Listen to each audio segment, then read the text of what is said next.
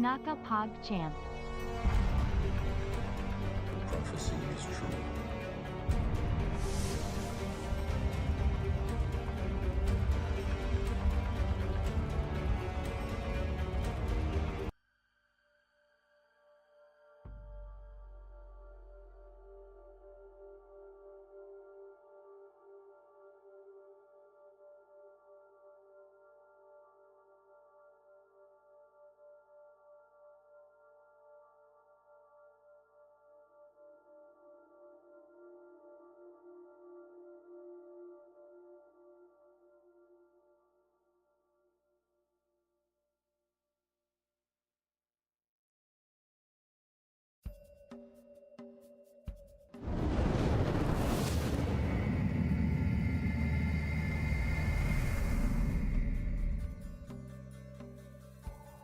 Hello everyone, how's it coming along? Olvadi, thank you so much for your subscription there, just to start off the stream. Very good start to the stream indeed. Guys, it's time to do some casts, and there's actually some really cool tool I want to show you in order to find these high-level games. So the AOM stats website has actually been updated. Take a look at this. So it's aomstats.io, and you've got this new lobbies tab, and you're able to filter by rankings. And apparently, all I have to do is look at this and click want to observe, which also means we can now discuss what we want to see as a community. This is great. So yeah, please do check it out and bookmark this website. This is sick. I want to take a look at this Matador game to start with. Today I just want to cast. I'm not feeling like playing. I'm just chilling here. So let's see if this opens up my game. Oh, it doesn't work. But I'll be able to find it, I think, in-game at least. It wants me to join when I click spectate, so that's not what I intended there. Good to see Wolf say as well. Alright, I'm not able to find Matrius very easily, am I? Well, that's... And the in-game UI keeps locking me up. This is not gonna be the easiest thing. You also can't find ranked games very easily because you can't just type ranked into the lobbies, so I guess I'll sort it alphabetically, find R, and hope it works from there. Game's over. That's probably why it didn't work. So we've got somebody called Fast versus somebody called Borg. Let's see if that functions.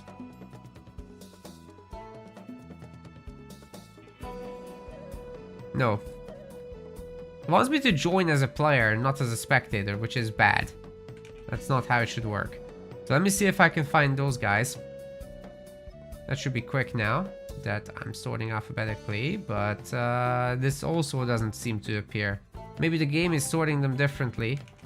The opponent is Borg, so let's check. With the beast, this doesn't work. Okay, we tried. But I'm gonna use the game now to try and find someone. Why do Norse players drop longhouses by the gold? Because they want to see who's mining the gold. The Norse player wants to choke you off of gold. Gold is required for every civilization to make human units. So that's that. I'm gonna see who else is playing. Socrates versus Killuminati. That would be a good game as well. Let's see if we can catch that.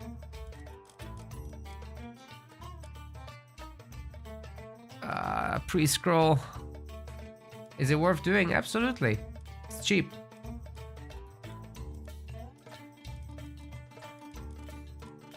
So it's here.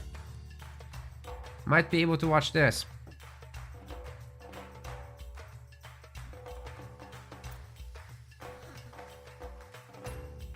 Alright, I think this is gonna be good.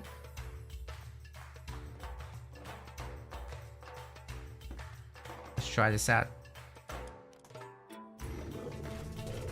Welcome, ladies and gentlemen, to an Age of Mythology Retold cast. We have got in the blue color the gamer called Socrates playing as Odin, and on the other side of the map, hailing as Isis, this is Killuminati. Red color there. I'm looking for stuff in the back. I'll be really curious to see where this goes. Odin is, you know, it's pretty standard, right? There's supposed to be nothing too crazy here. You can just lure in these animals. And that hippo is a thick boy right there. This is what happens when Great Hunt is used sometimes. That animals with more food in them will just be a lot chunkier. So this one is 600, that one is 400. Well, the normal ones are 400, but you do get a good amount of food out of this god power, even if you use it early on. You do get more out of it, however, if you wait until the classical age. Yeah, and in today's live stream, I'll be just casting all day and not playing. Just think that's probably for the best at the moment, because I'm a little bit out of touch with the meta. So let's fix that by the time it's Sunday and I'm casting the Revolt finals. We should be in a good spot. For relics, we've got the Svadifari's sledge, which removes favor from fortresses, so making them quite a bit cheaper. Hecate's torches for god power costs and cooldowns. We also got the Trojan Gate hinge for wall hit points, as well as Rhea's crown for town center discounts and a little bit of free favor generation.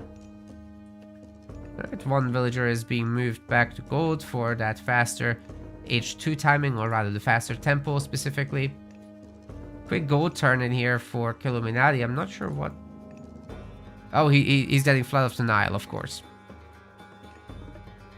Will I be doing DM games today? Probably not. I'll be casting DM games. I downloaded a bunch of replays from the community, so let's just start with a bunch of standard games and then swap. It's gonna be great. And also you can send in your own replays to me by just dropping it in my Discord. You can drop the file, you can drop a link to somewhere else you've uploaded, it doesn't matter. But yeah, I'm looking forward to casting people's replays in general. This is a very aggressive and forward tempo from Socrates. And that can only mean one thing, right? It can only mean Heimdall Rush. Although sometimes people still go Freya, which is really weird, but we'll see exactly what direction this game is about to take. It's still Freya. So we are interested in that Valkyrie. And Killuminati, I think, is doing a pretty good job preparing for something like this, but... Oh, he actually does know, right? Oh. I mean, you can see the rocks, but I don't think he's seen the temple. That's annoying. You can see the rocks, but I don't think that's enough information. He needs to actually see the units and stuff that comes out of there. Oh man, the priest is on the far side. I don't think he's seen it. His preparation is gonna be weak sauce. The advance time will really be only on once Freya is already reached. You can just burn down this forest, then you have a straight shot to the gold mine. You can take down the towers in this amount of time as well. We are even gonna have a house because Socrates wants to see if there's an early TC grab or anything crazy like that. You know, normally this wouldn't be a problem because what would you really be worried about? Not much, right? But here, that Valkyrie is going to be a menace. The Pharaoh's damage is almost nothing at this point in time. So it would deal like 3 damage to the Valkyrie at the moment, even with all that bonus damage. Now that was a big mistake there, sending the Berserk into town center range, because the empowered town center is firing faster. I don't remember the exact rate, but I think it's like 40% faster fire rate like this.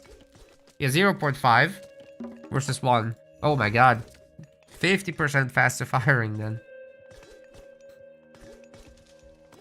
That town center is certainly capable of doing a lot of damage. The Valkyrie is going to try to take on the priest. I wouldn't advise it. And we're going to have a Monument and Power for additional favor, as well as a little bit of area healing. And that makes the priest go back to full health.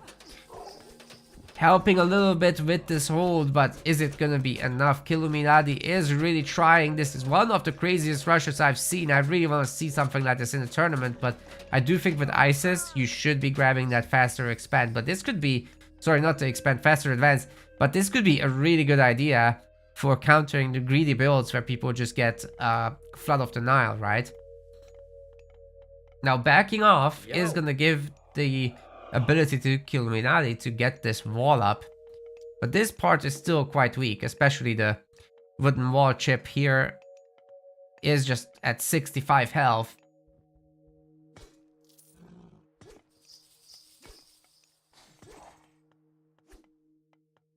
Skipan.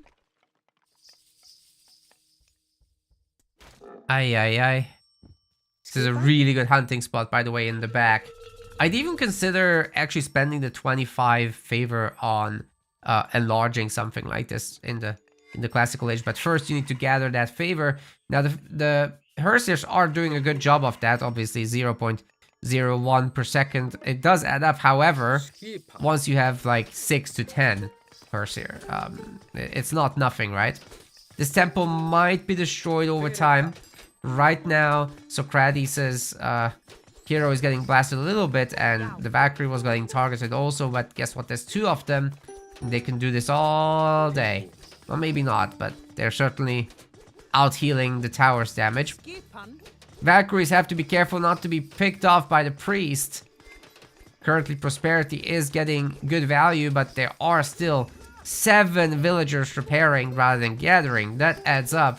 It's an economic loss right there, and definitely the power of Prosperity has been diminished because of this. Now the Pharaoh is swapping to empower the repair. Holy crap, the repair is so strong in Retold. This is absolutely bonkers. He's pulling everyone to do that kind of work. Temple's back to normal, but Killuminati has not been gathering. He's got Neftis coming up, so as long as there's going to be enough Hersier, this is going to be a relatively easy hold. And we've got the big raid coming up as well, which could catch potential villagers looking for a second gold mine in the next 3 minutes, which is exactly what's going to happen. Look, this gold mine is expiring at the speed of light, which you can't see because it's the speed of light.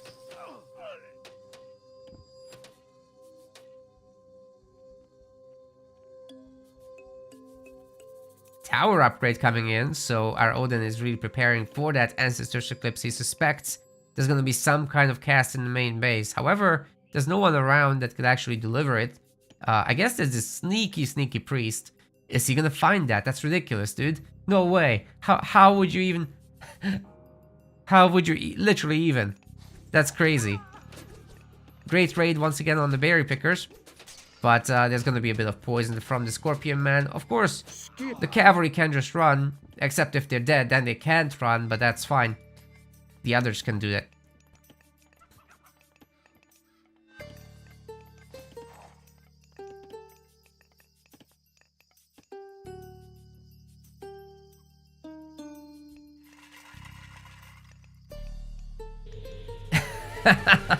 Yeah, that's what I thought.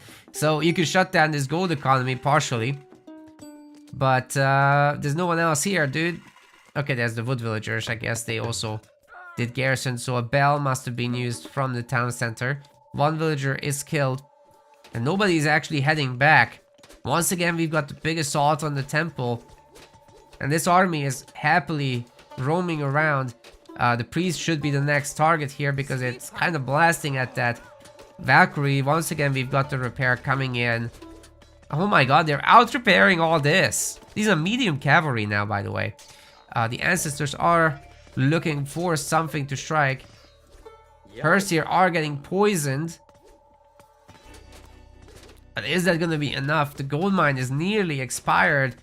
Killuminati has like 1100 gold in the bank. This is ridiculous. The chicken workers are getting killed as well. Several cavalry have died, but it's a sacrifice Socrates is willing to make. Certainly getting a lot of gather time out of this. hunting out on the map, and the next gold mine to secure will be extremely difficult to arrange here. We've got a wall of armories, by the way, which are free buildings. Yeah, I guess scorpions are gonna be made. And we have scorpion laws in the chat as well, so get hyped, buddy. You're playing now. There's gonna be 3 of you soon. Scorpion Laws, a long-term supporter of the channel, I'm sure is enjoying a little bit of presence in the game. Those Valkyries being made, am I hearing this correctly? Yes. And we've got Thundering Hoofs as well, which will give them and regular cavalry more speed and hit points, making them even better. Yeah, Killuminati can't stay in his base for forever. He manages to build a fortress, and the next thing to do will be to try and go mythic. He's saving the resources, he's got the market to exchange a little wood should it be absolutely necessary, and he's going up taut. Oh my god, we're gonna have meteors, we're gonna have elephant printing, all that good business, and of course a phoenix, which currently nobody can shoot back at. So the Norse army might be in a little bit of trouble, as Socrates is spending absolutely everything and the kitchen sink on attacking here. If only he had broken this wall, dude. That would have been something.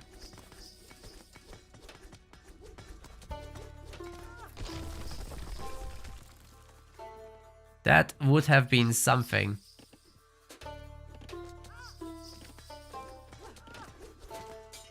Town center is getting completely focused down here.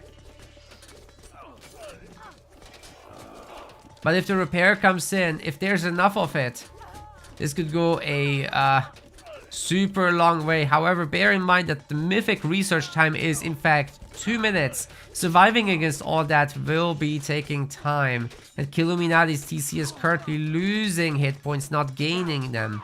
The Pharaoh, I think, is dead. No, he's back there. Should be empowering the Migdol Stronghold to shoot faster. But actually will be using his own machine gun in order to kill the Valkyries, and oh my god, it's working. The kitchen knives and the machine gun and all the arrow fire together are getting this done. But will there be enough economy to actually print units? Because everything has been spent on that mythic advance, and right now the villager count is 37 to 22. So unless the jackpot meteor manages to land, I think this is looking a little sad right now for Killuminati. We're not gonna see Heroic Age for North or anything like that anytime soon, which is a problem. Got a full swap to wood.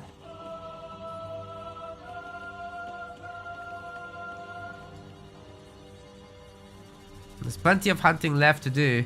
Oh man, there was an obelisk left alive here. It's gonna kill a bunch of villagers for sure. Oh my goodness. There's just not enough targets to distract it. Certainly no building upgrades. And no backup town center. So, 37 villagers until something needs to happen. Something needs to happen very, very soon. Market. I think our boy needs to sell some food for gold because this is not coming in fast enough. What can you do here? You need some builders, man. One Hersier ain't gonna cut it. And the villagers are about to be raided real hard while the cavalry is just out of position. They're gonna find the priest, yes. But you need to defend your villagers too. That is pretty important. Where's Egypt's army? With what? Where's Egypt's resources? That's the real question. There's no army.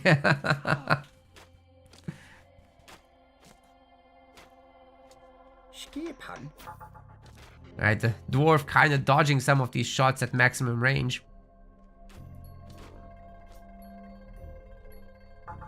Hiding some workers as well. And the raiders and the Valkyries should be able to catch this. These guys only have 5 speed. The Norse units here have 6.6 respectively. Both of them do. So yeah, the chariots should be cut down very, very easily. Killuminati is getting 2-for-1 value, but he's having to trade his resources with the market, and that's not a cheap thing to do. It's very ineffective, actually. I wish I could show the UI for it, but yeah, I don't think that's gonna be a thing, is it? Even if I do select it, don't get the market UI. So I can't tell you the current exchange rate. But yeah, AOM has FX traders. That's how it works. You buy a thing with the other resource, then the rate for the other player improves, so it's something to keep an eye on.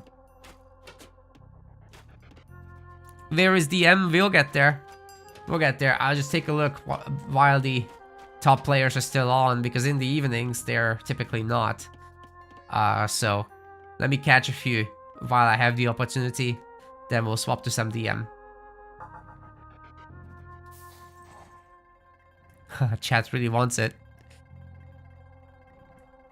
Alright, town center is back. The villager count has, however, equalized. So that was the power of the meteor right there. Very, very nicely done by Killuminati, surviving all this time. And now he has villagers on gold as well. And hunting out there in the corner until he's not.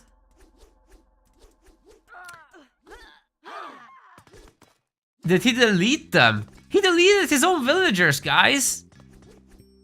He deleted his own villagers because he didn't want to give the Norse favor. Well, we've got Walking Woods coming in from Njord very, very soon. There might be an additional mountain giant, but maybe not. Either way, our Norse player will be in the Heroic Age and will be able to make some gold to deal with the Phoenix. And this Raiding Cav Valkyrie army is full health anyway.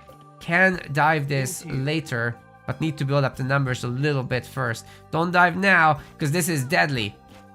Especially with the double Scorpion Man and the potential for another God Power use somewhere down the line. That's much later, actually only has 21 favor, sorry. I was like, where is Second Ancestors? And then I realized, oh, never had economy, never had the third monument, never had it empowered, certainly. Because we're getting money from the unit printer at the moment. And this just shows the power. On no economy, you still get, what, 28 chariots like it's nothing. Because it costs 14 chariots. That's a broken technology from Todd for sure. But several of the chariots are going down, so there's that.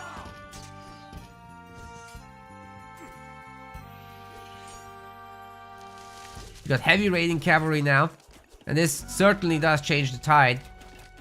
Also, the Walking Woods will be joining in. They don't have much damage against units. They're much better against buildings, but hey, every little bit of addition is useful here. Still just 2 Scorpion Men, no more. Additional ones would be very helpful indeed. Yeah, I think Norse is in no rush right now to do damage because, well, you may be an age down, yes, but much, much better army in terms of what it's capable of. Not that it's better in terms of population or that it can fight this right now. Especially with good micro, I feel like Killuminati can do pretty much anything. By the way, are you guys getting these screen flickers as well? Or is it just my monitor? Because it's been driving me crazy. AOM is just doing these screen flickers every now and then.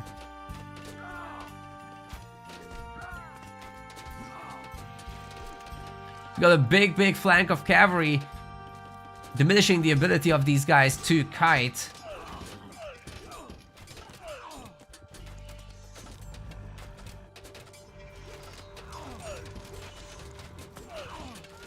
Going in. Chariots tried to hold the line, but they're not tanks. They can't really do that. The trees kind of are tanks themselves. They can do this all day. Scorpion will be picked off by the Valkyries, and the Bonk Boy with the Bonk Stick is now starting to go after the houses. That will help a lot with cleaning up this area. Need some space, right? Valkyries are also really tanky, by the way. 488 health, so don't let their appearance fool you. They're Giga Xerxes. Okay, so you guys don't see the flickers. It's like a black flicker that shows up whenever I zoom in and out. Really weird. And only in AOM. I don't see it anywhere else.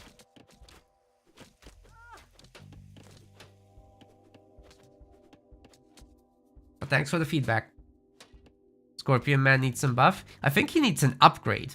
Like, something that you can buy, right? Not the base unit is pretty good, but I think it's very important for the game to provide upgrade options to units, especially myth units, because they're such specialists, right? He's learning. The strategies are evolving, guys. Alright, we might have a sneaky gold mine there after the Phoenix has done cleaning up.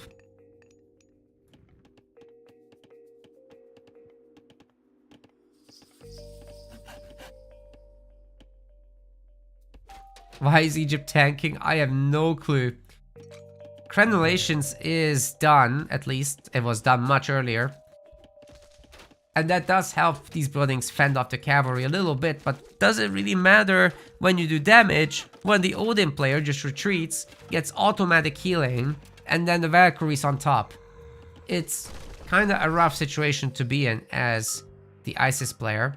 Oh, there was again. I had the flicker. You guys still didn't see it? Okay.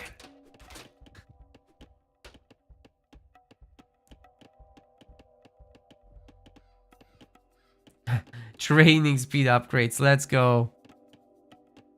Killuminati's feeling rich, but he doesn't actually have many units whatsoever. He just wants more of them.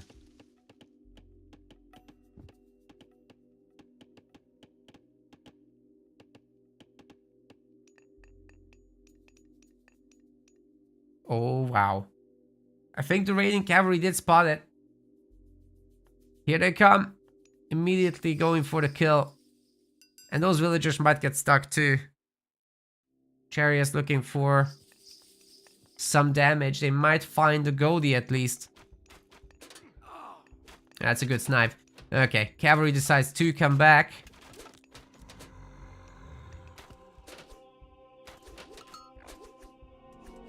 Here it goes, going after the Scorp. Doesn't quite get it.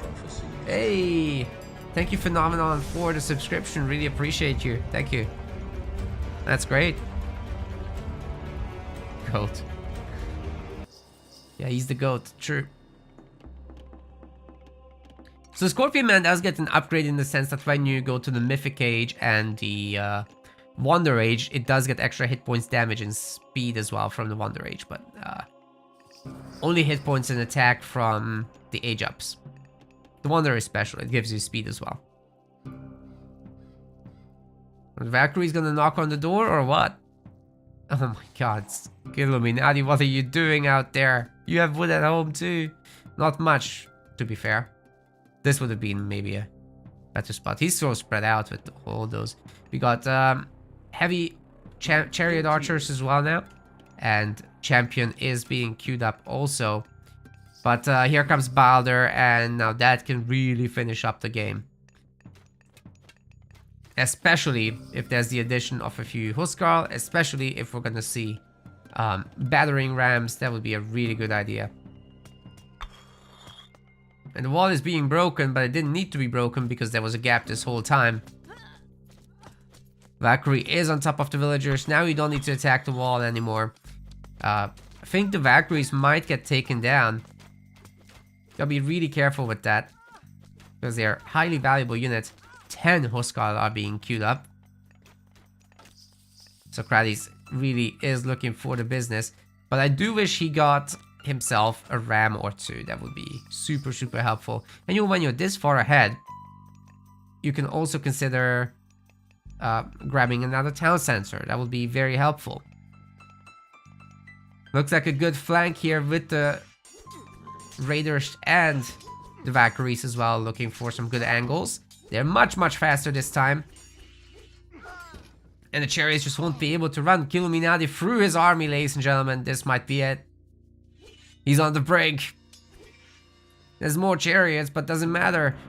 This is gonna be a full surround, really nasty stuff. Ay, ay, ay. Do it.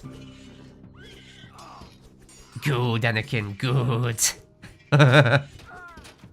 They're all dead. Oh, now he's grabbing a TC. But there's villagers here, and I think they might destroy this thing. Maybe the fire giant will shoo all this away, though. Oh! It finished, but not really. That's the problem with the new town centers. You have to recognize when it's not safe to build them and actually get to cancel. Because you do this, the whole thing is going up in flames and you've lost all your resources. At least with a partial cancellation, you can recover some of your cost. Oh well. I guess a lot of the army has died. The Phoenix is dying. It's really dead once the egg cracks. But it has cracked. And we're gonna have Ragnarok coming in. No second town center, no shenanigans. Just good old-fashioned hero Ragnarok attacks. Some of the cavalry isn't attacking, and that's actually great value for Killuminati. We've got, I think those are just medium Oscar, and maybe not many upgrades. In fact, there's no shield upgrades on these units at all, but this is just an overwhelming force, ladies and gentlemen. The houses, the tower, will all fall. The fire giant finds an easy target in the Phoenix, of course. And the bonk boy is gonna bonk that. Very nice. It's also Mythic Age, so the Mountain Giant is actually getting an automatic buff from that. All the chariots have been killed pretty much, and Killuminati has been killed as well. He really made a good attempt of coming back in this with the Mythic Age, but he was just a little bit too boxed in, couldn't break out of the home base, and it really bit him in the end. Maybe going Mythic wasn't the way back into this. Maybe you should just make some spearmen while you still can. But overall, not a bad game at all. That was kind of entertaining.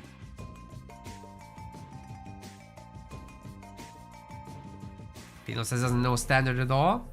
Wouldn't be better use of scorpions on raiding villas with a couple of chariots to pick off the low health ones after? Yes, it would. It would, but you have to keep in mind that the scorpions are slower than the Valkyries and the cavalry. So if you have a reaction party essentially going after those, then you're in trouble. So those faster units will be catching them, I think. In the ideal case. It doesn't always happen, of course.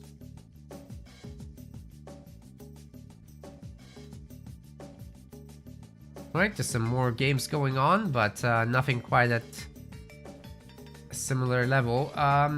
Let me see. Fast against Borg, it's a 4 mirror, it should be nuts. People are smurfing, so it could be anything.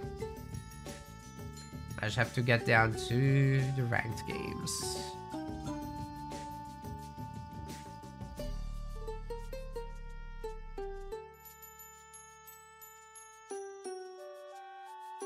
Why no Priestess Nefties?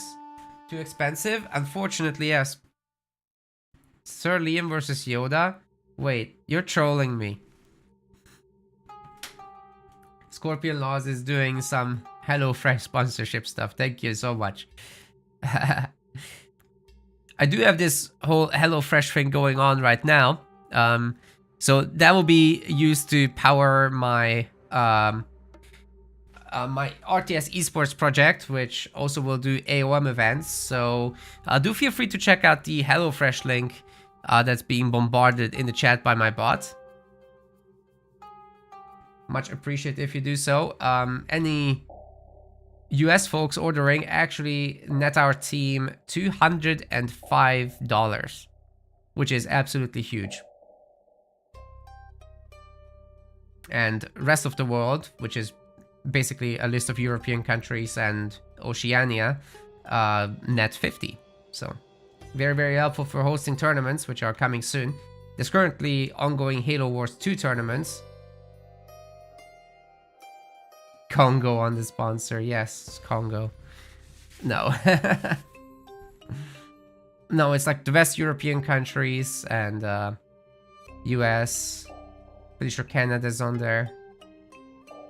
Australia, New Zealand. Okay, I can't find some of these guys on the lobby list, so we might swap over to casting some deathmatch, which you guys were asking for. The player count falling bad? Actually, I'm not sure that's true. So, overall player count, yes, because the single player people did fall, of course. But if you look at this is the ranked players. And you want to look at the bottom line, which is the number of unique players. So you're looking at still 5,250 players, and the peak was 8,100. So this is absolutely not bad. You know, we're almost staying flat here. Of course, that was a peak, right? So we might get there again in the weekend. The previous weekend's peak was 6,500. So that's not a bad situation considering there was no big updates other than balance. So the fact that it's maintaining such a good number of players is actually great. So 1 month in, there was barely a drop. And we're looking forward to having DLC soon with the Chinese faction, right? Immortal Pillars. So that's coming, and then you'll see a spike again. Exactly. Soon Chinese DLC. So this is not bad, guys. This is really not bad. I'm going to take a look now at, I think, the DM replays, guys, because there's no other very high-level game. And as I say that Pegasus and Pharaoh start playing, we have to catch that. But then after that, we'll definitely do DM.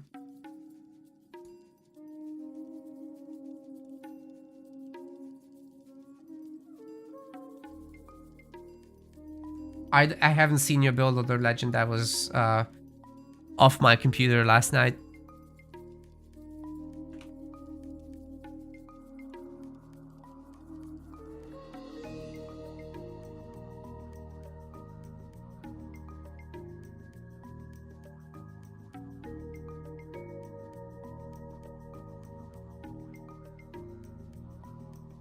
Alright, getting into this game now. There was a popcorn show. That's sick.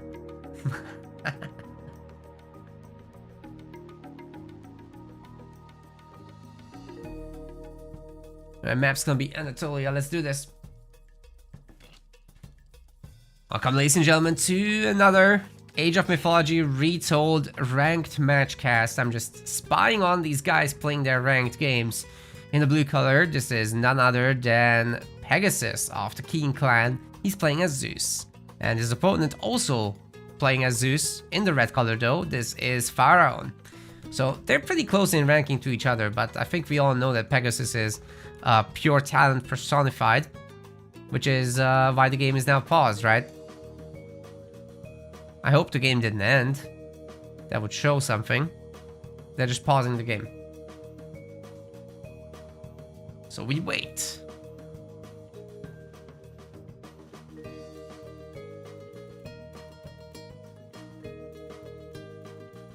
Legend resigned in 1 minute 100 times. Dude.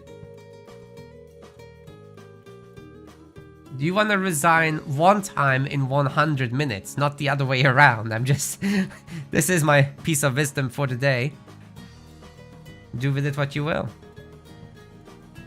Ryuk feeling the pain then.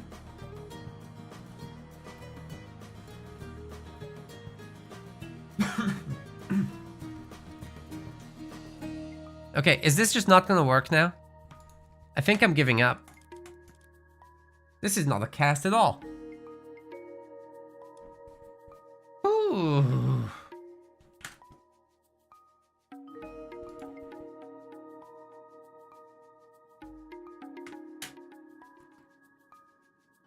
Alright. Tigerboss versus Boit. Let's catch that instead. Because this game just bugged out.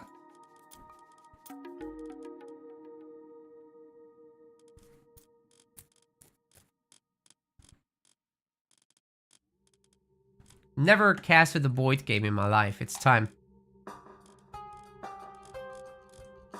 I'm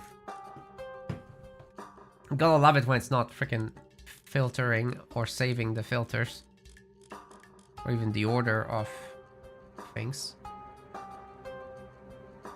Dude, where did everything go? It's reversed?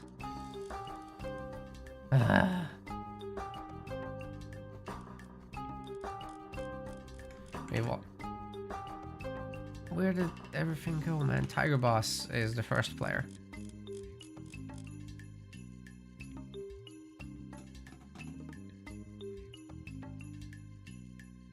Bro.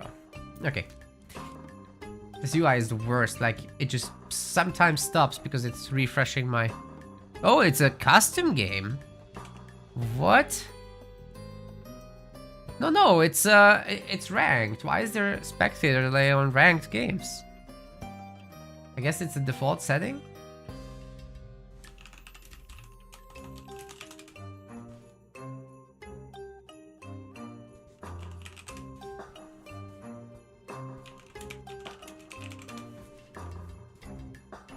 My Scorpion Law showed me his HelloFresh box arriving.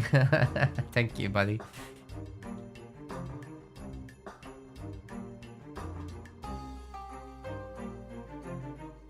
Makes sense, so no cheating? I guess so. But people are live streaming, so, you know.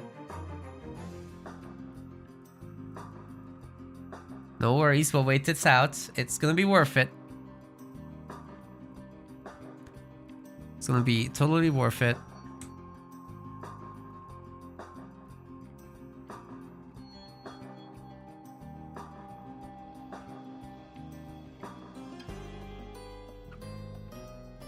There it comes.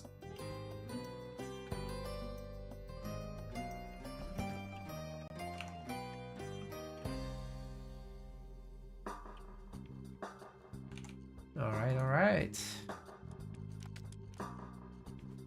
Ladies and gentlemen, welcome to Anatolia. We've got another Retold cast here. In the blue color, playing as Kronos, this is Tigerboss. His opponent in the red, who I've never ever cast a game of before, this is Boit. Playing as Zeus. Everybody knows Boit, right? Well, I've never cast a game of him. This is ridiculous. Let's fix it. Right now. I like his Zeus pick here. Unfortunate for him to also pick the same side as Tigerboss for the dock, because, you know, this villager can just go back to wood here, then make another dock, and just time shift that forward. So that could be a little bit awkward in terms of, you know, the efficiency of Boit getting to the middle. So unless you're already here with your Greek villager getting the fish business, then, well, he's not there, right? Problematic a little bit. Where is this villager actually going? Oh. Well, it all works out. I was just gonna say, he's like, oh, my brain is much bigger than yours, Tigerboss. Deconstruction does give you back the resources, so him walking up here to a better spot is actually Omega Giga Brain. This is great. Well done, Boit. Well done. That's just outplayed. Next level. The gold mine sharing with the storehouse is also set up, so this is a fantastic opener for Boit already. The only thing he's behind in is the number of fishing ships, which is going to be 3 to 0 at the current moment. Soon 3 to 1, but you know, that part is a little iffy.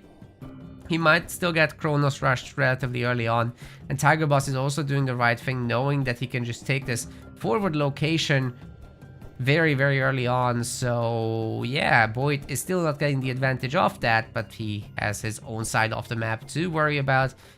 As long as he populates those 9 slots long term, everything's fine. Typically, as far as the classical age goes, you're not supposed to see a whole lot of naval fighting, because it's just so beneficial for you, especially as the Greek player, to get Scylla out. Scylla are just really brutal. They whack all the ships very easily, they grow multiple heads, and then the damage goes out of control. So that's what I expect to see from Boit here. He's lined up very nicely for 150 gold. The next drop off from the villager will get him there. It's just a matter of getting enough wood now for the temple. And you know, it's still worth it making these extra fishing ships, right? Like, don't get me wrong. But maybe to click up a little bit faster, getting that fast temple done is also not a bad idea. Right, so this is done in 35 seconds, enough for just a little over 2 villager cycles. The temple for Tigerboss is also being made and is being empowered by this manor, which has this ability of temporal scaffolding. Makes your buildings build faster. And by the way, did you guys know you could stack that? So if you have multiple manors in the same spot, you're able to do stuff faster regarding buildings. So that's used commonly with building town centers or fortresses or whatever. And, you know, Chronos can time shift stuff for free in Retold, so there is that as well. And then you can get the, whatever the Archaic Age upgrade is called. We're gonna have to take a look for that one. Temporal Chaos, that's right. You can get that, and then you can time shift 3 buildings at the same time, which is better than 1. Speaking of time shifting, we're gonna have the Forward Temple time shift. This is just to spawn out, I think, the Prometheans. The villager is going to try to wall this in, but we could have the Oracle turning into a hero momentarily in order to take down the villager. But the wall will be up, and the Prometheans will be having to take the long route around, because you certainly can't break the wall with the villager repairing.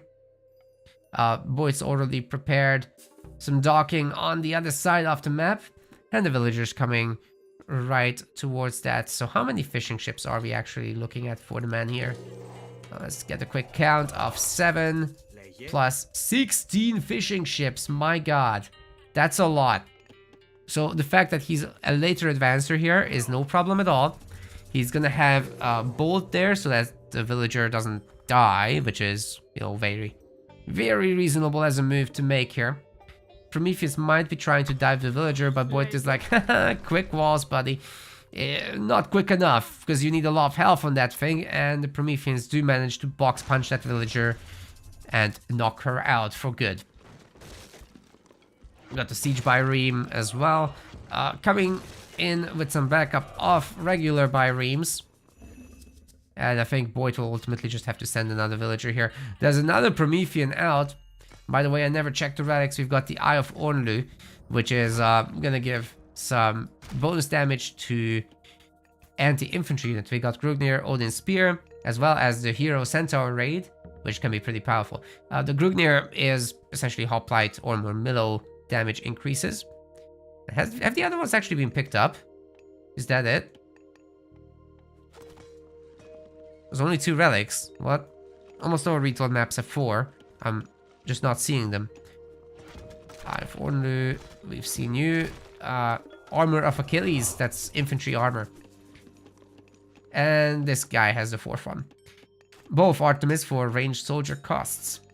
Tower upgrades in for Tigerboss. He's fighting the hero with his villagers. It's going pretty okay so far. Bunch of Terma getting added. And the Prometheans are ultimately smacking the docks down. This is looking pretty good overall for Tigerboss. As long as there's garrison ships, however, the dock will be able to shoot back. So gotta watch out a little bit. Still, here, Boit is having the time of his life. That's a lot of fishing. That's a lot of fishing. And if he can commit just a little bit to food on land as well, I think the Heroic Age is pretty much guaranteed. He gets his free Scylla, and it should be all Gucci. But if Tigerboss can knock down this final dock, that's actually a pretty big deal. I would like to see Boit trying to hold on to that thing somehow. He's still got 2 very healthy heroes, right? And this harassment isn't getting that much done. Sure, he's killing some Terma, that's nice, but you know, keeping the docks alive might be of greater importance. He does have the opportunity to cast Ceasefire if he so desires, but you know, it wouldn't be the first choice. It shouldn't be the first choice.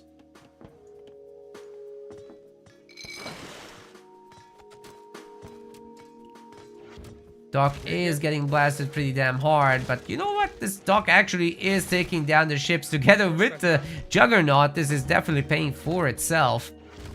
But now that the Dock is destroyed and the Siege Juggernaut is actually getting hit by the Prometheans, He could have potentially handled the Biremes with this, but not the Prometheans. That's never gonna happen. So all these fishing ships are now toast, and Tigerboss can start focusing on this side, except Boit is already ahead of that. And, you know, getting a 4th dock up in here.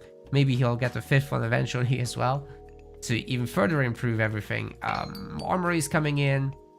Then you can start building some infrastructure for the Heroic Age unit pump, which is ultimately gonna happen. Tigerboss is on all counter units, but he's starting to get close to the Heroic Age himself, with a market coming in, with a military barracks coming in, which if there will be more of, we can start thinking about Quintarius and Arcus. Pretty good combo for the longer term. Boyd's trying to hide his fishing ships, which may or may not work. It's definitely a gamble, but it's a good gamble. If he can keep them alive, he should. Maybe get a dock back. It's a very good idea. Dionysus is coming in. 0 surprises here. But if we're gonna see Rhea, then Tigerboss can steal it with the Trader God power and then just pump units to beat the Hoplites and supposedly the Hippicons. Oh, no. There's gonna be Archer range and stables, so Toxotes are coming soon. Boy just gave up. He needed the housing space. That's the funniest wall I've ever seen. He's protecting his dog. That's hilarious. Alright, it's gonna be Hyperion after all, so the units will be fighting themselves. And there's no counter units in here, so Boit is just playing safe against this Kronos. You gotta expect Hyperion at some point, right? It doesn't have to be that way, but, you know, if that God Power was hitting anti-infantry units, then Hippospis, then they'd be murdering each other during the chaos. So avoiding that by making core units like Hoplites, Hippicons, and Toxotes is a pretty good idea. Now we got the Scylla, but on the wrong side of the map, so she's useless. Got the Hydra though. That should help. The second gold mine at home, so Boyd is in no rush to get out here. The free Pegasi as well will be coming back over and over. So there'll be never a lack of scouting here for a Greek player. Pretty big deal, that tech, to get them back. I really like the addition of the Hippicons as well, because there's just no counter to that for our Atlantean players so far, at least. There are the double satyrs, which can really add up over the longer term. Certainly enough favor for several. And we might see that. The Terma, however, are kind of rubbish here. Not going to be able to do much. But, you know, keep going in these fights. Pepper the Greek army with projectiles a bit. And it adds up. And then you make them fight chaos and finish them off while they also help you out. So yeah, I think that could be the way to go here. But we got a good split from Boyd overall. The Hoplites are going to take it, but chaos is counterable by ceasefire. And that's exactly what we're seeing here. So yeah, the Atlantean army will have to recuperate now and somehow try to build up a large enough force to beat this. A lot of bronze has been wasted, however, so it's already not a bad sign for our Atlanteans. I'm gonna need a handful more heroes though, because the fighting is about to resume. Heavy infantry is being pre-queued, but there's nowhere near enough resources for that.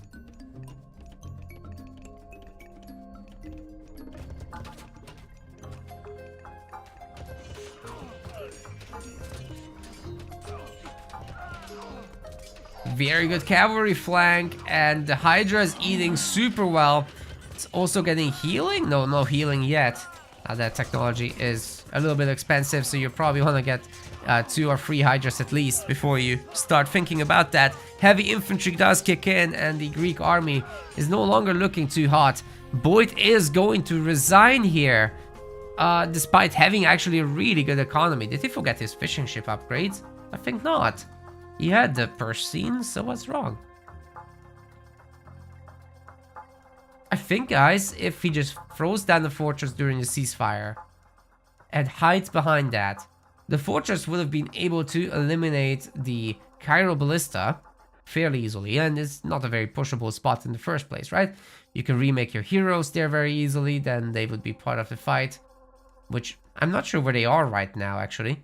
Where are they? Where are the heroes? Yeah, that would have been critical stuff.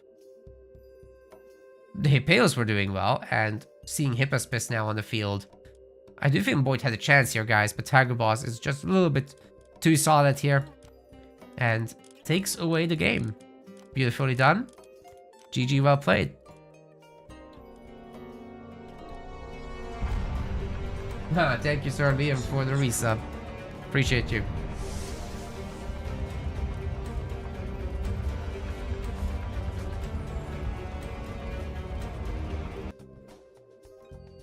Hope you're having fun with the A1 business. You still play, right? I assume so. It's quite a live game right now. Quite the alive game.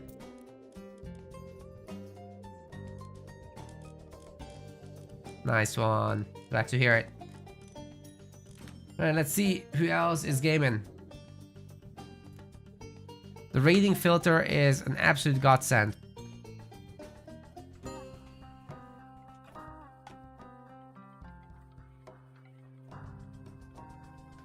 Alright, perhaps this is the best time to start some DM. What I'm gonna do is I'm gonna grab those replays I've just downloaded, and then we'll watch them all. Did I grab them from my own Discord as well? Maybe not. There were some sent to me there. That's before the patch. Wasn't it 27th? No, 24th. So I'll grab the Ryuk games as well, and then we'll jump in.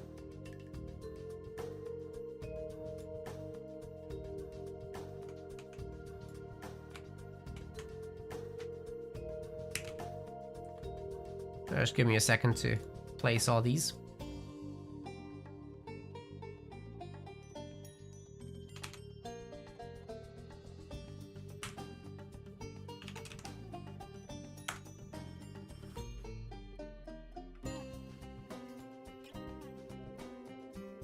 I'll go through them one by one. I have no idea what's going on in them. Some of them will be standard.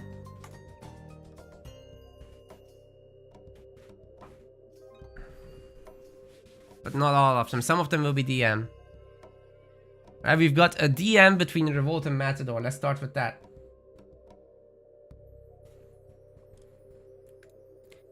Ladies and gentlemen, welcome to what I think is my first deathmatch cast in Age of Mythology Retold. In the blue color, we've got one of the old community players. This is Revolt playing as Zeus. You may know him as Jedi from back in the day, Sith Jedi, if you were a deathmatch player. He's using Revolt now. On the other side of the map, one of the top standard players in Age of Mythology, this is El Matador. He's actually currently number 2 in deathmatch as well. So, you know, pretty tough opponent, but he's Kronos. Let's see how that goes. He's got this whole build where you go for a bunch of early manors, and then they'll be boosting your subsequent buildings up. Revolt is building a ton of barracks up for Zeus flooding, I would assume. A lot of houses are very close to the town center though, so there's no farming space near the home base. That could be coming back to bite him. All the Prometheans have been deleted in order to produce offspring, which are faster and might be able to catch some villagers, but they are also very weak. So I'm not sure this is advisable in deathmatch unless you're specifically scouting for like Norse back builds.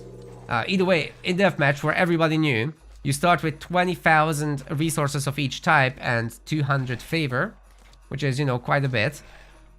And you get all the upgrades as you age up. The age ups themselves, you still need to make the temple, armory market, or fortress, but once you do, it's instant, and you get all the upgrades of your new age. So these are already heavy hoplites with all the armory stuff done and the myth upgrades done as well.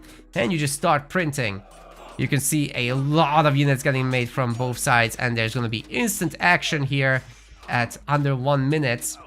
And really the objective for the players is to eventually secure town centers, which is not the easiest thing, considering that Retold has raised the population cap from 160 to 235 on town centers, right? And without them, it's 190 instead of like 120.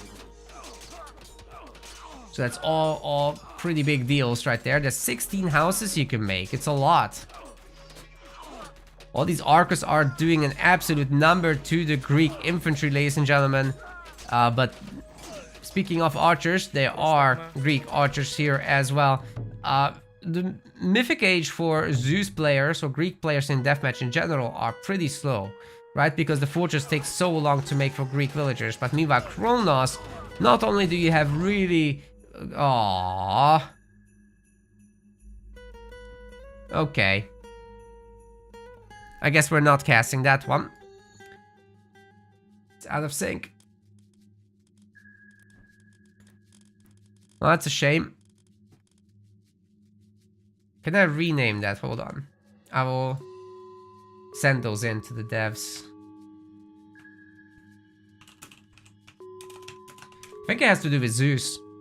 Because I've had a Zeus game go out of sync as well recently. I just wanted to rewatch my own game. That's really unfortunate. Okay, let's go to the next one. Hopefully some of these others work. Man, I was excited to see that. Seriously? Okay, I'm gonna restart the game. This is bullshit. It might be on an old patch, that one. So it's possible that that's why we can't watch. There was, after all, an update like 1 day after the patch. They might have broken replays, so there is that possibility.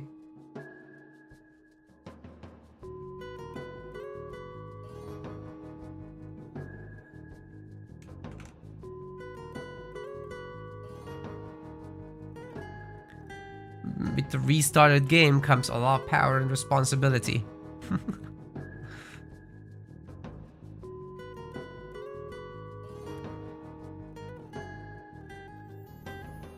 Let's try that again.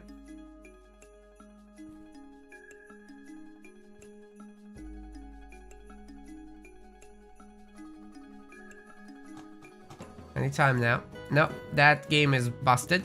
So I'm assuming that's an old patch game. I just grabbed everything that people shared, so I didn't vet the games.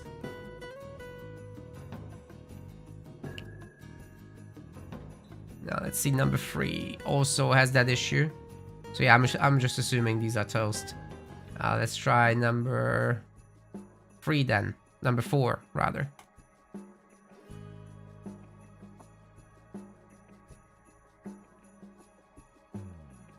Like 10 plus of these around. What is this? Who sent this? I have no idea who sent that. Oh, Funny Liquid. Okay, this is gonna be a standard game. We're gonna cast it anyway. Because that's a person that sent it to my personal Discord, so I'll do it. Ladies and gentlemen, welcome to another Age of Mythology Retold cast. Now, this is a replay that was sent into my personal Discord. I do want to cover these as well, so keep sending them, please. Funny Liquid is the person who sent it. He's here in the blue color playing as Ra. Let's go. And on the other side, we've got Source playing as Poseidon. Now, this matchup is a pretty interesting one. You do want to empower the food at the very beginning, because the pharaoh will be getting you a better return than empowering the monument would, especially while you're just building the mining camps. So the priest can do this job of empowering here if you don't want to scout, right? You could technically go out and scout, but it is watering hole, and I'm assuming you can already see this gold mine here. No, just about can't. The line of sight is a little bit out of that, but you know, this is a really good raw map. Like, you've got rhinos right next to your back town center. You've got the gold mine right next to your back town center, and very little walling to do. So this is super easy to secure. Although Poseidon is particularly oppressive when it comes to raids. I think the 2TC into Heroic could actually work out here. And later on, when you have free resources and farming around your town center, plus wood, plus the buildings that can shoot, plus all the repairing potential, plus another monument, there's a lot to consider empowering there. So at that point, you can take your pharaoh off and just go multi-source, take the priest somewhere else. You should have multiple priests in the classical age anyhow. Poseidon is just pretty easy early on. You just get the absolute minimum.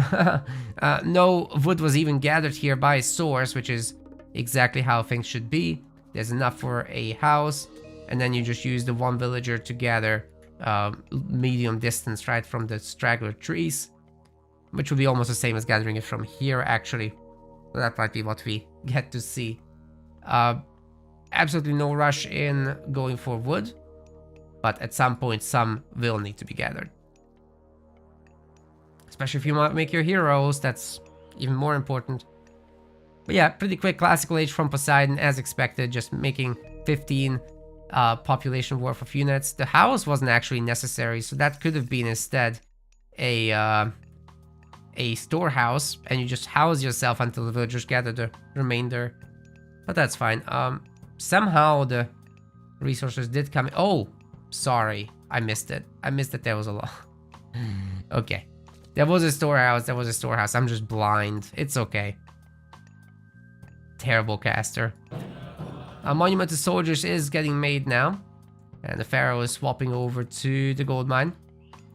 You know, you only need 4 villagers on food to maintain villager production, especially if you can build up to the classical age, a little bank, then you got more than enough time to put further villagers on food.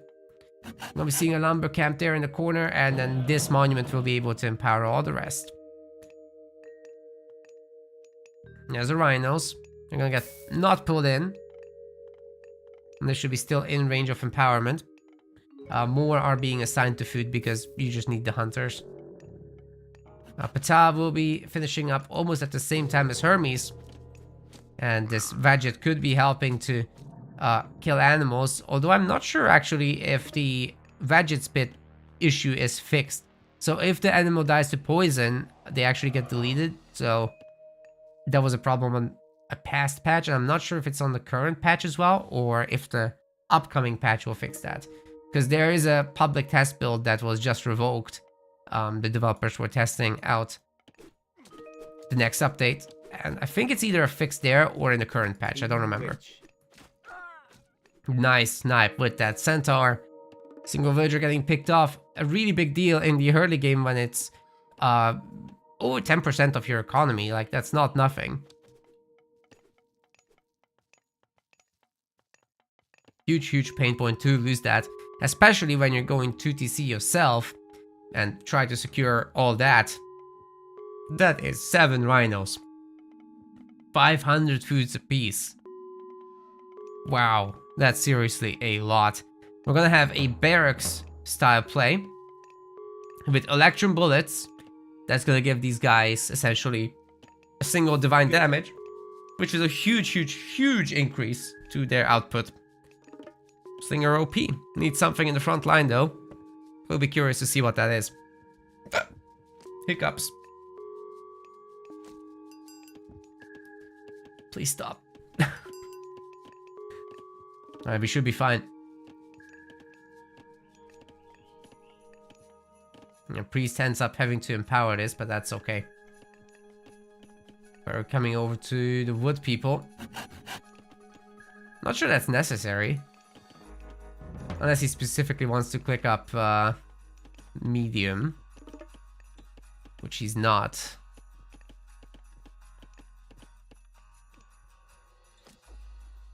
He's not doing that. Anyway, we got the 2 town centers for our Greek player, and forward hunting the gazelles. Or rather backward, it's kind of a safe spot behind the town center. Saves you from any potential harassment and aggression. And I guess our Poseidon isn't interested in making anything right now. Are we just going heroic here? That would be funny. The Ra playing like Poseidon and Poseidon playing Ra. Although it would be more Poseidon-y if it was a raiding army and not election bullet slingers. Priest upgrade for Hands of the Pharaoh. They'll be able to pick up some relics around the map. And they'll get some better range, so better defenses against centaurs. We're also going to see another Vadget and copper armor, which is going to be pretty useful for the slingers. They barely have any armor to begin with, so actually the way the upgrades work, the armory upgrades, they'll be looking at your differentials. So the vulnerability is when you have 15% armor, the vulnerability is 85%, right? And that's what it reduces. That's what the armor tech reduces. So the lower your starting armor is, the higher the effect of an armory upgrade is. Let that be known. Slingers absolutely wrecking those villagers. We've got the Vadget harassment as well, doing pretty good stuff. And we're gonna have medium cavalry with a spirited charge PQ'd. Chef mine is pre-queued for the next age already. Wow. We're getting ahead of ourselves a bit. But let's see what cavalry can do to this. We're also gonna see a tower upgrade. There's a bunch of chickens still around the lore. The villagers did not swap to it accordingly. But there is plenty of hunt forward, so it's not too much of a worry. It's really the gold that needs to be sorted out by a Greek player. You can't just have that few. Oh, there we go. Got a second gold mine up. This is very ambitious. The slingers have no business being here. But Poseidon does need to do something in order to punish this. You can't just sit around and let this kind of business happen. The villagers are getting picked off, ladies and gentlemen. Ooh, this could be equalizing to a degree. Are we going to shifting sense out of this? This is really ugly. We'll be losing the Vadget, and I'm sure the slingers are next.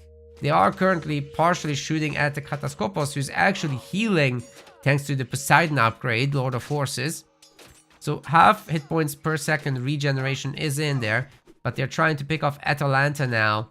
I'm not sure they'll succeed. They'll find some villagers here, but this is the end of the slingers, I think. They'll get Atalanta. Oh my goodness. It's actually something quite decent.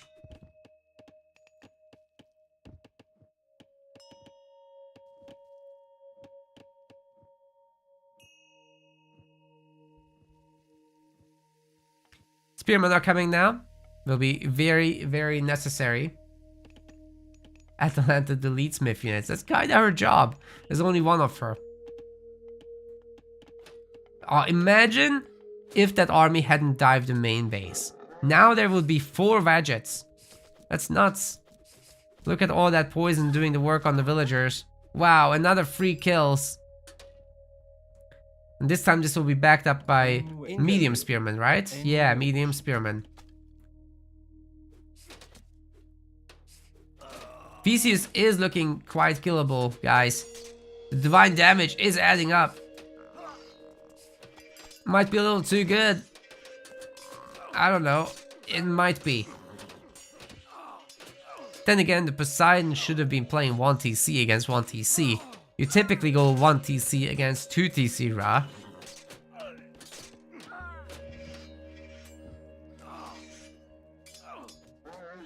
Am I mixing up my numbers? You go 2 TC against 2 TC Ra, yeah. But against the fast heroic, you don't have to do that. Like, you can just play your own 1 TC. A ton of horses out and you'll be golden.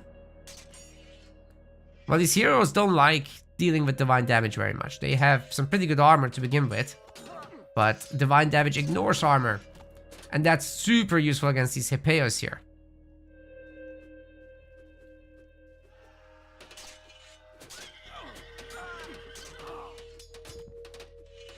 Units are getting deleted one by one. We got Shaduf coming in and Plow for a potential farm transition. Our Egyptian player doesn't really want to leave the base, and the piggies are running out. This will take a moment, but there are some pretty safe hunting spots still. Should consider a zebra, I think. Villager count is not equalized, but 74 military population to just 3. Starting to look like something, I think. It's not a bad game at all. Funny Liquid is doing alright here.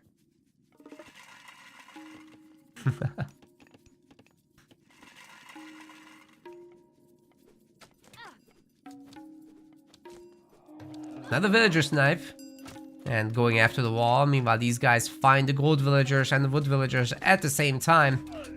The gold villagers are now running, but Funny Liquid knows. Where can they run realistically? They need some backup. They need some backup soon. The Pheno are just chilling here. Tons of idle villagers.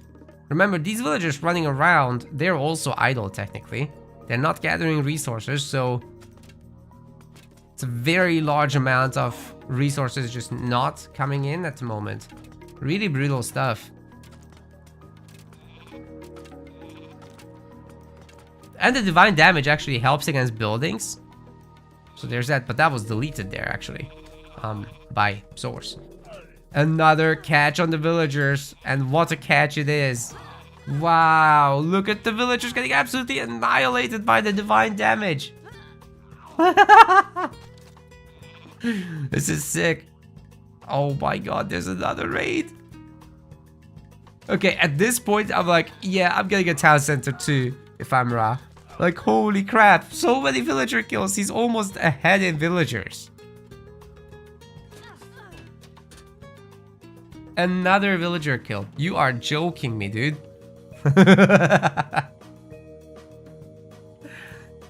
What is this game? It's so sick. Shifting Sands coming in, trying to save the army from that. One of the snacks does die, but the other gets to live. That counts for something, right? A Poseidon player has completely lost control over the macro situation. Now floating 1500 wood, taking us to the wrong villager there. A UI, please don't do that. But somewhere there are wood gatherers, I'm sure. Here in the corner, actually. Yeah, there's too many. They need to get the food. Houses getting destroyed. That was a tower, actually, I think. But the houses could be next, and the game goes out of sync. Because this is the best replay I've gotten to watch today. Well, I'm gonna link this segment of the stream to Funny Liquid, but unfortunately I'm not gonna make a video out of that. And thanks Liam for banning the bots. Appreciate you keeping the chat clean and green. Looking good. Right, that was replay number... what? Was that replay number 4? I'm gonna double check, just in case.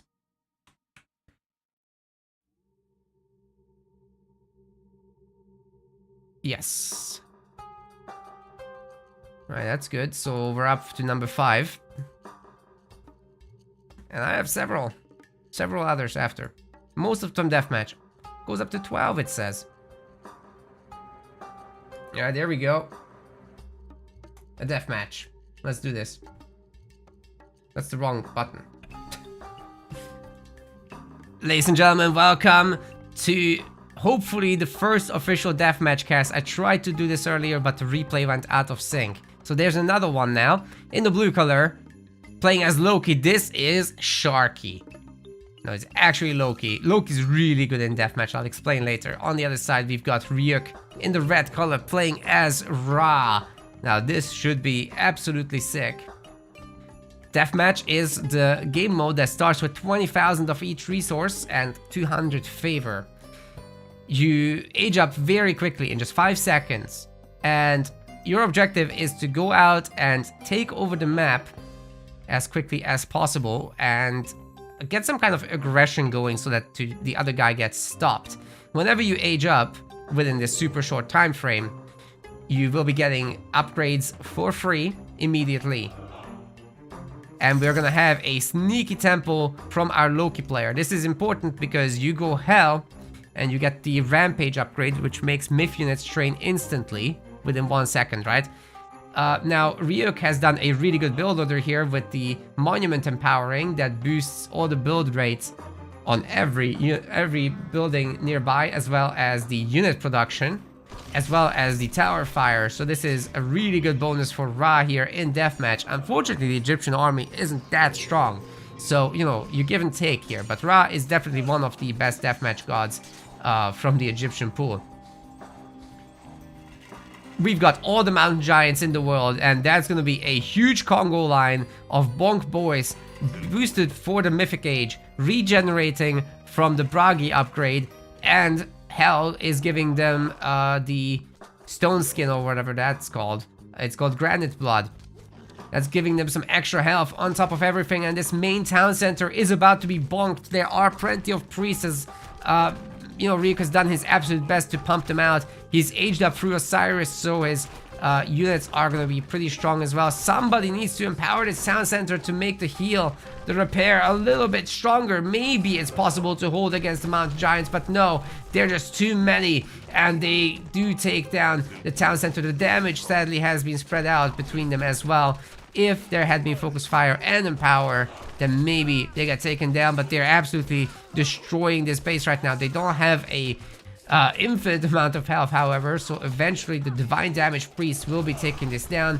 Meanwhile, the infantry has been doing a little work keeping our Norse at bay, but Loki has this bonus where he just builds everything 25% faster, and I think it honestly breaks deathmatch. It's just a little bit too good.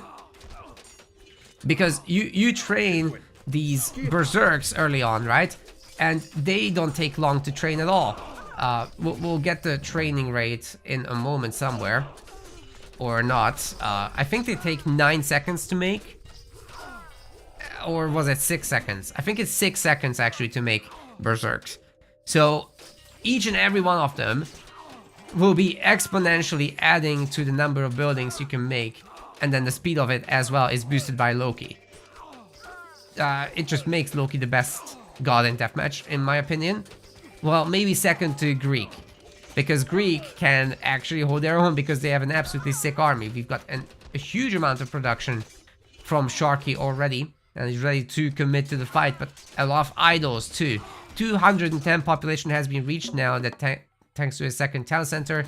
He could be working in the back as well. He's trying his second attack, but this time with fire giants. His favor is building up super quickly thanks to his idol Hersiers, which are chilling over here, generating favor. If he just grabbed them, I actually would really strongly recommend Sharky to get a hotkey to grab his idols.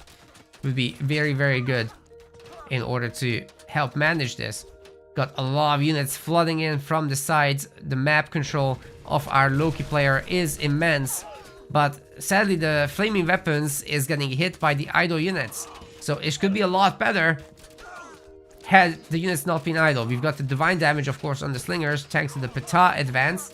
Now the units are coming into the fight, but there might be just a little bit too big of an Egyptian army to punch through like this conventionally. The Pharaoh is empowering the Citadel, giving our Egyptian player some more population space, but it's not much population that is being actively used right now. Ryuk is having trouble maintaining population as all this death and destruction is happening. No wonder they call it deathmatch. It's absolutely bonkers and crazy. That's the whole point. Avenger production is still continuing, but I think it has been just finished, and now we're looking at priests again. Oh my god, where did these come from? How does this man make so much favor? That's insane. His favor salary is just through the roof. Somebody needs to empower this Citadel. It's trying to get repaired, but they really need some help. If the Citadel is destroyed, I'm not sure Ryuk has anywhere left to go. He's also being attacked on the side. This is just berserk. Imagine if that had been portable rams. They would be melting buildings even faster. I think there's a high chance that the Citadel will fall, especially as more mountain giants come into the fight. There is a freaking undermine available as well, and the Nidhogg is about to come out, which could potentially delete all these villagers that are currently trying to repair. The undermine is not going to be enough. The repair rate is pretty damn high, and Ryuk isn't even empowering yet, so imagine what that could do with another 40% on the repair rate. Ladies and gentlemen, the Migdol is, the Citadel Center is holding, but we got the Nidhogg. And it's getting a really good line AoE off against the villagers, but Ryuk does garrison and pops out on the other side. The Nidhogg will be very quickly punished, and Tornado is being used on the throwing axeman, absolutely picking them up. They are learning to fly, it's gonna be fine. Safety measures have been followed to protocol. The dragon, however, disappears underground where he belongs. And Ryuk has a fully repaired citadel now. That I think he's empowering it with the Pharaoh, so that's really helped out with the repairs there. Indeed. However, he has no buildings left. Does he have enough juice left in the bank? Because here's the thing. Sharky is out of the initial resources and he hasn't built a food economy just yet. He's getting wood. He does not need wood. He needs farms, he needs hunting, whatever, but not wood right this moment. So he needs to balance that economy right away, or he will be out of the game if Ryuk can manage to build up his forces once more. And he's got a lot of barracks. There's a monument to gods being empowered by a pharaoh, which has a higher base gather rate than the other buildings anyway. So this is like 0.2, sorry, 0.3 in deathmatch, because deathmatch actually boosts the favor income a bit. Except for Norse. Norse don't get a boost. Which they probably don't need to be honest. Especially Loki. I mean, you've seen those myth units. And he just keeps generating more favor. As long as you have some heroes, you're fine. Maybe one day when appropriate balancing is applied and, you know, Loki doesn't get a 25% build rate buff, but instead maybe the Hersiers do. Not every single unit. That would be, I think, fair. Then maybe Egyptians can fight back. Yeah, suddenly there's just no army from blue. Chat is correct in their assessment. 90 population only. That's it. 187 from Ryuk, and he could be pumping those numbers up, but right now he's out of gold himself. So has to make a market, has to start selling wood, which Egyptian does have a lot of in reserves. You don't really use too much wood because your buildings don't require it, right? So the initial flood doesn't deplete it as much as it does for Norse. A lot of dwarves getting picked off now. And, you know, these slingers have been doing a fantastic job against pretty much anything. And honestly, they're not terrible against buildings because of the divine damage. It's not great, but oh my god, the dwarf losses are mounting. Sharky really needed to react to that because that was his only source of income. Right now, he's going to stick to 84 population. He's holding on because he's known to, you know, really favor these early builds. And he's just shocked, I think, at the moment that Ryuk has made the comeback, but he's got all the economy in the world. And if he can get a second town center, he's gonna have a second citadel, total giving him 20 plus population on top of his opponent. Especially once this gets taken down, he can think about a third citadel, which is, you know, it's expensive, yes, but if you can hold it, my god, it pays off. And he certainly has the favor now because he's not training myth units. Plus, he's empowering all his monuments, right? Ryuk is winning the game. And that's gonna be it. What a brutal deathmatch game that was. Look at this military unit explosion here that we've seen, and Ryuk's army just melting. And that was before flaming weapons. Wow. And as for the build rate, while Norse always does build more, actually, Sharky didn't build that much in this game, so you could have definitely made more use of that advantage, but the units killed is where it really matters. And remember, a lot of those were really expensive units like fire giants and mountain giants. So Ryuk outkilling him that much. It's showing my name, by the way. That's Sharky, not me. No offense to Ryuk, that's not me. But yeah, GG. Very nice match. And thanks to, I think, Ryuk for submitting. Ryuk wrote his name into the death note, that's right. Alright, that was, I think, match 5. Let's see match 6.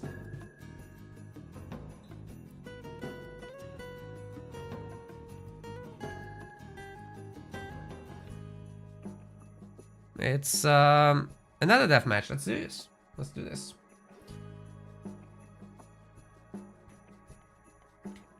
Alright, ladies and gentlemen, welcome to another deathmatch cast.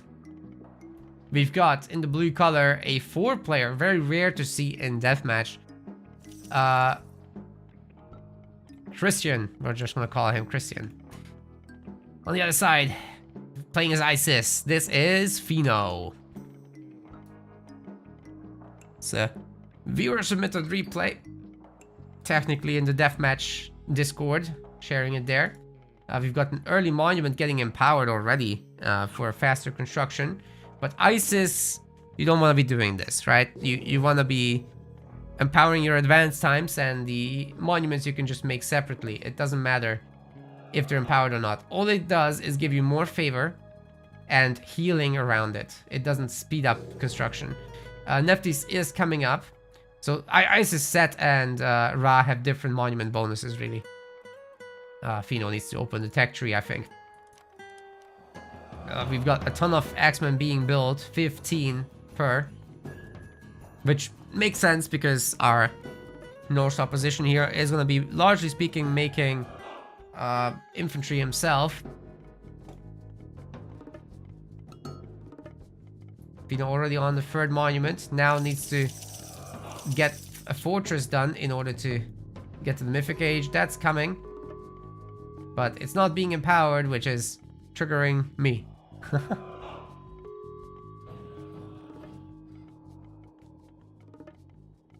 Then again, Pheno's a late joiner to Retold, so he's picking this up still. Got a lot of barracks, which I like. You do need that production. And I do like that he's getting like a triple temple going, which will mean a lot of priest production. Priests are going to be very necessary in order to beat back the Norse myth unit spam. Which I'm not even sure what it's going to be like. This guy just went tier. You don't see that every day. It's very uncommon, in fact. And he's trying to make houses near the front lines, so that's also not going to happen, I don't think. Pheno is pumping out a bunch of chariots, which are the right unit to make here. Until you start dealing with raiding cav, of course. But I think he's just gonna crush this. He's really looking to crush this. We're seeing a lot of priests, not mummies. But there's no myth units yet to counter, so it should be mummies first. Until you see myth units, of course. Yeah, this should be an easy roll. Where's the 2nd pharaoh? Coming up to the front, it seems. Probably will help with the town center construction. As long as we see some siege from Pheno, everything should be fine. His opponent is 20 population. Getting absolutely wrecked here. It's an absolute massacre. And yeah, new players will be getting absolutely smoked because they have no idea what to do, right? It's faster than ever. So as long as you get your barracks up early on, you're probably just gonna beat everyone that doesn't know what they're doing. It doesn't matter how good they are at this point. I don't think I could come back against this. This is too much. Especially as you have an advantage, you can start destroying the production. Further increasing your advantage because they can't repop. And Pheno is going to be on free TC soon enough. I think he's building a little too much. He should be playing Greek with this style. I really like the wall and siege works build up, however. That's good. But yeah, the opponent is not doing anything, so I'm not going to finish this cast, guys. I'm going to fast forward this. Pheno better find the siege button. Because he'll need it for getting the okay. We're going to just stop. This guy is not playing. Essentially. That was replay 6. Pheno, why would you send this?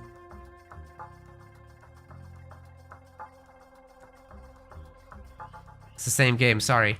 Game 7.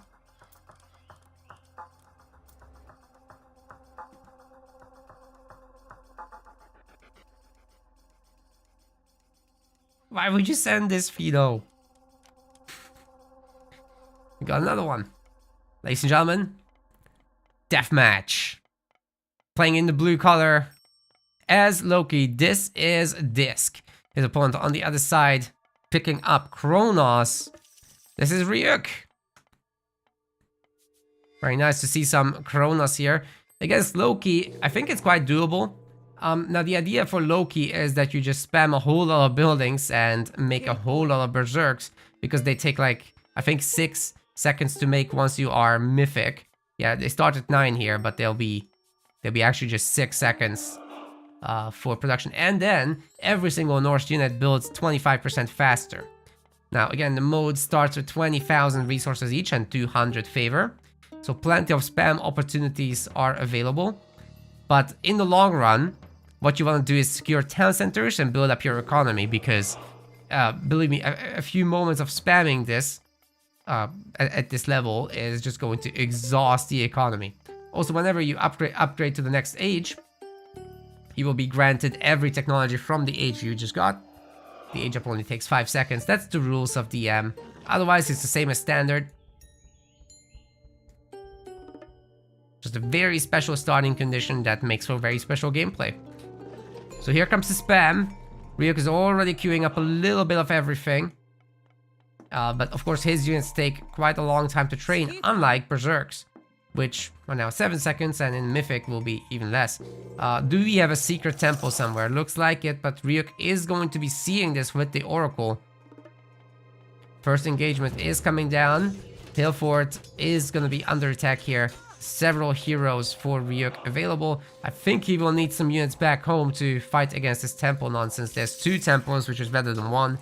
And the Prometheans are going to attempt to take down the Berserk, but will it be in time? Because Loki builds so fast, I'm not sure that will be the case. We got a really good deconstruct here. Finding the other one is just not enough. The temple does come up. And there's the Mountain Giant. A single Mountain Giant to deny the town center. That's brutal. We even have 2 manors here to build up the town center's rate, but it's just not going to be enough. This Mountain Giant will take this down and deny Ryuk all the resources he spent on this. Worse than that, he's starting to lose villagers on the front lines, and we will see a massive Fire Giant army popping up right into his face, backed up with Ballista, one of the most powerful and hard to break compositions I have ever seen in the game. Thank you for the subscription as well, Murgaz. I just cast one of your games. It was really fun. The palace is now under heavy attack, and there's another one that's very easy to kill as well. With all this siege in particular. The heavy myth unit army, however, is susceptible to the Atlantean hero spam, which is very easy to accomplish when you're Kronos, especially when you have Valor around to even further boost that. Another good thing for Ryuk is that he could technically turn a lot of his villagers into heroes for cheap, and then get them with better build and gather rates. So that's one of the most important technologies. You can't be serious. This Mountain Giant can't get that. Okay. I don't think he has got any hero citizens right now, but the Arcus and Hero Cairo Ballista, which is also a new addition to Retold, is absolutely smashing through this army. No issue whatsoever. We got all these Jarl as well. Trying to, you know, hold the line, but I'm not sure they're quite enough. As long as Ryuk can get going, a handful of fire siphons behind this, and maybe just a handful fanatics, which he is doing, but he will need more palaces urgently. A Norse player is heavily fortifying the front TCs, but Vortex will be available to Ryuk to try and jump around. He's also got Chaos ready, but I think he should be saving that for flaming weapons when all these Norse units will be boosted. There are not enough units here for flaming weapons, I think, guys. Yeah, look at this. I mean, we've got once again a batch of Mountain Giants coming out of the temple. But what's really fighting during his flaming weapons? Not much. Ryuk can take this. It's not too threatening at all. And the Mountain Giants are gonna get hit by all these ranged heroes. They can't last here. Just melting down. And they're gone. Local push is continuing, however. This has not been the last we've seen of that.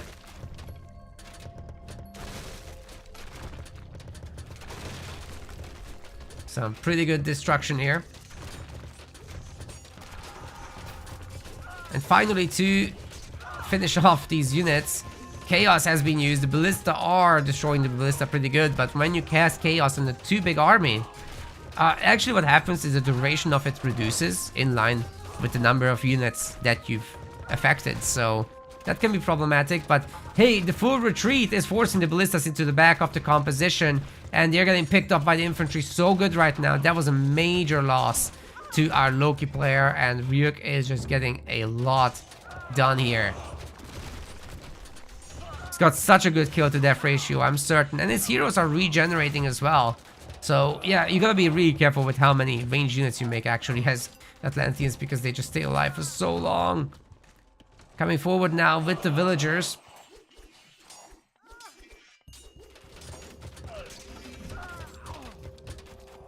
I think it's time to start adding a little bit of siege. Hero citizens have been created, they build super fast, but there's no mana here to make them even faster. And they get caught by the berserks, a bunch of them might go down, but no, they just about slip out of this. Very nice for them.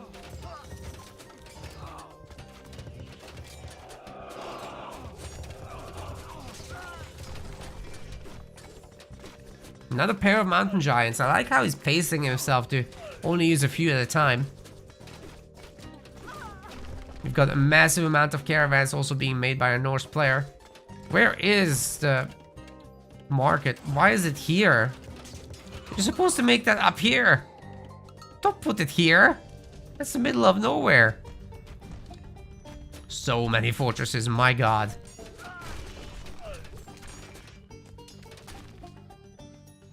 By the way, one more perk of Loki is that you have Heimdall, which makes units train even faster. So yeah, you end up with a 6-second berserk train time. It's nuts.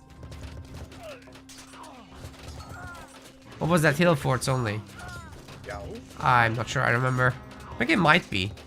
Those Ghost Skull also training 6 seconds, that's sick. Alright, Nidhogg is in. Where? Oh, here. Yeah, you wouldn't want it on top of all the Arcus heroes, but again, these heroes are not gonna take damage. This guy has a 0.1x modifier against heroes, so it won't be an issue at all.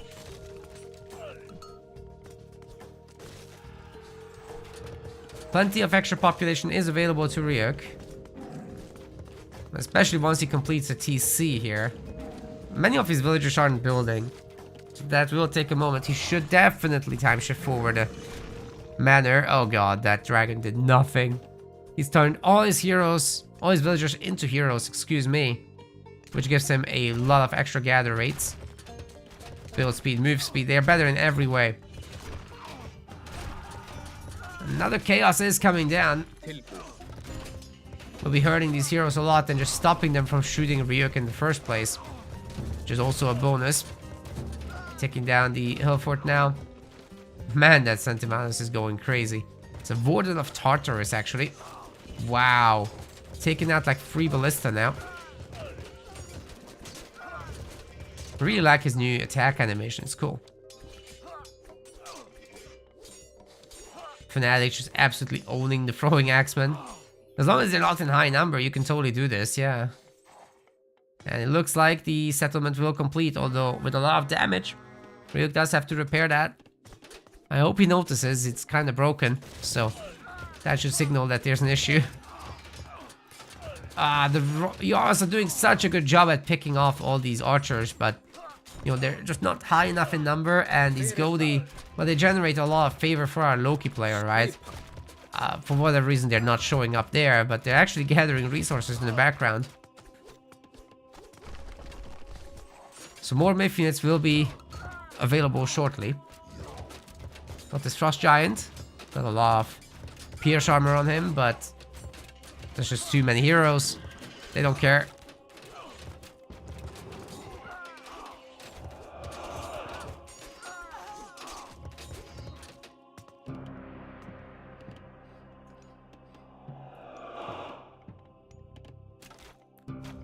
They just don't care. Fortress is under attack. I'd really like to see some siege for Ryuk, because we still haven't gotten the vortexes. There are 3 vortexes for free. which is, you know, absolutely nuts. And then they're still cheap after that. I'm not even sure we'll get to that stage if he's just frontally pushing like this and succeeding. He's also building the Atlantean Orichalcum walls, which are absolutely insane. 3,200 health. The strongest walls in the game right now. I wonder if the new China Civ will have stronger walls than Atlanteans. Probably not, right? So the Great Wall of China thing, they kind of should, right? I think it's Orichalcum. I don't know. We'll see. The Cantaries are absolutely owning the Godi. They count as range units, right? So they get their multiplier 1.5x against those. And the Hill Forts will be next. Retold did nerf the Pierce armor of buildings, so that archers are actually able to do some damage against them after burning pitch. A complete waste of an upgrade. 4x damage. Sure, it reduces the incoming a lot anyway, but still. Not bad at all. Caravans are going to be going down soon. And not that they're gathering a lot of resources. I mean, they're 20 a trip.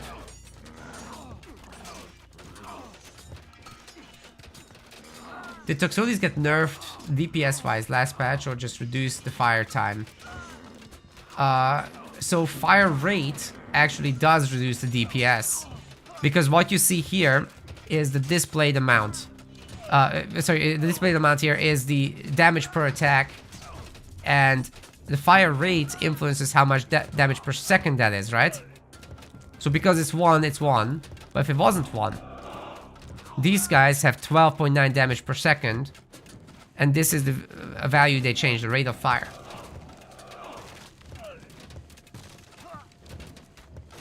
Well, if they say they changed the fire rate and didn't say that they changed the damage, you can assume the DPS is reduced, yes. So it wasn't a micro fix, it was a DPS change.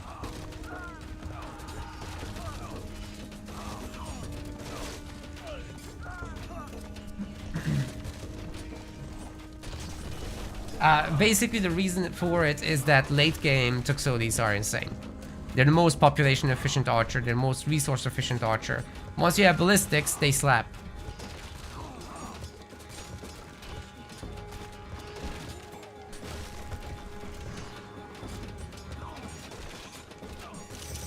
And finally, we do have the fire siphons from Ryuk. I think he's just gonna pump through this, ladies and gentlemen. This is not gonna be a close game. We're not even gonna see a vortex, I don't think. He's making all the towers on the front.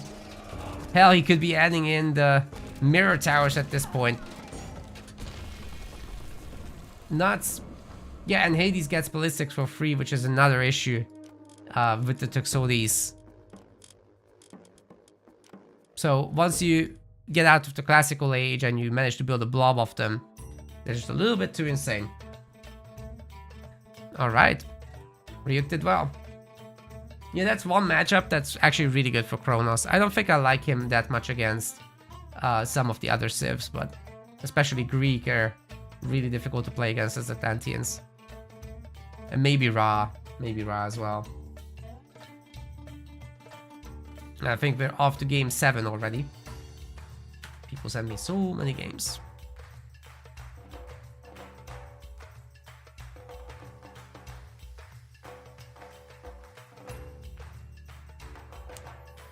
No, we're off to game 8. Legends build. We might get around to yours soon.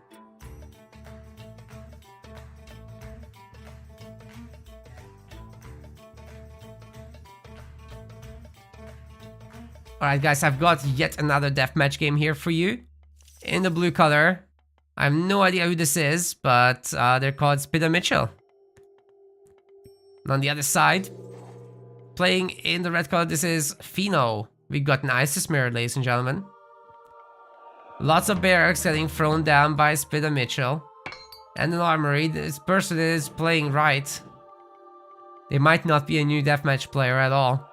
But should be definitely splitting up these villagers onto multiple barracks. Because as you put multiple on, there's diminishing returns on villager building. So 4 barracks would finish up faster with 1 villager each. It's gonna be a half war against Nefty's kind of situation, it looks like. Both players did go bast, so these Sphinxes can go out there and do some raiding action. And We've got further priests coming forward as well as the Petsukas.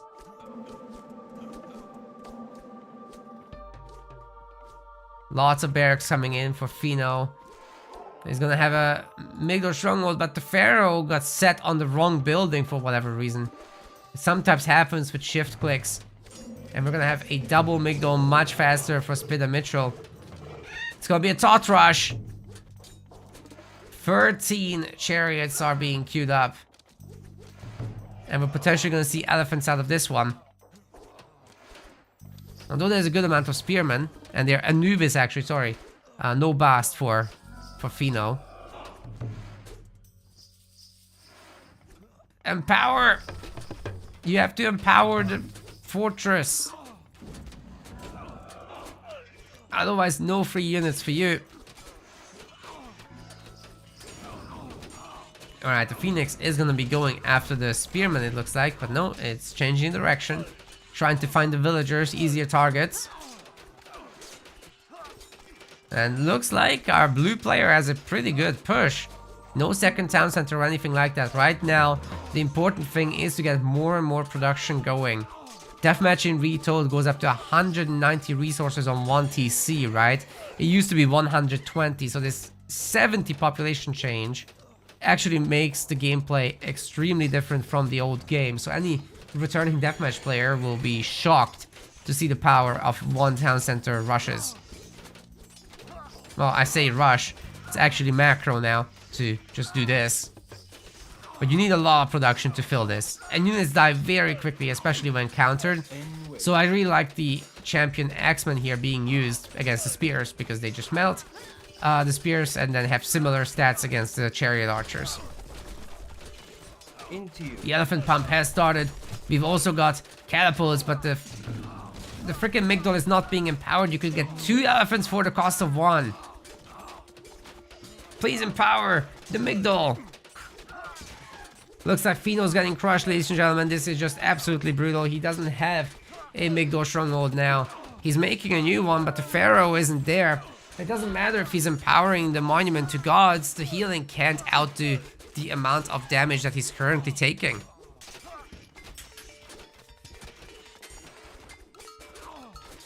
More catapults are coming in. Pistachio as well. The Petsukos is probably the right myth unit to make here, because the Phoenix aren't that good. Honestly, I kind of wish the Phoenix were a bit better and that the rest of Tot was much worse, especially Valley of the Kings. It would be good to be able to use this myth unit a bit more. But yeah, I think, guys, Pheno's production is just getting crushed. It's just a matter of, is Spida Mitchell gonna be able to stay alive for long enough in terms of economy? He's also got Meteor, right? So he can definitely punch through another base. Now he's destroying the monument to gods, and it's not very healthy. It's just got 1,000 health. Houses and towers are exposed as well to catapult fire, and they're gonna be taking that quite badly, I think. Yeah, Petsukos are just gonna be so good here.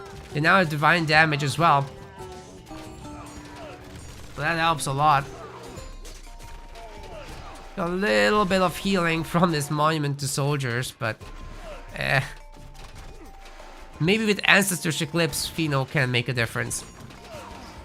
It's his only chance. There's Eclipse as well for Spida, but guess what?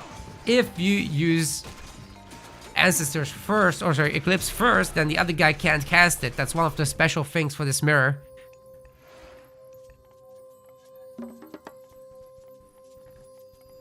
And there it is. Town centers up. 3 town centers for Spida Mitchell, so as long as the economy management isn't absolute garbo, this should be a victorious player right there. Just a matter of pumping a bunch of more units and attacking the main, and then there's Meteor. I'm not sure what Pheno's gonna do. He's gonna have to try his very, very hardest to come back here. He's even worse off in terms of resources, so bit of a disaster. Maybe not completely impossible to come back from this. Self Osiris should be coming in soon.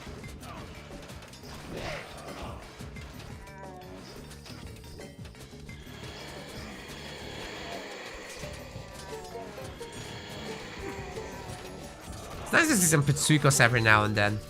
Alright, Pheno is trying to get the... Oh god. He's barely gathering anything. He's got 16 villagers, so that's not terrible. But it's also not great. Oh, here comes the sneaky. He's pulling it. Yes, Ancestors Eclipse. Actually, Eclipse Ancestors. In this matchup, you have to do Eclipse Ancestors. Let it be known. Because you block the other guy from casting Eclipse. You don't want to cast Ancestors and get Eclipsed. No Meteor was used, by the way. That could have been a thing. And I think our boy Pheno is about to destroy that town center with mass catapults. What a surprise. We don't have, however, any mercs coming out of this. No repair as well. So the town center is definitely toast with that in mind. And Ancestors Eclipse has done so much work. But finding under all these towers? Like, that's gonna be ugly, dude. Sure, he's lost the TC. And guess what? The catapults are now wiping out the villagers. That's epic. But Pheno will be running out of resources in no time. Especially if Meteor hits this army.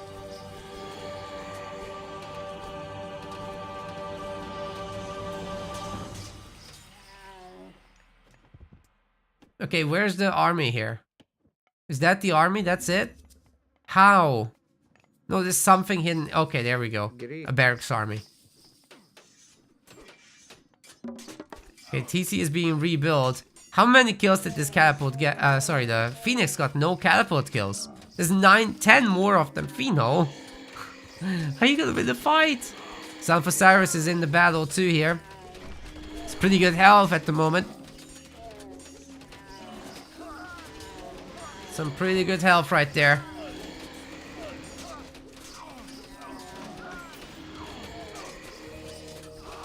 Oh my god.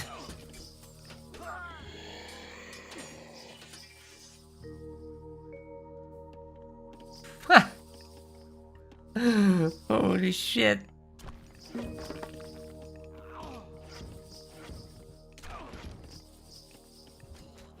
Catapult's actually doing some work. Pheno being patient here is paying off. I also do like a lot that he's gone for the camels and not for chariots. Because chariots is just countered by everything. It's oh my god. Oh my god! He lost every catapult! Holy shit!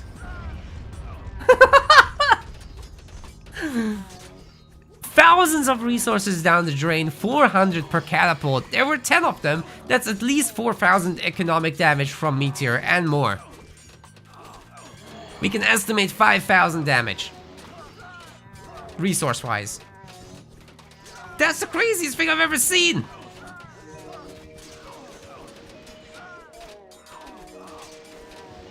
Oh my god, if Pheno is not toast now, he's never toast. What did we just witness? Starting up a trade. It's really the last hope of Obi-Wan Kenobi. Where? Oh, that did nothing. Great. That locust form did jack shit. He's gonna hit his own villagers now. At least it barely does anything, so.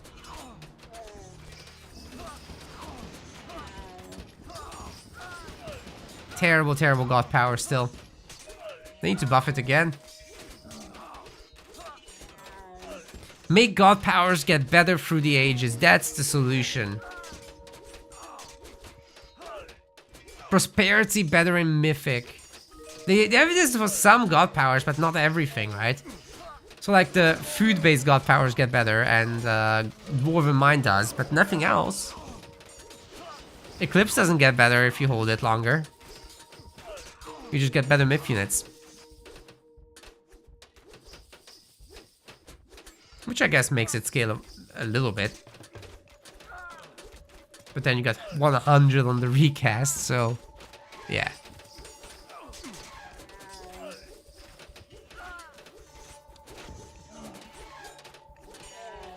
I guess the minions do get better, right? Maybe not. I think their stats are based off of heroic, right?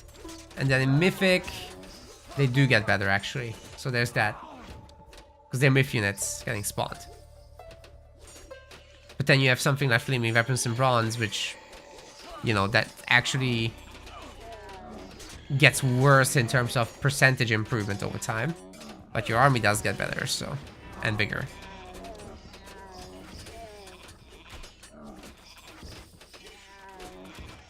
It's things like Locust that would actually need some form of scaling, however. Because you get the villager health upgrade, and then what? Then it suddenly doesn't function anymore? That's bullshit, right?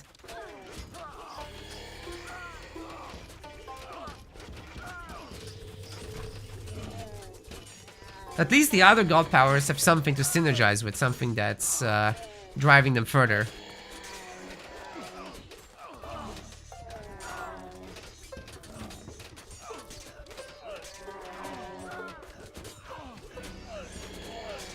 Legend says this is why he goes Son of Osiris, because it generates a lot of value if he's not killed. Legend, you lose Son of Osiris all the time. Did you not see that meteor? What?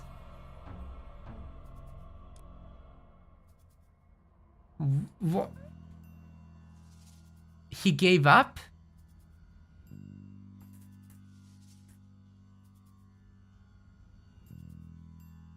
He got bored? What a shit. Pheno is the worst. He sends the worst replays. I'm gonna file a complaint. That was great until it wasn't. You can't do this to me. Pheno.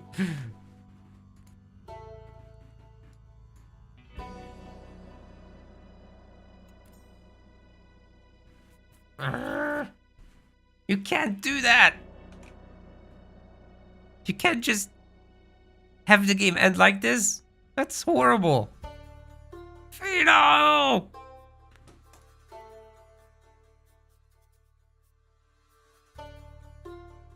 You're back. I cast your games and they were both terrible. Especially the second one. It was a really good game and then this guy randomly quits. What? You can't leave me hanging like that. It was such a good game.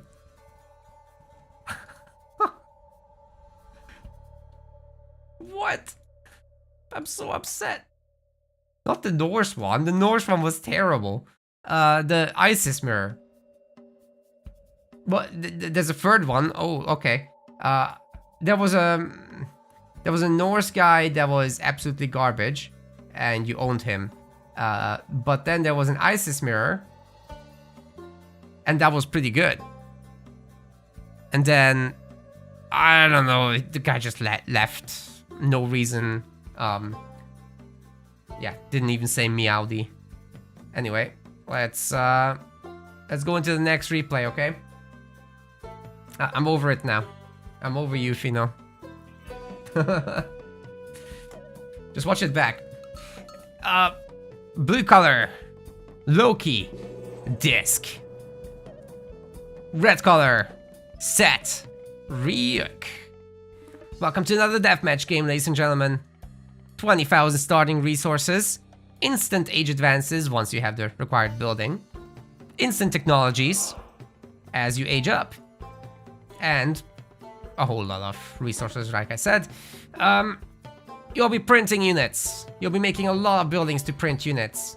You have a big population cap, and you gotta fill it with army because you barely have any villagers, so huge fights right away. Ryuk is building a lot of barracks. He's gone Ptah, so we're gonna have Electrum Bullet Slingers as well after the initial wave of X-Men, because you gotta deal with all these berserks that our Norse player will be pumping out, right? I mean, Loki has the plus 25% build speed bonus, so going mythic is no trouble at all. And then they suddenly have tempos in your face. They go up hell. There it is. They go up hell, and then they'll be spamming giants at you because hell makes them train instantly with the rampage upgrade, which you get instantly, as I said at the start. So this is gonna be absolutely nuts. Anytime now. Come on, you're mythic. Do the fake. Print! I swear, I'm gonna click away, and then the myth units will pop. I'm a really good caster, okay? I know this shit. They even bonk a deer. Here they come! That's a lot of big bonky boys, and I don't think Ryuk is prepared for this. He's been like pumping units into the front lines. He's trying to, oh, I'll get the third TC. Yeah, that's gonna be fine. Man does not have priests. Not enough, at least. And they're certainly not in position. Ryuk is trying to block their path, but that's not gonna work. And he doesn't have the villagers at home to repair, so I think he's gonna lose this town center. It's pretty obvious. The priests are gonna do their absolute best. They got some good focus fire going as well, but you just need empowered repair in order to hold this, and more than 5 villagers, that's for sure. You know how you can make this even stronger as the Norse? You take an Harrier with you because it boosts the special attack. You just have to time the abilities very nicely. TC is down, and Ryuk is, well, he's got his pants down. This is really when Norse shines. You can punish that when the, oh my god, he just did. The Berserks get on top of the TC and delete it. Now, this will be rebuilt pretty damn quickly, especially if the Pharaoh stays behind to help with that. And, you know, the Norse player can just make another single Mountain Giant to bonk the TC again. But anyway, Horus is once again the pick for the Mythic Age for our set player, which means these spearmen are gonna have some pretty good multipliers, right? Like 2.75x against Cav is pretty damn good for such a core unit. And yeah, they're gonna have decent damage against other units too. They have the poison thing, but there are throwing axemen and fire giants to deal with also. So that's not gonna be the easiest thing ever. Definitely not. And it will be very important to micro those priests. Ryuk is doing some beautiful kiting, however, moving backwards. Unfortunately, he's clicked on the water buffalo, so they're trying to mass convert that at the moment. That's not gonna happen. The fire giant throwing axemen mix is just super powerful, and we've got now a rock giant in front as well, who will be tanking and taunting enemies, preventing them from fighting. The front has been built up, and Ryuk is really trying to get his numbers going, but he's down 235 population versus 153.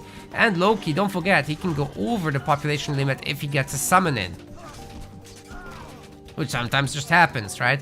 Oh, the villagers get picked off by the berserks. Once again, a great little raid group here.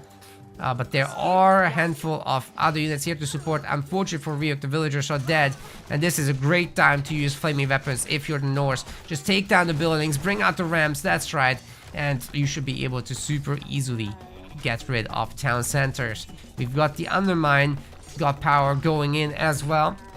It doesn't quite do maximize damage against the town center here. Could have started it from here, but yeah, all those ramps will be taking this thing down, and Ryuk has got to clench at this point. There's no other way out of this. Temple will be destroyed, I think, by the Avengers. There's just too many of them, even if some giants do come out. And for Norse, the easiest part here is that you can very, very simply take over and just keep destroying buildings, prevent the opponent from getting a significant population amount, and then you got the fire giants, which just delete the infantry. Oh my god. So many of them just died. And there's more of that to come. Why aren't they attacking those boys? Lazy. Free TC state already up for Norse, of course. We've got probably the worst trade ever again, right? Oh, why are you doing this? Just put it here. Just put it there. In the corner. Ah. Gotta put that in the corner, man. Okay, we got a tornado on a tiny army. They will be eventually going down, but not if they move. And it looks like they are moving into the tornado, so that's helping Ryuk a little bit to pick off, what, 7 berserks? He doesn't care about that. The hill fort is staying up. The tornado was absolute rubbish. So yeah, Ryuk is in it for the long run now. There's plenty of priests here. Maybe, Just maybe. That's enough for the fire giants, but there's 11 of them. And there's plenty of front line. So the front line is going to be facing the Avengers, but there's not too many of those. If the barracks units can get in, then the fire giants might be using their special attacks on them. So that's very, very dangerous to face as well. And you know what, Ryuk is on 2TC, so at least he's got a chance. All these monuments, by the way, are not empowering the buildings. They make the units that come out a little bit cheaper. But it's only a 5% effect, so like, you know, it matters, but it ultimately isn't that important. Alright, that Nidhogg is gonna delete itself, basically, by flying over the priest. This was really stupid, and Disc is paying the price. You don't put the Nidhogg over priest. That's just smooth-brained. You can't do that. Alright, all these divine damage slingers are doing the Lord's work here. Pharaoh gets picked off, but Ryuk does get away from the flaming weapons, which is the important part here. It's down to, again, 210 population. He needs more buildings in order to be able to spam units enough, because the Norse player, you can see, these units are not being made. They are ready to pop. And the more Norse buildings there are, the more units you can have ready to pop, which means your army is basically never gone. It's huge. That's why you make this many things.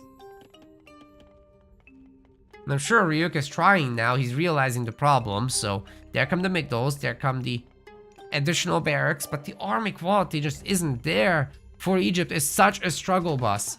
And playing against Loki especially is so difficult. And I'm not sure about Nephthys, guys. Honestly, like, these priests are a little bit better. But do you know that the regular priests are still 5x against myth units, not 6x, but that's a very small change percentile-wise. They do get cheaper though, which is a nice little boon, and they do get to heal a little faster, which is also a very nice boon. But having 3 citadels is a bigger boon. That's what I would say.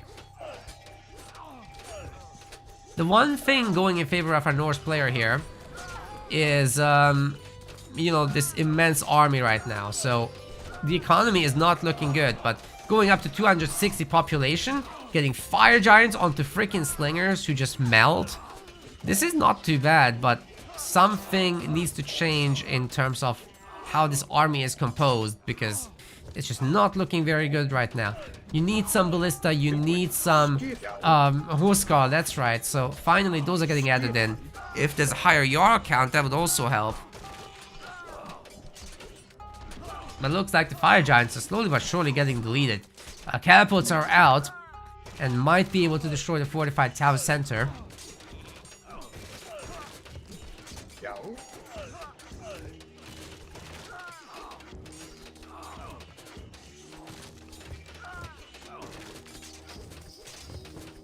Some nice catapult destruction from our Norse. And the repairs coming in, so I think that last catapult is basically toast as well. Oh my god, Ryuk just lost like 4 catapults. That's so expensive. I'm not sure he'll be able to make it back from here, guys. He's trying to farm now. But he still doesn't have a trade route. There are long houses in his trade, which means that we could be seeing a temple there and some random mountain giants dashing into the main base again. There are a good number of priests though, so that's good for Ryuk. He's got a good number of gold too.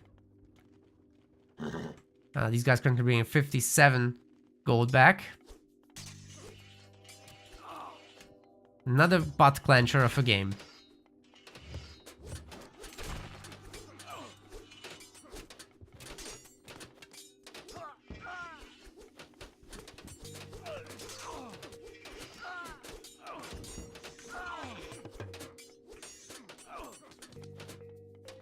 Can't engage that really big army, man. Just can't do it.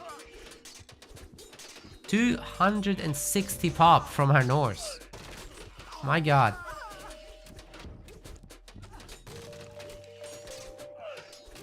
Such a big army. Alright, this time the TC is surrounded. And there are plenty of axemen here. They have bonus against buildings 3 times. So that's gonna go down, and this might be Ryuk's way back into the game. However, his infantry army is getting obliterated in return. And the slingers are next. A random mountain giant spawn as well.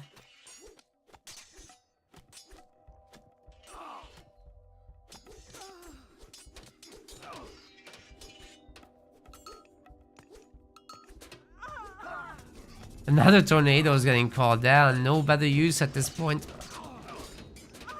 Just really desperate here, Ryuk is. Getting a good number of kills with that, to be fair.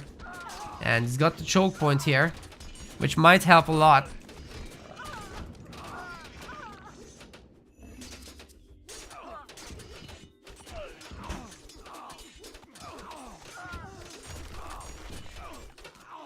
Okay, all that cavalry will be taken down. Now that the spears are out, this is a big, big help to Ryuk. Being able to finally restore the numbers a little bit. And not being down a town center, or 2 town centers rather, also helps. Imagine if he had, however, a double citadel back home, instead of using tornado to kill stuff. That would be so sick, but he's nefties. They'd be equal population right now. And he'd have better slingers and catapults.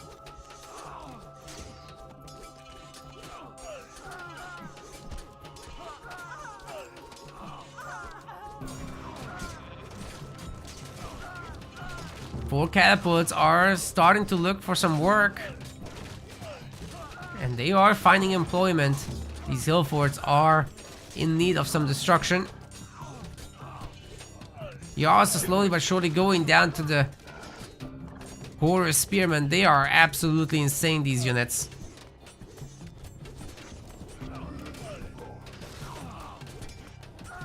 Son of Mospel can't really stick around here.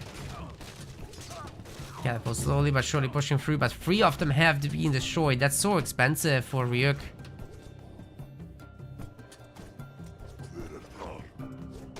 Mountain Giant will be going down. Hill Fort dies. Oh, the transport ship business. Oh my god. The villagers can wall this in. And then our Norse player no longer has any... He doesn't want to wall it in. He wants to build. He will wall it in though.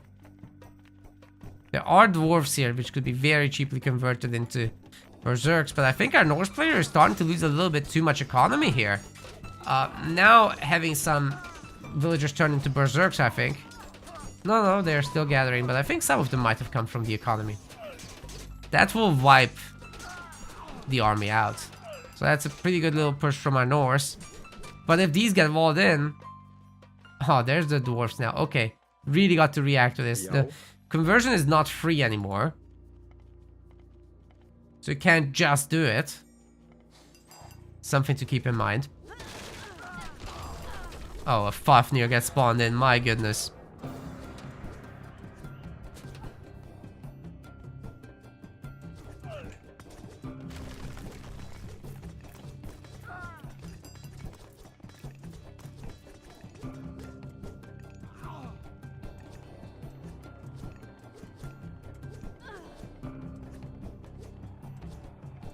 It's a pretty good wall. This will block all trading. Can they finish it? Oh, the last villager just about can't finish it, so there will be bonus damage now against that wall piece. But it looks to me that the Axemen will be able to clean out the Berserk, so that's a pretty big deal. Meanwhile, Ryuk is just happily farming away and starting his trade up finally. So there is some hope here for our Egyptian player, but maybe not much of one. You can still trade from here to there, and it's probably better than what we've seen from this corner. And of course, the giants can clean up. That's always an option. Something is in this transport ship. Can't tell what.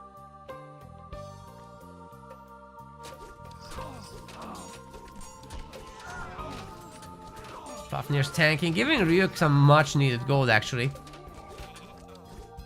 But once again, the Berserks are coming in and ruining his day. More catapults. Can Ryuk actually afford this for long? Got 2 more gold mines. This is half out. This is at 5k, so yeah, you can do this a long time. And then there's that one, which doesn't look impossible to secure.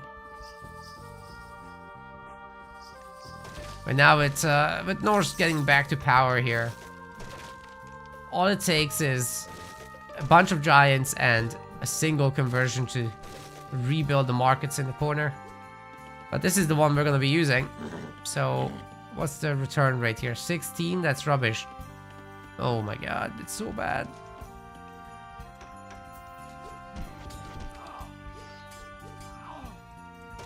Good amount of fire giant specials should be available here still, right? Oh man. That infantry will just absolutely melt, won't it? What infantry? They're all gone. TC is gonna be next. See, Ryuk is fighting, like, man's giving it his best.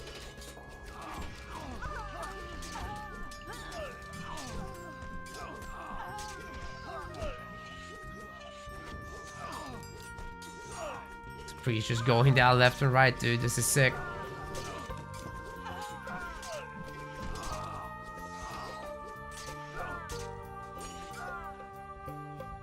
I'm pushing through.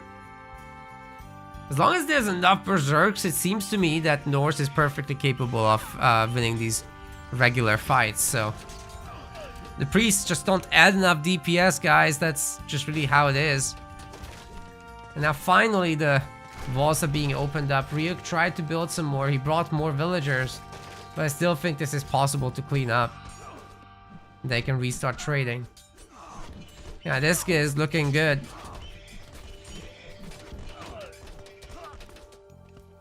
Trying to make more caravans. 37 is not completely garbage. It's still pretty damn bad. I mean, look at Ryuk. He's getting back 69 gold. That's nice. It's a pretty good amount here for the late game. I guess the only thing I'm missing for our Norse player is just a lot of buildings here in the middle. Just have a building diarrhea, honestly, and just fill it up. Get towers and fortresses everywhere, and what can then Ryuk really do? By the way, these throwing axemen would be not too bad against buildings. They do benefit from burning pitch, which gives them a bonus against buildings, but they are getting absolutely wrecked by the mass tower fire and the chariot archers, so that's something to account for. And now the slingers are joining. They will delete them. You just have to micro a little bit, and yeah, they get the full bonus damage. They count as any archer as a ranged unit. Fire giants will get wrecked. And although now there's an opening, Ryuk has too many buildings here to allow for a safe expansion. He's looking for some kind of shifting sands, I think. Where is it? Oh, here on the trade line. Right. Caravans are getting pulled away, but the others are coming in. There should be a lot of great pickoffs. Berserk conversion has happened. That's hurting the Norse economy already. In fact, there's not a lot of gold in the Norse economy right now, so that could come back to really bite Disc. Tons of slingers just got deleted, and more are on the way to be deleted. Berserks getting on top of them is a huge issue also. These guys don't have bonus damage against infantry here, so do you have to account for that. 4th TC is back, Hillfort is back. Would love to see some more towers, but I think Disc is just looking really good here. He barely lost economy as long as he remakes the caravan route in the corner, right? Everything's good.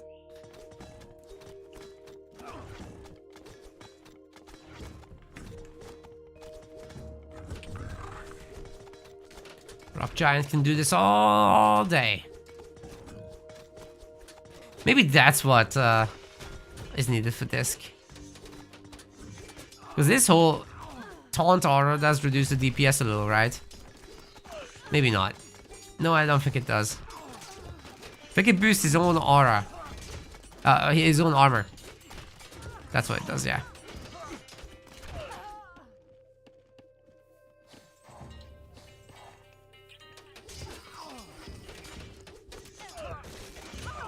Got some pretty sick pushes here. Ryuk is really good at making use of the catapults, but he does lose them every time he gets some progress, so that's something to keep in mind. I really like this little operation here with the sneaky catapults. And maybe the addition of elephants is what will turn the tide. We'll see. He doesn't have a lot of resources though, so money's tight, guys. Money's tight.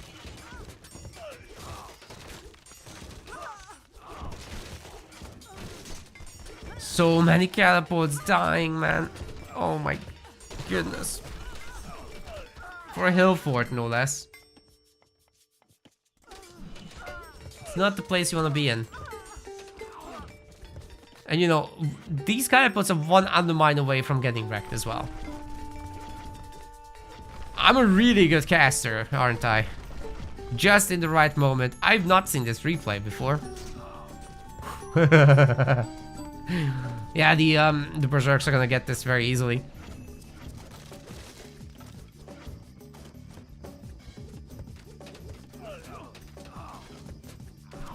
That's twice now in this game.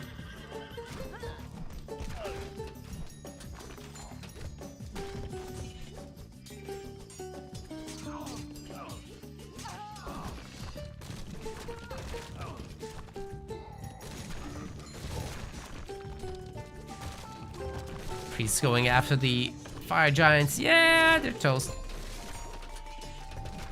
They're toast, but what about the ballista? What about the infantry?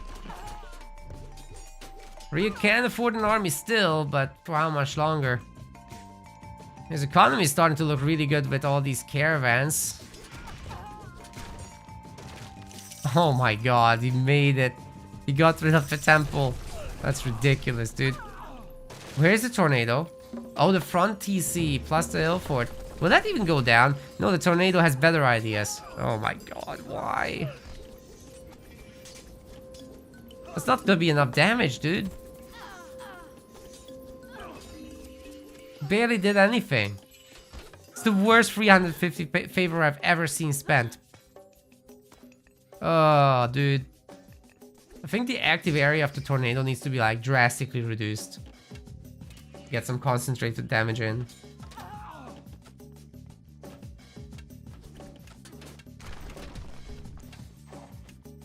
Because it just randomly goes places you don't want, and then, yeah. I'll say one thing, war barges suck against buildings. The fortresses have a 6 times multiplier against them. There's no way in hell that you can destroy buildings with ships. Except if you're barracks, then it's fine. Town centers are never in water range anyway. Is this one? Nah. Now you can see it has 22 range, so definitely not. This one also isn't. Yeah, so making war barges is really just to clear docks. This town center will go down, however.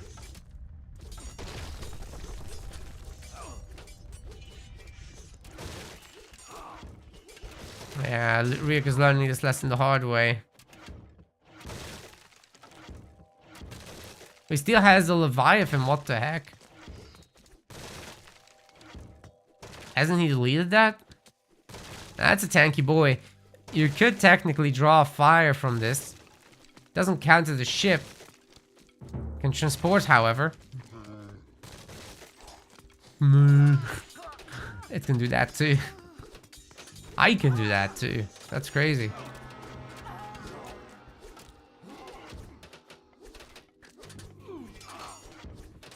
Probably my favorite sound in the game, not gonna lie.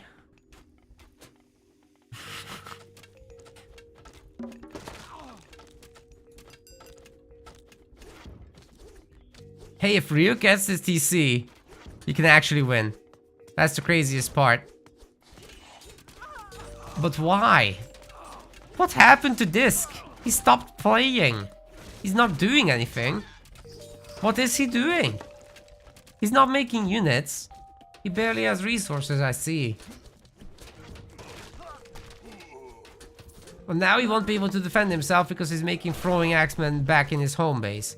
He's gonna lose this TC, definitely, because there's axemen on it with Axe of Vengeance, so Wait, that's not what they're doing.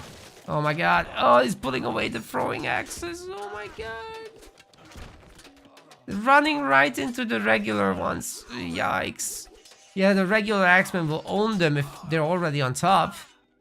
You need a crazy number of throwing axes to turn that around. But once you do have critical mass, the melee units just can't get in. And now we got mass fire giant. Of course we do. A trade route development has happened, so everybody deposited. Now we're all good again until the next turn. Actually, it's now still Ryuk who's got way more army, because you know his economy is probably crazy sized. Let's check that. How many caravans is this? 36. That's actually a good number. He's not pumping anymore either, right? I think this is Dunzo. Plus 95 villagers. He's good for ever, really. Just a matter of pumping units out.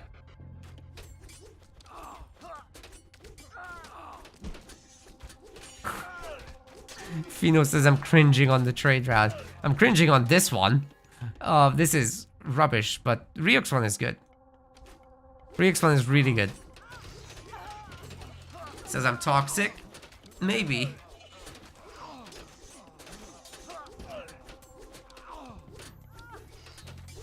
Drake is like the Snake game. Oh my god, I love Snake.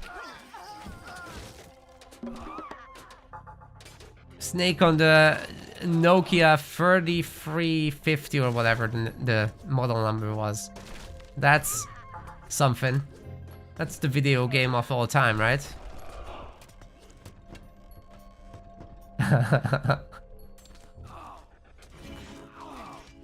You meant disc. Yeah, me too. Then we're good.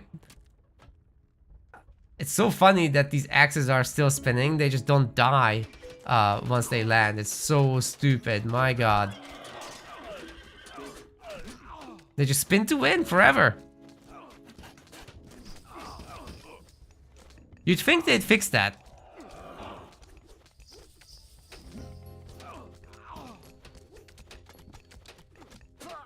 Just looks really broken. I don't know.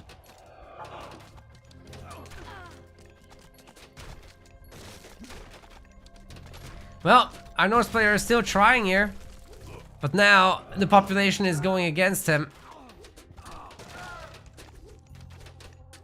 With Ryuk back to a free TC situation, with Ryuk walling off the frickin' trade again. Could this be the end?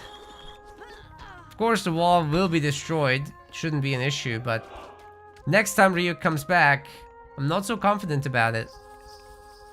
It's a really long half-hour match. It's not very common in DM. Of course it's common with Set and Isis, who have to play comeback every game.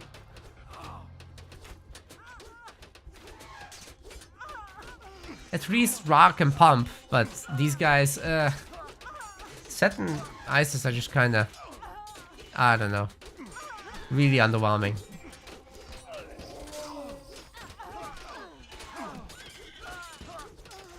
It's funny that I would say Ra is good when he's the worst in Supremacy, but you know, once you get his stuff going, it's not that bad.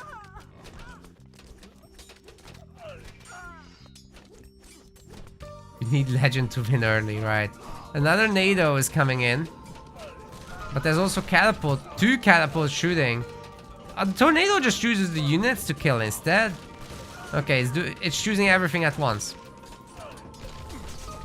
It's not enough to kill it. Like, it's insane how bad Tornado is. Why is it so terrible? My god. This is a naked town center with no support. It's half health. What the fuck? Dude. Why is it so trash? Need to aim it. You can't control it. He put it on the TC. It should stay there. My heart can't take this. It's like purposely bad.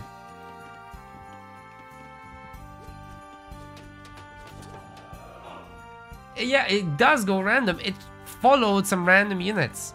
You can't control it. It does what it wants. So the only way to make something like this functional is it stays where you put it. But that's not how it works.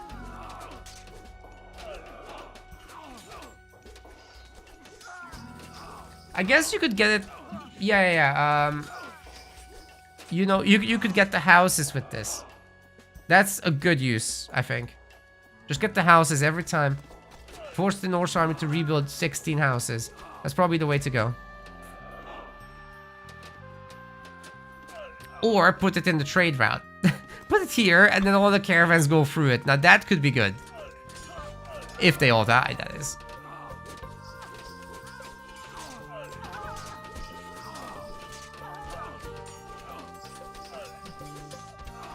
But it certainly can't destroy a town center. It's just too bad at that. Not sure if it does divine or crush damage. I mean, there's no stats on it here. The tooltips are.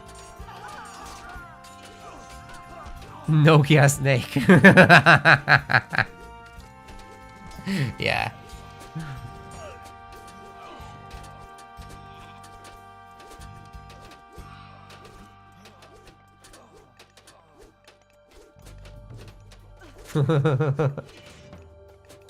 Good times.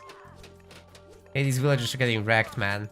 Well, this is turning a really casual cast, but Ryuk is fighting like a champ for his life. I don't mean to disrespect. But holy shit, this is a drag. That's what he must be feeling.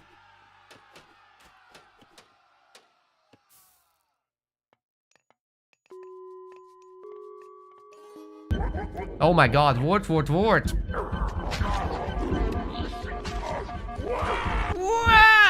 it's Boit! Oh my god! Hello, Boit! How's it going? Hope you had a good cast. Good set of casts. Alright, once more, we are attempting a catapult push. This is a really long deathmatch game we're casting today. Murder, kill, death. Yes, we've got that.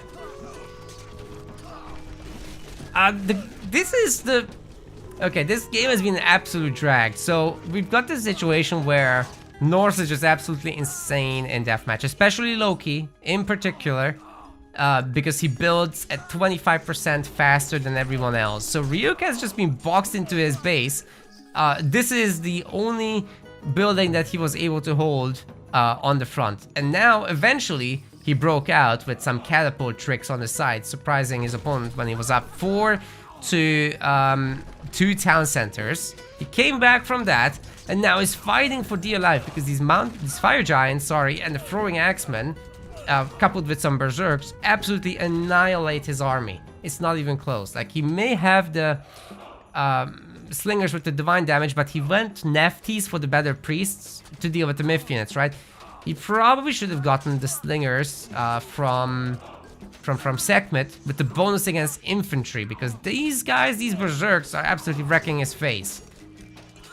Granted, now, after significant effort, we are looking at trade harassment. We're looking at a push. There was a transport ship here somewhere that got this thing done, so it's like really cool what we're looking at this point. But to get here took half an hour. It was just pure pain for Ryuk, and suddenly I think he has a chance. This is starting to look like something. Thanks for all the follows coming in, appreciate you all.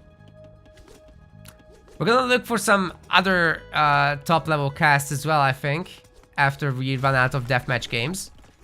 We're getting pretty close to it. I think I have 2 more replays, or 1 more, I'm not sure. Might be 3 more even. That'll be something.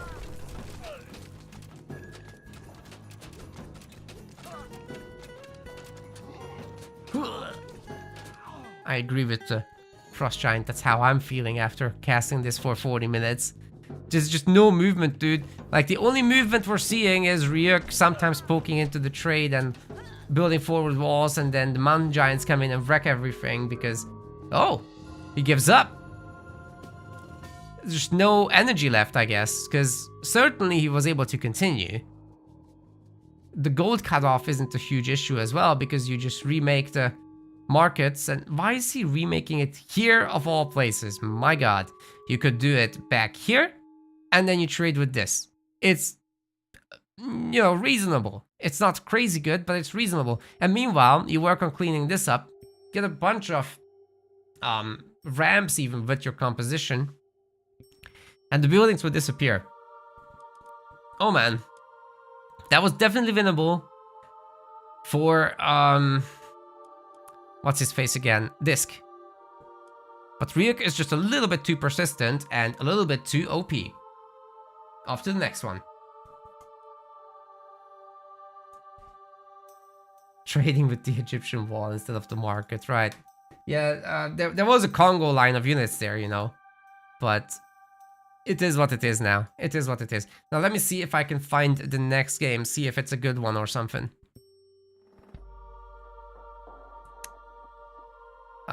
We don't have many death matches left. This was number 10, I think, already.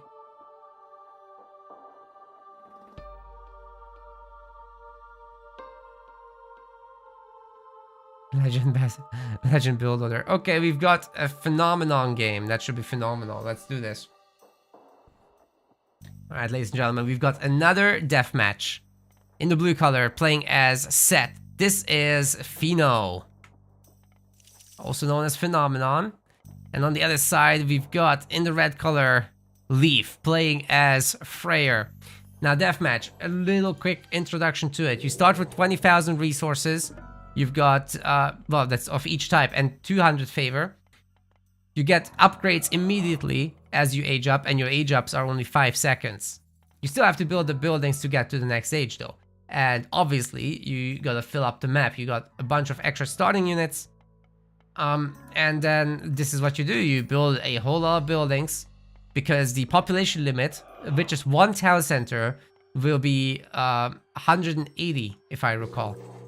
And then you get somehow the extra TCs and some economy up, because you're gonna need it. The 20,000 resources run out really quickly with Retold's new population cap. So you gotta keep pumping. And, you know, Freyr is basically Loki, but with different benefits. So instead of building faster, your units are stronger. You also have really good hill fort units,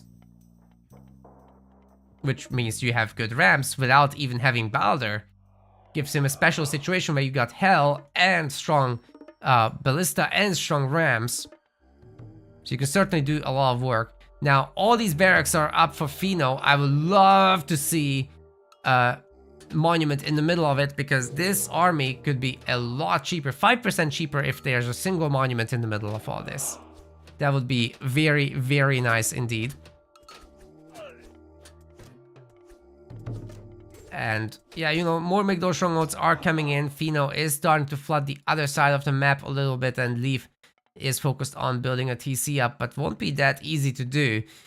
His advance is going to be through Vidar, which is going to give him Inferno in the long run. He's also gone for Tempest.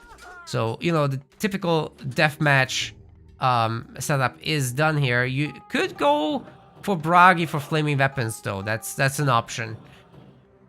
No Hell, which is... This is an interesting style, so... Oh, Golden Bursty already. This is an interesting style, because if you make a lot of heroes here as Norse, you'll have a lot of favor income, and then you don't really want to make Fafnir against Egypt, because they have priests, right? They have divine damage, so they ignore all that heavy armor that the unit has, and that's gonna just donate your opponent a lot of favor, so you don't want to deal with that. But instead, you want to get a lot of heroes and pump your god powers. Now, that Golden Bursty was an absolute waste. I hate it. Should have used it later. Now it's just too slow to actually catch anything, and Pheno can avoid it. What he can do, however, is go Inferno after Inferno after Inferno after Inferno with all the heroes that are generating the favor. Just don't make me units. And what else you could do is also pump Tempest, of course. But that could have been flaming weapons, honestly.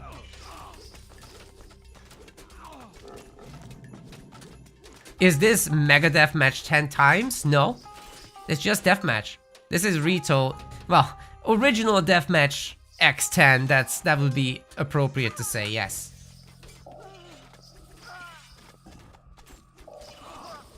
It was 15k previously for the starting resources, but now with Retold having more population, it basically became Mega Deathmatch, that's right. So you gotta pump units, and it requires so much APM. Game mode's completely nuts, so action-packed, almost nobody can keep up, honestly, with the requirements of the mode anymore. That's the whole point! You gotta just get good. And whoever gets more good is more gooder. Yeah! The Mad Hat is raiding as well. Wow! Welcome.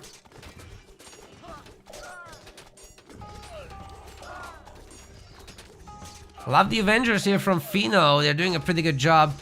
I'm not sure the man will be able to set up, however, his third town center, so keeping it at the 2-2 situation might be ideal. Tempest is going to be freezing these chariots and ultimately killing them as well. He's trying to heal, but that's ambitious, bro. The mass throwing axeman, always a very difficult thing to engage, but what you're supposed to do here is get out just a few elephants and just snipe them with your chariots. Or slingers. We have some pretty good slingers here. Throwing axemen do count as ranged units, so you actually don't require the bonus from Slings of the Sun, which is against infantry units. I think the better bonus damage applies to everything, right? Like, you don't get double bonus damages. So the free X should apply. They have the divine damage. Slingers are pretty good. And of course, the Bergrizzi will be just eating the buildings. Those are the upgraded rock giants. I'll just call them rock giants, it's easier.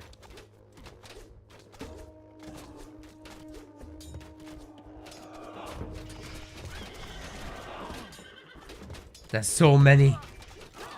Oh my goodness. I think Leaf will be going up to 4 town centers, pretty much uncontested here. Like the Norse army, once there's enough of them and you start backing them up with buildings, how do you get on top of the throwing axemen? It's always been an issue. It's particularly an issue now. Pheno is a little bit idling, so I think Pheno really needs an idle unit hotkey. Why is there a Serpent Spear upgrade in Deathmatch? You already have it, no? Good tornado though, killing all the units. Now that's one way to deal with throwing axemen. It's pretty expensive once you recast, but hey, it works for now. Destroy the town center, but isn't gonna get hill force, it looks like. Although the slingers can with the divine damage. Oh god, here it comes! Here it comes, the puppy! He just wants to cuddle! Never mind, I was lying! Oh my god, all the slingers are dead! RIP! He ripped him a new one. Oh my god. What's Pheno got? His lighthouse is on fire. That's lit, bro. Yeah, the rock giant's just absolutely eating his buildings, or what's left of them. This is nuts. So good. Oh, he has been 4 TCs, excuse me. Or this is gonna be the 4th.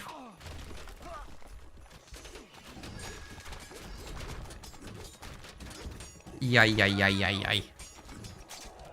Well, the next Tempest is ready, so technically you could freeze all these slingers, do a ton of damage to them. Pheno still has a lot of production though, so you gotta respect the slingers for now. Maybe 350 favor is what we gotta save up for, right? And then blast them again. No. Here it comes. Here comes the Tempest. They are slowed from this immediately. All of them are. And then the infantry can get on top and wipe them out. Slowed elephants moving at 0.5 speed, by the way. Just putting that out there. This is nuts. Those Vidar Ulfsarks are also pretty crazy. Like, they get faster when they idle, stronger when they idle. They, yeah. They get also a boost when one of them dies. So it really adds up. Although you don't really have much control over it because you're going to be fighting the whole time, not idling. I guess you could put them on no attack stance and give them a stop command and then boost them. But then you're not moving and the opponent can kite you. So there is that. Those are some pretty strong Ozarks though, as I was saying.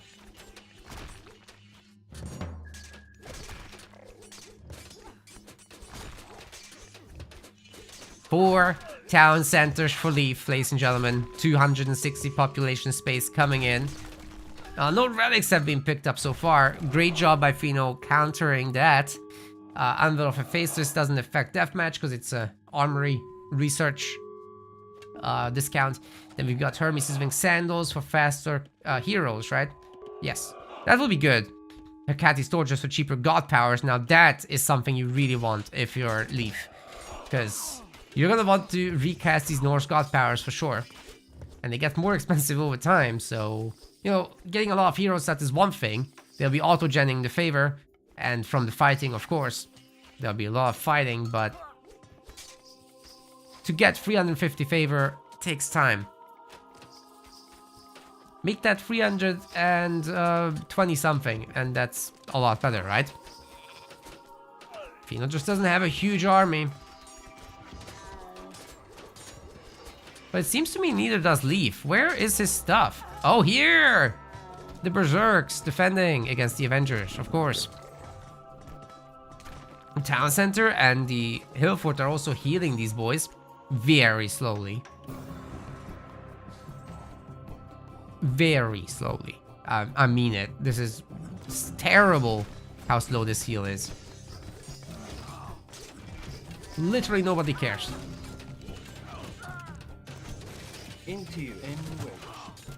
They stay there and idle the whole time. That's a win. What's good is that you can push with that, and it's still just as fast. So if you have a hill fort on the front, you know, that's nice. Okay, it's time, I think, for Pheno to consider trading. And he is. That's good. 32, that doesn't seem right to me. There's something wrong. That's not correct. That can't be right. We'll see. We'll see where that develops. I'll check back in a minute. I think those were some short-range caravans that just got fixed. Yeah, the rock giants are not gonna be terribly good here. Like, divine damage says nope. Get out of here. Apparently the Avengers do so as well. Pretty good at wiping those guys out. 32 gold. You can't be serious, dude. What is going on? They're not coming from somewhere else, right? This market's not making them. It's just genuinely 32 gold. That's rubbish, dude. That's trash. I wonder if this route is better. From here to here. Probably not much better, but better. Just a little bit. Maybe it's 35 gold. It's probably not worth swapping. That's how bad it is. Spin to win. Wow.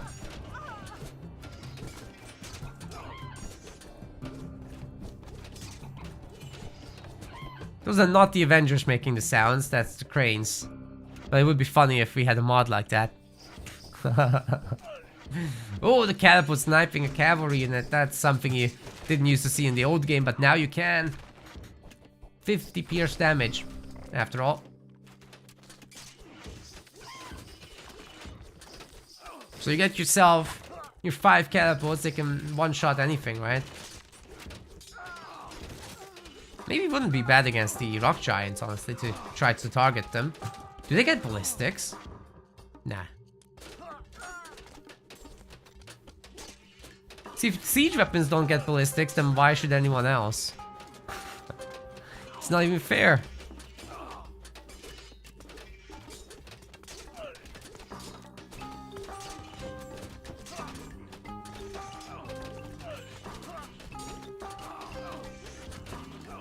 think Leaf is gonna kill Pheno here, guys. This is just overwhelming. This huge army. And there's nothing stopping the throwing axemen from just starting to take down the Migdol. I'm not kidding you. Throwing axemen after burning pitch have a 4 times multiplier against buildings. That makes their attacks best used against buildings. Better than against infantry. I wish I was kidding, but that's how it is.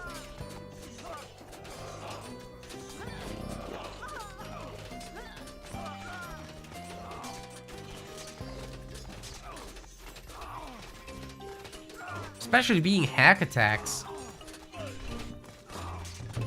Man, they're probably better against buildings than hoplites. Holy shit, I just thought about that. They're slow though. They're slow. And they're easy to kill, but... DPS wise... Hersers with the Giga Hammers, that's right. They're doing so much damage actually, 20 plus DPS. But they're not very population effective or good against axemen or good against slingers. So you know, it is what it is with them. Would really like to see some rams from our Norse player here because, you know, you just get some intrinsic benefits from the gods picked.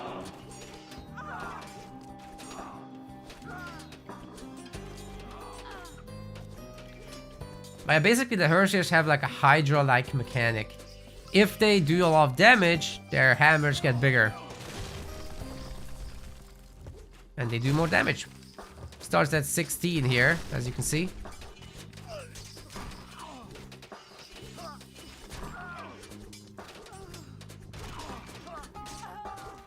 It's very hard to keep them alive, those I can't show you.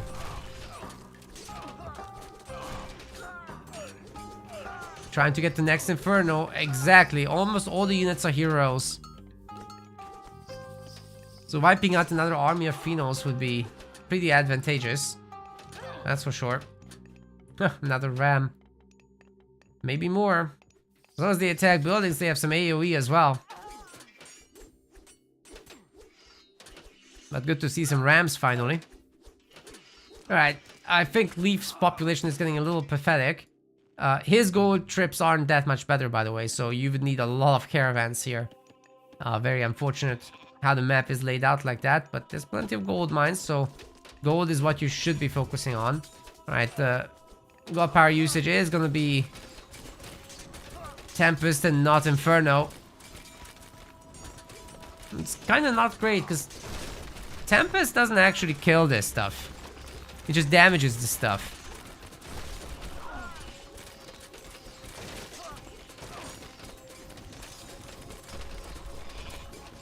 Ay, ay, ay.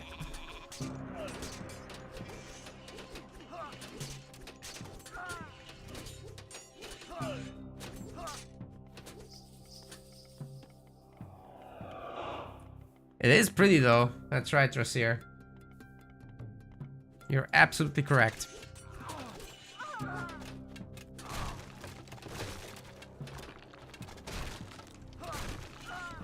Quick smash? No, it doesn't work. Gates open. I think we're gonna fast forward now. Because I'm just getting frustrated with the underpopping. It's the most important skill, guys, to just make units in this game mode. Like, if you can't constantly make units and maintain an eco, then you're gonna be in a lot of trouble.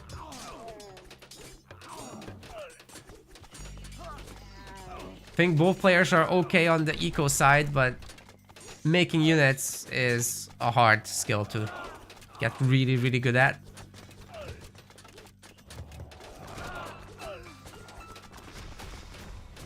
And if you can't make units, your armies are gonna be measly and easily stopped, so makes for not very fun to watch late game. So we're gonna fast forward to just see what happened. Nice tornado there by Pheno.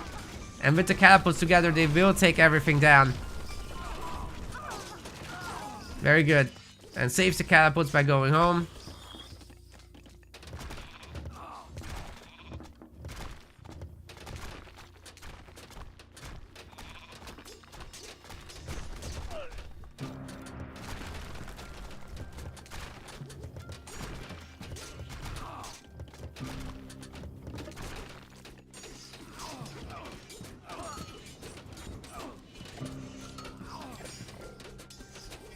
Avengers burned to crisp.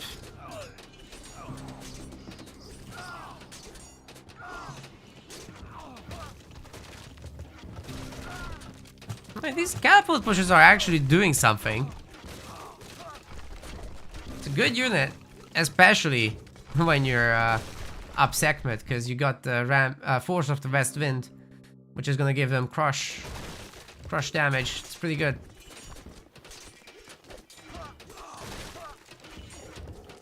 Gotta be careful here. You also got coming in, and they can definitely wipe out those catapults. Why does he keep making Fafnir? I don't think they're that good. Well, the Pheno doesn't have priests right now, so they're good considering.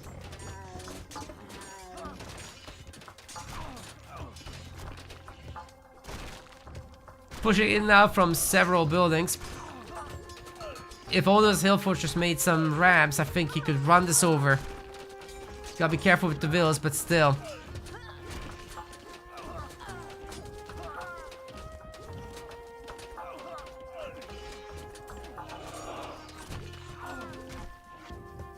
There's the rams. Exactly what I wanted to see. Now, repairing this town center, this citadel, should be able to save it. Repair is insane in Retold. Look at this shit. It's still going. Alright, there's a bunch of Huskar to defend. However, there's no mercenaries from Pheno because he doesn't have the gold. If there was only Empower, this DC would stay. Oh my god, are you kidding me? Guys, it's staying up. Holy shit, without Empower. Oh my goodness. That was so expensive to throw so much army at this. And Pheno holds it. What the heck just happened? That's insane.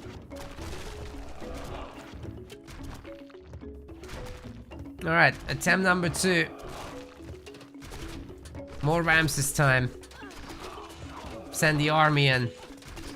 They have Giga Hammers, don't they? No, they don't. They don't. Not Giga yet, just big.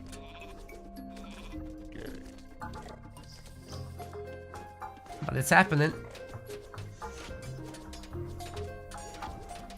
Now there's mercs. But the mercs are weak. And they die fast. So is the Citadel Center. There's no Empower. Not enough mercs. Probably can't save this anymore. The situation is getting out of hand very quickly, guys. The houses are being destroyed. The tower spam is being destroyed. There's a ballista push happening as well. Leaf is in the middle of everything, and Pheno is toast indeed. Yeah, that was kind of expected at this point with 4 town centers for a Norse player, especially a Freyr player.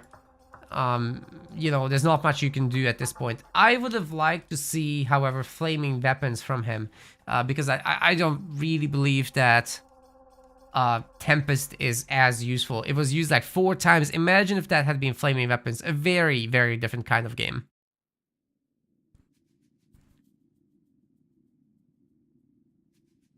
I think I have one last deathmatch to cast, and then we'll look at some top supremacy guys.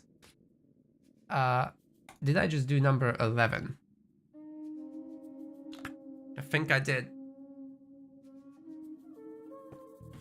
No, I have 2 more death matches. I think. Let's take a look. Not legends, no. That's a build order. Alright, we'll take a look at the build order. I don't mind. So, Ryuk is playing as Kronos, doing a build order demonstration here. As he advances to the classical age, he's heroizing his citizens because they build faster and they're tankier and faster in general. Better for gathering 2 later. There are multiple manors here which further boost the build speed of these buildings. And then he's gonna probably time shift them forward, making the palaces in the radius of the manors ideally, but I think he will have to forward more to cover more space. Alfheim doesn't offer much of that, so you know, it is what it is. Even the time shifts get faster when under the effect of the mana boost. And then you just make Murmillo, Arcus, you can make Contarius as well, depending on the matchup if it's necessary. And, you know, we've got 5 palaces coming up already. Before the 1 minute 30 mark, you can go Mythic. That's insane. That is absolutely crazy. Greek takes well over 2 minutes to get there. So you got a whole line of upgrade advantage. Champion, the armory text, the levy upgrades to build to train faster. It's insane. And you can just keep printing your villagers throughout. Of course, they are on auto queue. And you just get up to the next stages. Shifting forward with the manners once again, 3 of them, because that's how many you can time shift at the same time. They will be stacking their effect as well on the town center, making it build faster, as well as the palaces. Another manor is getting shifted forward, and really the only thing I'm missing from Ryuk is a handful Centimanus. It's a good idea to have all these hero Murmillos against Norse, and the hero Arcus in particular, because they'll just absolutely dump on Norse myth units. Gotta be careful though with the Murmillo, because throwing axemen do shred them. Well, this TC will be done very, very quickly, and he's got the same setup back home as well. So I didn't look at that yet, but he's got the triple palace back home. It's only the main base is a little empty and susceptible to surprises from, let's say, Loki players, but that's not what we're going to be looking at here. Not bad. Let's look at number 12. What is this?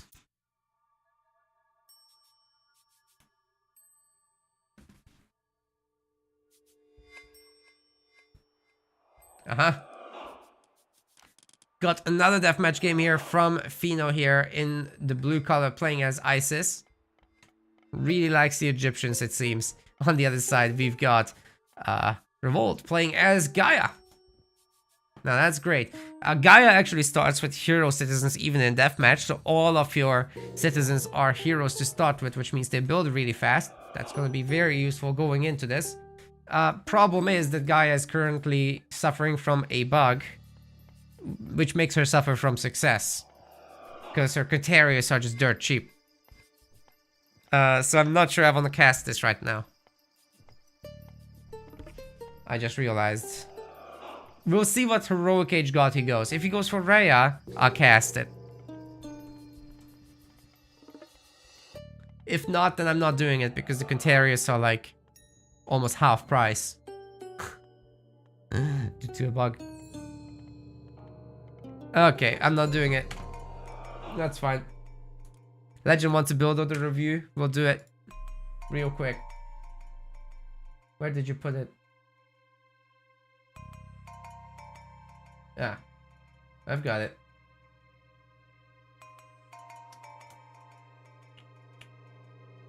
Where is it? Okay, I've got it.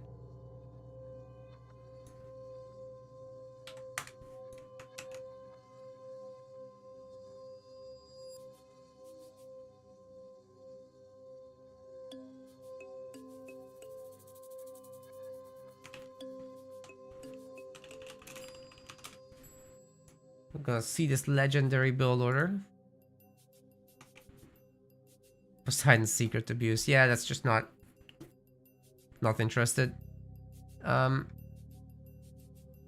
is this thing?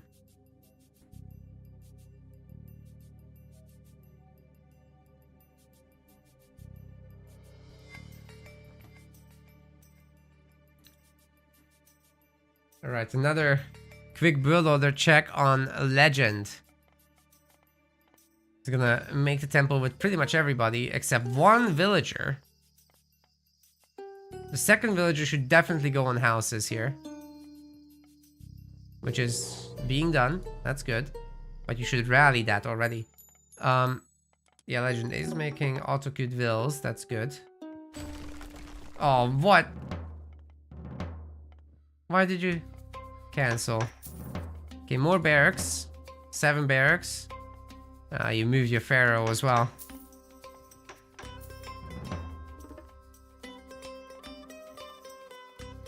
It's Isis, not Kronos. It's fine. I'm still reviewing it. Magdor Stronghold coming up. I'm not sure I like the frontal amygdala against Loki. Like, do you have a death wish? Do you want to die? This is a very good way to die. You just get 13 fire giants in your face.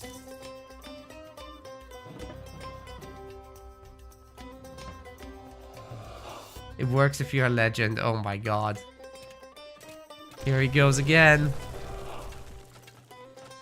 No, I don't think this works. Your opponent is just not very good. You should have fortresses on the way. He's making great hauls still. I'm triggered. Where is his fortresses? Just that one. Okay. It's not terrible, I guess, but you can get a faster mythic with Kronos at this point. How you got a faster mythic? Great. Alright. I'm sorry, Legend. You're not playing against a equal opponent here. I'm not doing this. This is a big skill difference. You're just much better than this guy. So I'm assuming he's gonna drag it out.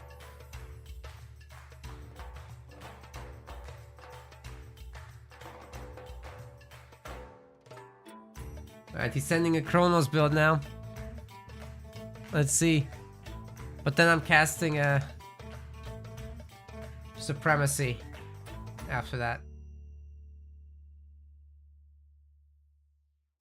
Just a second, guys.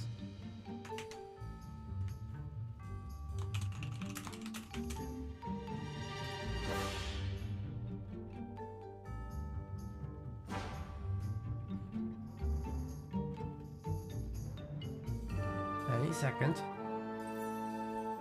Alright, let's review. Let's review this as well. Okay, so we've got the temple. He's building 2 manors at the same time. That's interesting. The rest of them at home. It's gonna be a long walk. I like this, because now, see, this military barracks is not affected by both.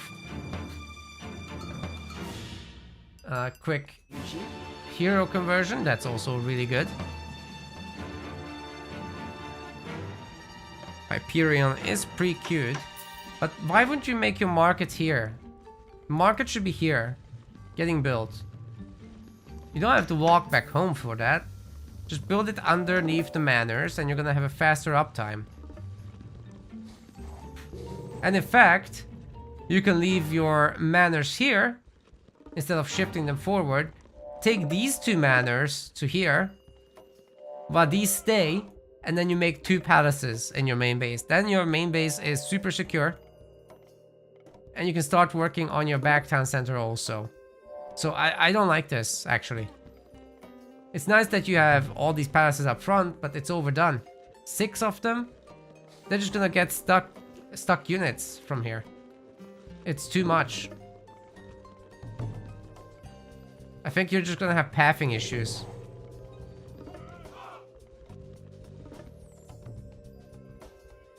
Like, you know, you're overcomplicating it. Just make use of the manors if you build them forward. It's a really good idea to build them forward. I like that. And your additional villagers can then make the additional manors. So I'm gonna try to do it now. I'll try to do it.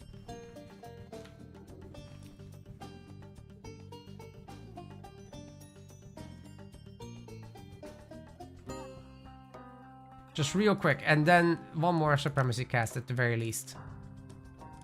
Deathmatch, standard everything, get Elysium.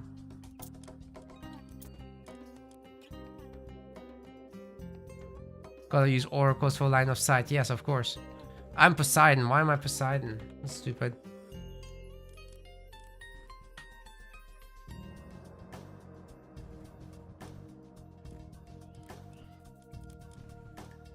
Okay, Kronos, go.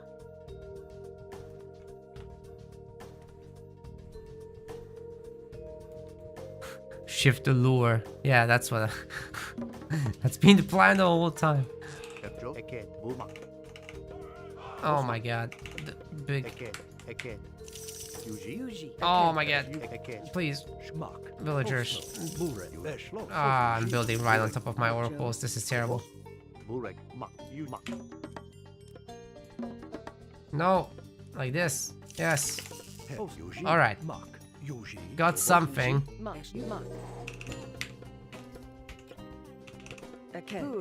Wasn't perfect. Definitely not.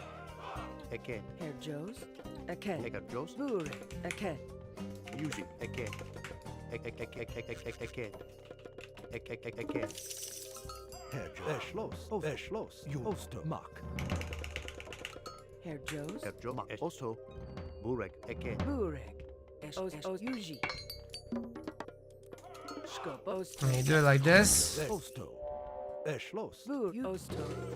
And we can make this one here. I don't need that. Can make this here. Here, here, here. Shift forward. There we go. Get this here.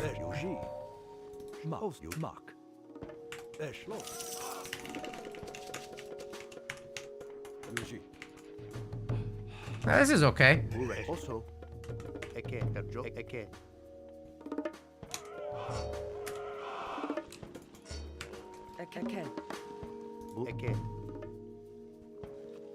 Have a hero.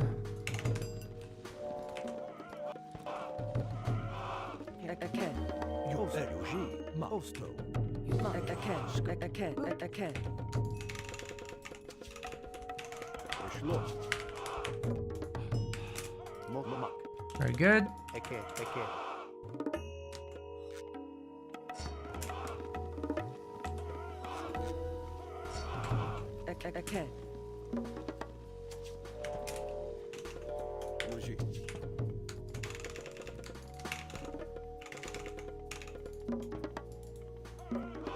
I think this is okay.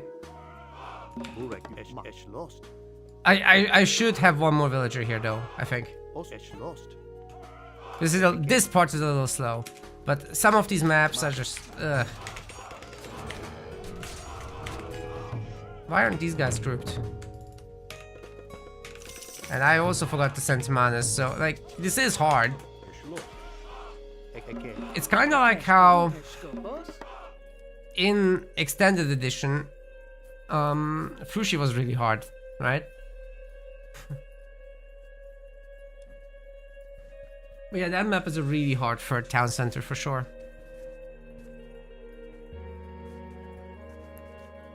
And like this, you can endlessly practice this and get better at it forever. I think like that, it's hard. You got to get so much right about building placement and everything. Right, to find a new game.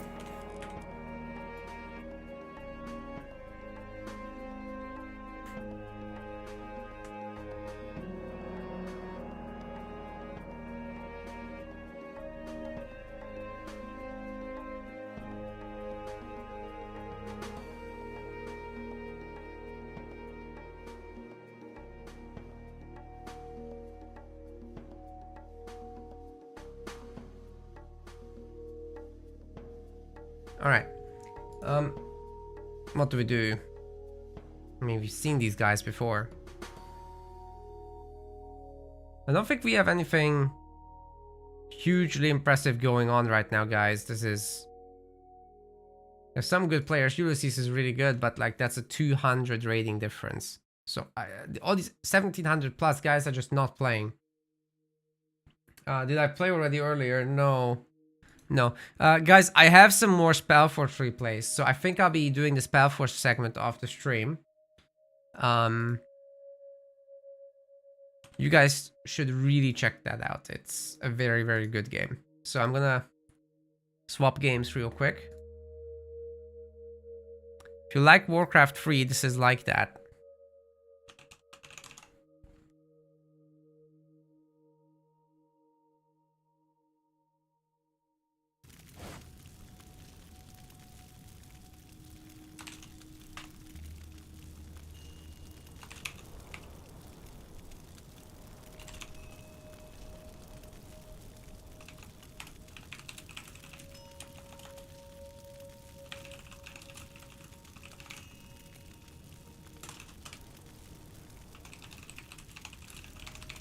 So Galactic sent me some replays. I think there's 2 of them right now. And that should be pretty damn good. I'm gonna swap the music.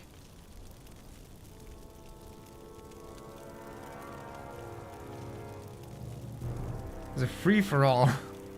I think we're gonna start with not the free-for-all, because that makes it a little bit more chaotic. But I can explain the rest of it well in a 1v1.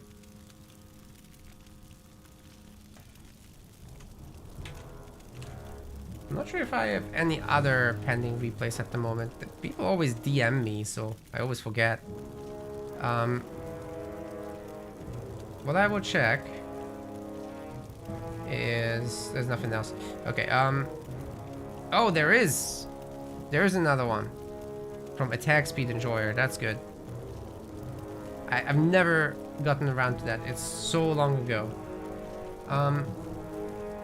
Maybe Don Hyperion sent me some as well.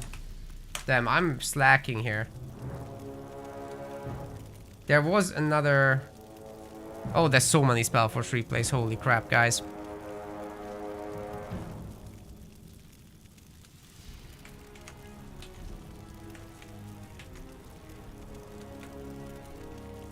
Just let me set this up and we'll fire it up.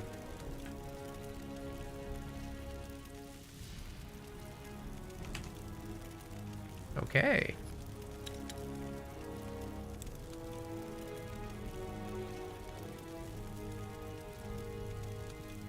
So going into this,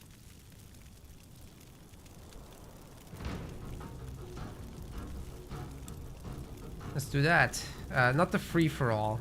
We'll do that last. The 2v2 as well last. Let's do this. Is this also free-for-all?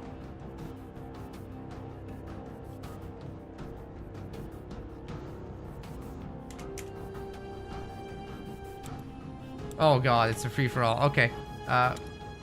The guys sent me both of the same. I have the same replay twice from 2 people. So this is the same game, right? Maybe not. It looks like a different amount of... huh. Let's start with this. I'm not sure what game it starts with, though. I think it starts with this. It's an eventual balance patch. Which may not apply immediately. Give me a second, guys. Okay. I have to manually change the mod.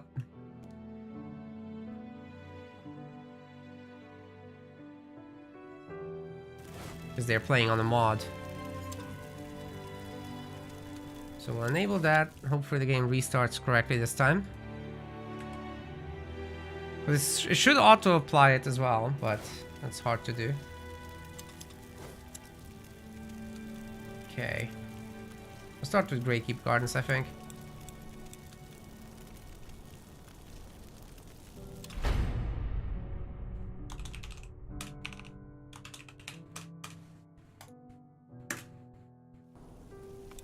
Just setting up here.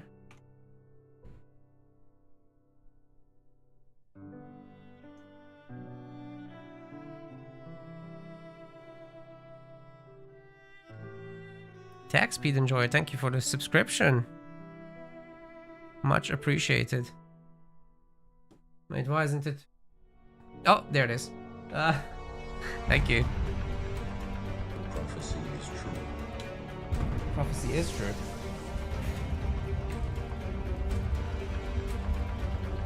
Thanks very much. Alright.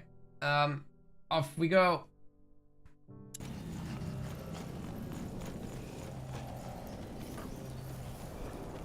Welcome, ladies and gentlemen, to a SpellForce freecast. I'll be doing this new player style so that everybody understands what's going on. But starting off in the orange color, we have got Don Hyperion playing as the dwarves. I'm sorry, we've got everything wrong. We're gonna restart this and pretend it didn't happen. We got everything wrong.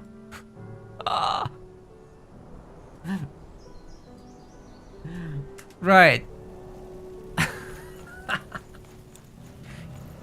Ladies and gentlemen, SpellForce free. With new player-friendly casting because we have a lot of Age of Mythology viewers right now. So, let's try this cleanly, because the previous attempt failed miserably.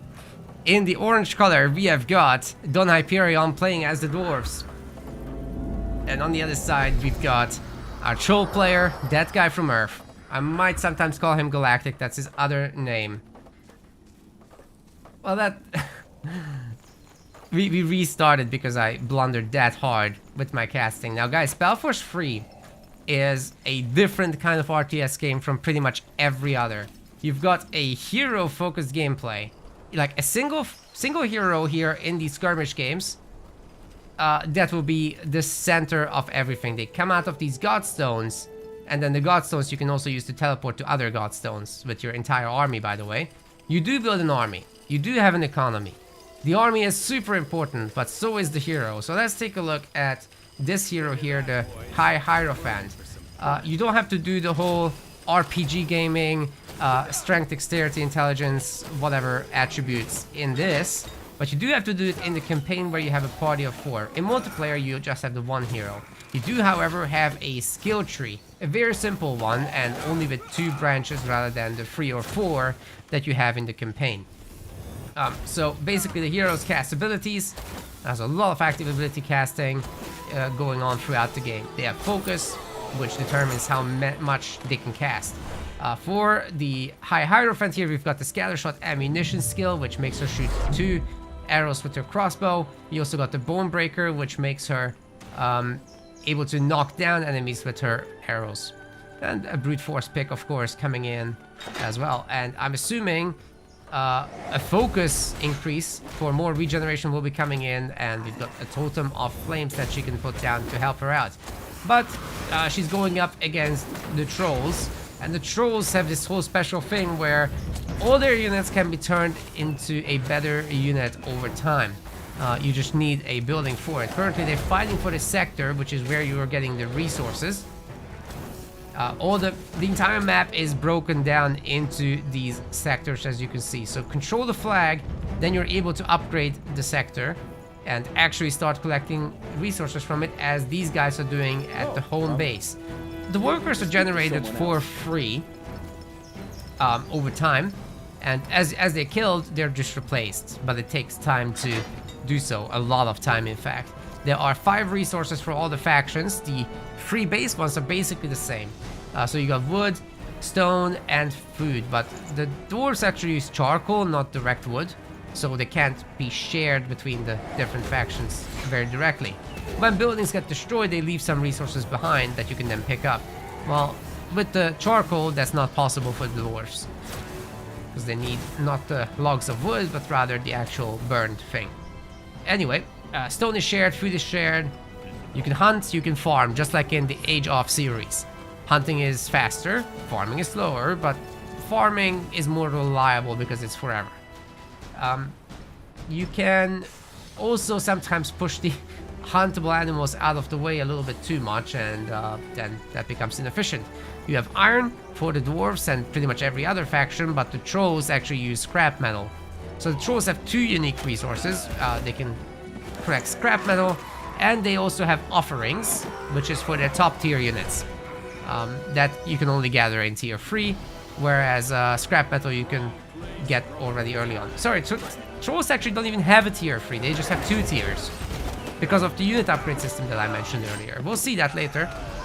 The dwarves do have 3 tiers, however, and they can gather iron and moon silver. That's all in specific locations on the map, so it's very important how you control the map.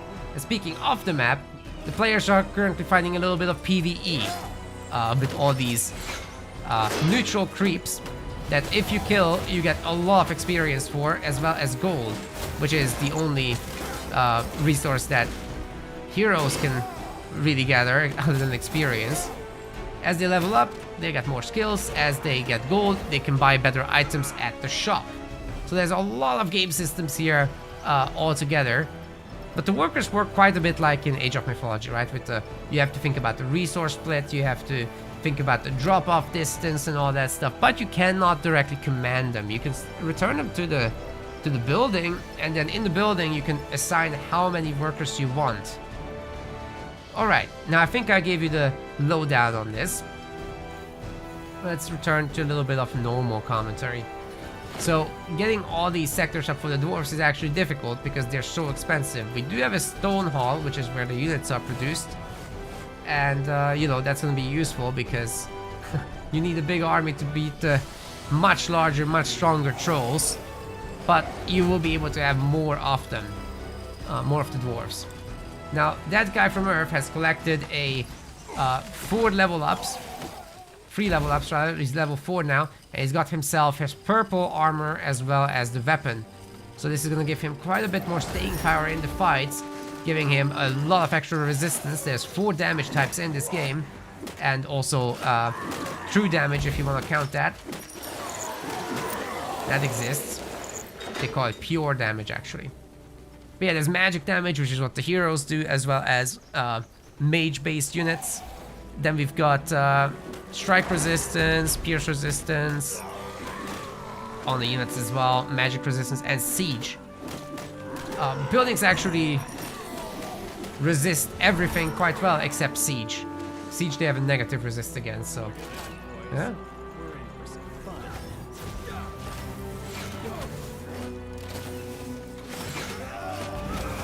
The dwarves are slowly but surely catching up, reaching level 4 now. It's just they went for a different path, and not really interested in further creeps here on the side because I think they're worried. Don Hyperion is worried that he's gonna get caught by the trolls after they finish off the Storm Wyvern. That's a pretty strong attack from the Wyvern. You have to bring a good amount of units here. The good news is that disease is one of the afflictions that this hero can apply, and weakens the resistances of the Storm Wyvern so that it has negative resistance against strike damage. Well, guess what? These guys deal strike damage. But on the other side, the dwarves are doing something similar, except they're dying too. That's not so good. Eventually, Don Hyperion will bring in more boys. In their own territory, these guys will heal. Also, out of combat units do heal. So that's a interesting little mechanic. I think the trolls are gonna go for yet another one. There's 2 wyverns, one in this corner as well, and the PvE will finally be ending shortly after this. Maybe the dwarves will also go for a second wyvern, but the actuals are pretty much healed up, so I think it's time to bring them back into the fight. Especially with that chain lightning getting tanked by the Hierophant. Now, we're gonna take a super quick look at what's happening to that guy from Earth in terms of the hero while he's doing the creeping. I'm sure he can handle this. The numbers are just very high, so nothing too exciting happening anymore. We got Plague Disease level 2 now. At level 5, you can get level 2 of the active skills, so that's also a pretty big boon to reach level 5 for. But you also unlock the ultimates down here. We've got Feast on Disease, which is a life leech for units that have disease applied. Disease does damage over time, as well as weakens resistances. Then we've got Plague Orb, which is applying damage, especially to units that have disease.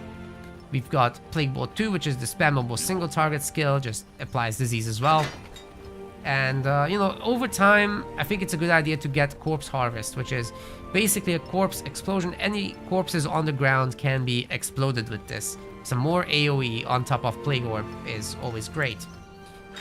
Don Hyperion has also reached level 5.5, working on the next level soon. And we've got Kill Shot for single target damage. We've spoken about Bonebreaker and Scatter Shot and Totems. We've got Barrage now. Now, Barrage is a very powerful clone AoE ability. The arrows will be just going through enemies. It's really brutal. And it's a really quick cooldown on it too, so you can do it over and over again. And should be pretty powerful over time. Now, we've got sentries on the field as well. Very strong single target archers. But you gotta be careful with this Plague Bringer. There's the Plague Orb. Oh my goodness. Oh my goodness, I think the axe wielders are actually gonna die. Holy crap. 4 axe wielders dead from the Wombo combo. And this is gonna keep going. We've also got on the field now the scrappers, so that scrap resource can be finally collected. So this is overall pretty good business. Guys, I will also add, after all these explanations... Oh wait, one more thing. This is how you upgrade the smashers. The smashers are the core unit of the trolls, but you can turn them into all sorts of stuff, like skull crushers, like, you know, rock throwers. You can do whatever. And as you send them to these training structures, they're gonna be a better version of themselves, or in the case of the thrower, a different version of themselves. Very cool. Now, I'll add one more thing for the new players. You can play this game for free. It's free to play, free to start rather, edition, where you get access to one of the core factions, which is humans, elves, or orcs. You can choose one of those and play skirmish right now against the AI, against humans, whatever. You can also try out the campaign in that free edition. It's called SpellForce Free Versus, and I'm sure the mods will put the links in the chat. So !F2P is my command for it, for the stream viewers. Yeah, you can get that, and there's of course the full editions of the game. There are free expansion levels. There's a base game. Oh my god, that hero's gonna die. Great snipe! Great snipe by Don Hyperion, and now you can keep pushing. So there's free additions on top of the Versus, right? Versus is the core game essentially, but you get the base game, SpellForce 3 Reforced, where you have the main campaign as well as the free base races that I described. Then you've got the Soul Harvest expansion, which is the Dark Elves and the Dwarves in it, plus the base factions if you buy it separately, and the Soul Harvest campaign. It's a little smaller than the base game campaign, but it's still a really good one, and probably a better one, to be honest. And then you've got Fallen God with the Trolls and their specific campaign. All the storylines do connect, but you can play it independently if you want. You should play base game, Soul Harvest, and Fallen God in that order. Yeah, and thanks to mods for helping. Please do it on YouTube as well if you haven't already. Much appreciated.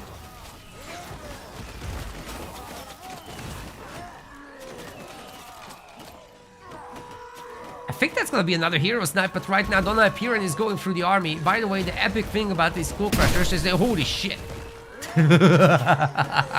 That was a corpse explosion. The epic thing about the skull crushers is they do cleave damage, so they hit multiple targets at the same time. So running through them like this is the last thing you want to do. What you ideally want to do is have a handful of units that tank and try to snipe them one by one with things like the sentries, but too many units have been exposed to them here, and that was really painful.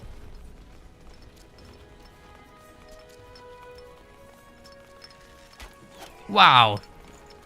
Okay, well, we are in tier 2, however. At least for the dwarves, the trolls are still in tier 1, right? This is just a simple heart of the tribe. But the dwarves are now in tier 2, and they can make the cool stuff, like the combat balloons. So they have flying units, the trolls have as well. They could make birds that can then poke at this. I think the hero forgot to build his eye banner. Either way, that guy from Earth is a negative 53 gold because this game has a type of economy that allows you to go negative. It's a float economy, it's called. And what that means is that you really carefully have to manage how much stuff you're building. You don't have to prepay. The cost is getting deducted over time as things complete. Except for some stuff. But you can partially complete even the unit thing. You can't, however, do this with gold. So that's the exceptions, right? Like, merchants still want the full payment. But the RTS part, you can order stuff without paying. However, everything will try to be made simultaneously, so you really gotta keep an eye on your spending and your income, because if you have 10 half-completed units, that's worse than having 5 actually completed units. Great barrage coming down. But I think the Dwarven army has to leave. What I like, however, Don Hyperion to do is to, while the melee units leave, let the range units either fire 1 more shot or 2 more shots, or just straight up micro on the weaker targets. That would be fantastic. But it's very difficult to do in SpellForce, because you just got so much going on. You have to look at all these bases and get the upgrades rolling. We have a Granite Hall back here, by the way. That's where that came from. And the workshop up front, which is going to get the sentry precision stance. That's going to allow the Dwarven sentries to deploy and have more powerful single target shots. Holy crap, once again, the Plague Orb is doing a lot of work here. But hey, as long as this Hierophant is at the back, does this magic damage to all these weak magic resistance units, I think that can go a really long way. I also like the addition of the frontline units, the Earth Shapers, who can be upgraded to have a powerful shield ability that gives the others some more resistances. The Fire Golem is a little weak, but he's also going to be a pretty decent tank. However, when he's weakened and that's stacked with Plague, that's gonna, oh, disease rather, that's gonna be a pretty big problem. We're gonna take a look at this from the side to see better. But I think the sentries are just overwhelmingly numerous and will be picking off the Skull Crushers no problem once the focus firing is in. Also, don't forget the balloons themselves are 200 pierce damage a shot. So they are able to do a lot of work here. My goodness, that guy from Earth is getting picked off. And I think if you're Don Hyperion, you're soon starting to think about opening up multiple fronts, but it's not gonna happen because this push is just too powerful. Wow. Don Hyperion is getting a really nice win for the first game, and this is a best of 3, so I'll actually cast them all together.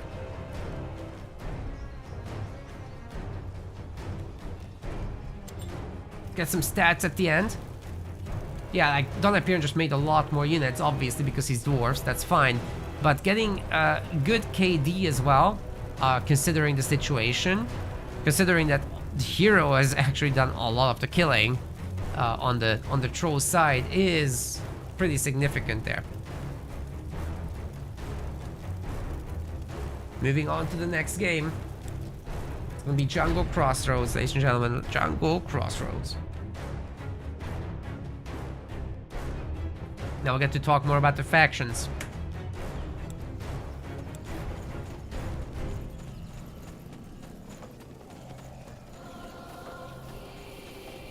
Alright, ladies and gentlemen, we've got ourselves our game 2 in this best of 3.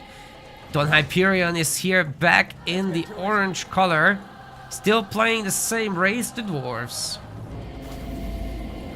In fact, what's different here on Jungle Crossroad is that you can immediately pull in the easy creeps, the undead, so very, very quick level up for the hero. And on the other side, same thing happening. But it's the orcs. It's that guy from Earth. These guys are absolute top players, by the way. Love their performances so much. And for the orcs, we've got the Goblin Warlock. The Hierophant is staying on from game 1. Great use of the AoEs. And immediately heading down towards the dwarves. So this is going to be some kind of pressure play. We're going to have 5 lumber mills. And eventually 2 hunting cabins, but not just yet.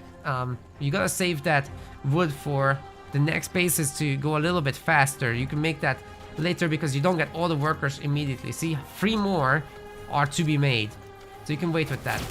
Anyway, the Moor Rider kind of pulls in the creeps, and you know, the Goblin Warlock is not that good at finding multiple creeps when they're so split up. So he wants them to be together, that way he can use his AoEs. It looks like, however, he will be taking quite a bit of a beating from these 2 bandits by himself. I'm not sure where the Warg Rider actually went. Where is the Warg Rider? Did he lose it? I think he sent it across the map and something happened. There's some gold left here from the undead. That's unfortunate. But it is what it is. Jungle Crossroads is one of the biggest maps in the game and certainly has the most sectors. Now, the problem with... well, at least the ones played in 1v1, right? The problem with that is that orcs have 2 workers per building, which means they're gonna scale super nicely alongside that. So we've got a situation where the orcs have a very granular economy, a lot of bases to go to, and cheap buildings. That all synergizes into a huge economic growth for the orcs, which makes them the best race on this map. Now, not to say the dwarves can't perform well, especially in the later stages of the game, but I think Galactic here, that guy from Earth, he will show you. He will show you exactly what I mean here. Meanwhile, the High Hierophant is moving up, getting to the next base. Getting quite a bit of work done here. Level 3 already, both of them are. Let's talk a little bit about the Gobbo's skills, because realistically the Hierophant is going to do the same thing, right, as in the past game. That's just how she is. She does need some buffs on the right side, unlike the Goblin Warlock, who can use both sides very well. You've got Chain Lightning, you've seen that, bounces to multiple enemies. You got Life Bloom, which is essentially more like a Death Bloom. It's doing poison damage, which is just true damage, essentially. Doesn't get resisted, and a little bit of impact damage, as well as an Interrupt, which makes your channeled ability stop. Then we've got Totem of Sparks, which is this AoE fire totem. And we've got the Healing Totem, and we've got Totemic Might, so that will apply a little boost to the Warlock and other allies nearby.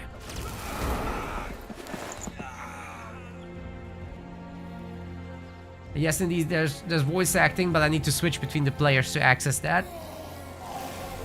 So all these heroes have their unique voices, unique lines for the different kind of events that happen to them. There's also a per faction announcer, also voiced.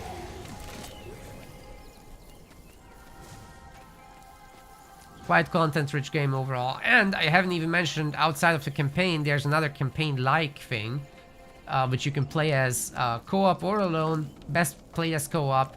That's called Journey. It's basically campaign, but you know, you can go to whatever map whenever you want and get some hero progression done and build your party up.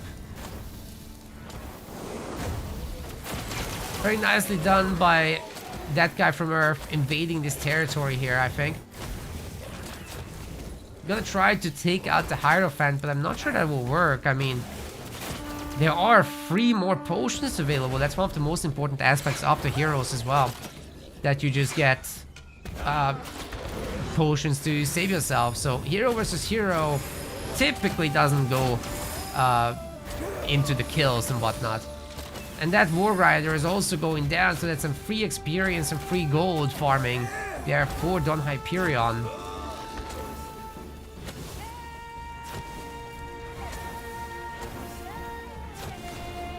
Far is asking if I would like to try a snow map today. Not today, because I will only be casting a bunch of replays, so this is just a replay casting stream. Because I had a massive backlog of stuff that has been sent to me. So just get to the end of that, and then I'll be off, because I have work tomorrow. But if somebody else is streaming after, then that's great. And no, I don't think I have replays from you left. But I have plenty others, so we're covered for today. You can still send me some for next time. Alright, here we go for level 5 farming. The Revenants will be definitely providing that, I think. Maybe not quite. That guy from Earth might need to go to 2 Revenant camps. He's got, however, this time the help of the Scoundrel, which are definitely helping out here a lot and getting a lot of healing.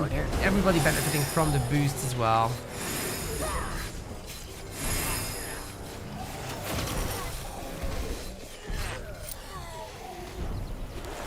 And there's a pick-me-ups.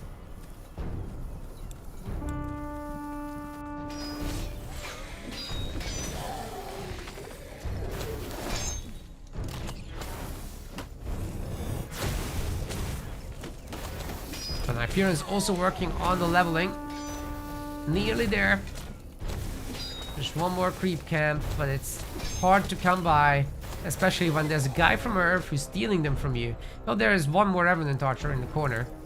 Does he realize? That might be enough experience. Oh my god. I think you should check. He's not checking. Oh no. He forgot. Forgot he left one there. We got tier 2 for dwarves, by the way. That's pretty sick. Will it be possible, however, to build up a dwarven army that can compete with the orc army? Because the orcs are also tier 2, and this is where they really shine. So you've seen that the early units are kind of measly and, you know, underwhelming, right? Yeah, that's true. That's very true. And that's why the orcs have to get iron. And that's starting up right now. Some of these bases will start having iron mines. Oh my god, there's a dwarven stone pole here. Might be able to steal enough experience from here. Don Hyperion might to get level 5. And then all bets are off. That said, that guy from Earth has it now. And I think he's gotten himself Chain Lightning level 2. And he's gotten himself Totemic Might level 3. No ultimates though. Not even Life Bloom. No Summoning Totem, no nothing. That's really weird. Don Hyperion might get level 5 from this now. Oh god. Just about didn't, but he got the potion. Maybe he kills off a few of these goblins and it's enough, but I'm not sure he's going for it. Should go for it. Should target the weak ones. Ah, the reload speed is so slow. Hard to micro this thing sometimes. Oh, hero's getting low. Can he snipe it? No way. No way, there's potions here. It's not happening. Yeah, Don is gonna have to leave. Then mid-fight, he will get level 5 sometime. Alright, we've got a bunch of axe wielders. There's a cutthroat. This is the opportunity that Don Hyperion would have been waiting for, in my opinion.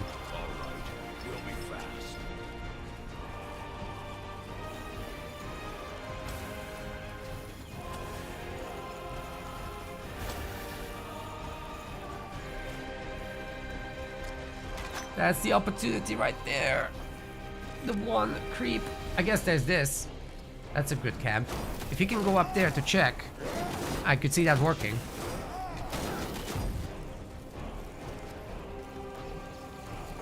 Building up the stone pole. Doesn't check the north. That's a mistake. To be fair, there's this base to destroy and he's got a good army.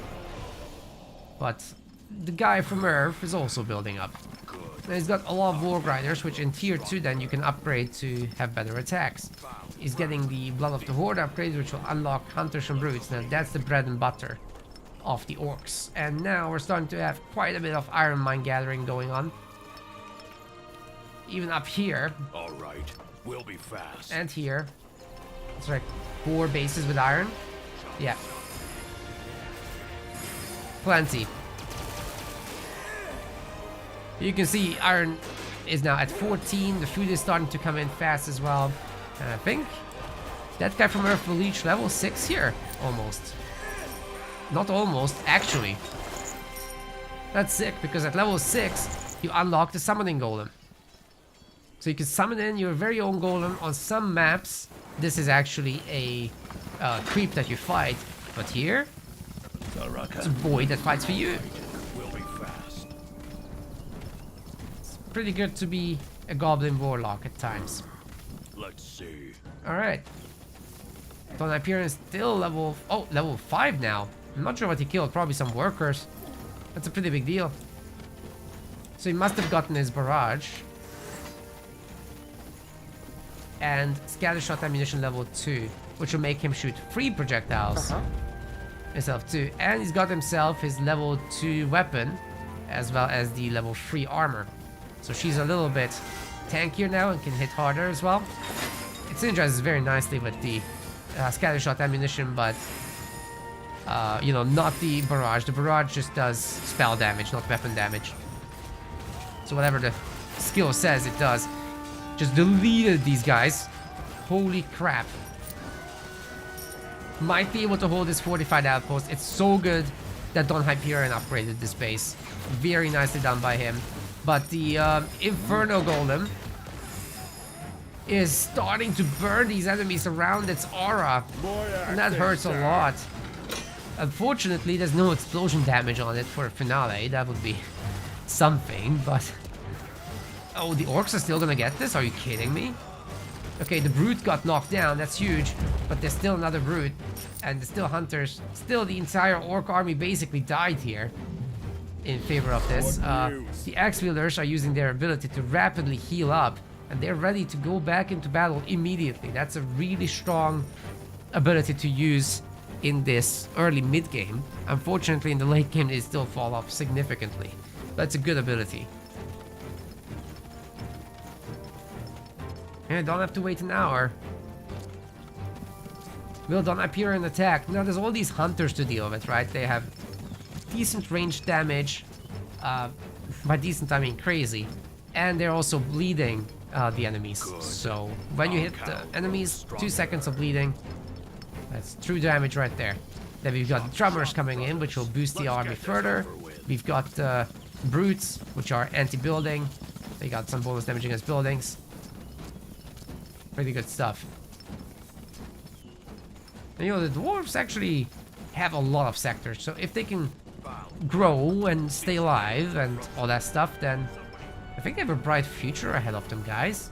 There's this base in the back that really needs to be captured by the dwarves, because Galactic is just having the time of his life here, honestly. Let's see if there's some upgrades coming in. For the dwarves, we don't have anything right now because he's trying to go tier 3. Oh my god. Yeah, that could be working out very nicely if he gets access to some magic damage units like Berserkers, which can be upgraded with that, or Pyromancers, which unfortunately need Moon Silver, so that's gonna take some time to set up. But if he gets magic damage, suddenly this orc army is a lot worse. Look, they have negative magical resist, but like positive everything else resist. In the case of the hunters, they have no other resists. But he does have some magic damage already in form of the Earth Shapers, so that's not too bad. And the hero does magic, so those barrages are absolutely devastating. You've seen that. Healing Totem, however, neuters a lot of this. We do have deployment for the sentries. That should explode the Bound Inferno Golem pretty quick. Hero going in once again, but I think going in too deep, in fact. The hunters will be killing her. I'm not sure there's enough dwarves to properly hold, not against the hero and the army at the same time. And that hero is in pretty good shape now, reaching level 7, further amplifying those abilities. We've got deployed sentries once more, and perhaps the one thing they can do is, oh my god, take a chain lightning, I guess. The hunters are getting on top of them, it's too late. I think Galactic might be taking this game right here on location, guys. Tier 3 is still not done. It's such a long research time for it, 2 minutes. Big commitment to start that right there. Yeah, the remaining units are getting chain lightning, and it gets worse. We got the Vibrants coming in. Oh boy. Oh my god. This is something. I don't think the dwarves can hold, guys. We've got a balloon, but the balloon doesn't have armor against ranged. Holy. That was a really good barrage, though, I have to admit. The orcs are gonna halfway leave. Oh my god, he left half his army here. Maybe the balloons can get a kill after all. Nah, they leave. Oh, it was right here? Okay. Well, we're gonna have watchtowers now. The orc watchtowers are dirt cheap. And they help a lot because they have magic damage. Got a single berserker out, but I'm just not sure it's enough. It still does strike damage. Need the upgrade for it, and that's not cheap. It doesn't come by until you have Moon Silver. Level 7 Hierophant. Can she actually carry this game? I think it might be impossible to beat this straight up, but you know, that hero, if she can kite, if she can keep these guys out of the healing zones, this could go a long way. There is potential still in the dwarves, but I think the orcs are starting to get a little bit too strong. They are gonna have tier 3 soon as well, and I'm sure we're looking at some upgrades for them now. Yeah, we have at least one weapon upgrade So the orcs get basically the armory upgrade business, right? You got attack upgrades as well as armor upgrades. So you can scale them a little bit better than the other factions units. No abilities though. But you do have some unique mechanics still, like the orcs can build totem towers in the late game. By the way, we're adding the scoundrel archers now. The pesterers, sorry. As for the dwarves, every unit gains an ability. That's usually their upgrades. The berserkers come with an ability though, which makes them rage, makes them fast, and the surrounding units too. Unfortunately, Don Hyperion just once again traded his entire army against this.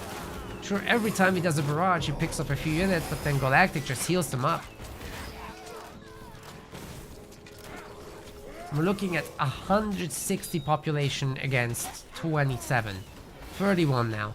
But Ravagers are getting added in, and they have, once again, sick armor, just like the Brutes. But they're a little bit more mobile.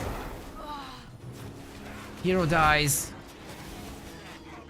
Very good pick off, and I think Galactic is actively thinking about finishing this game. A ton of forward towers being made.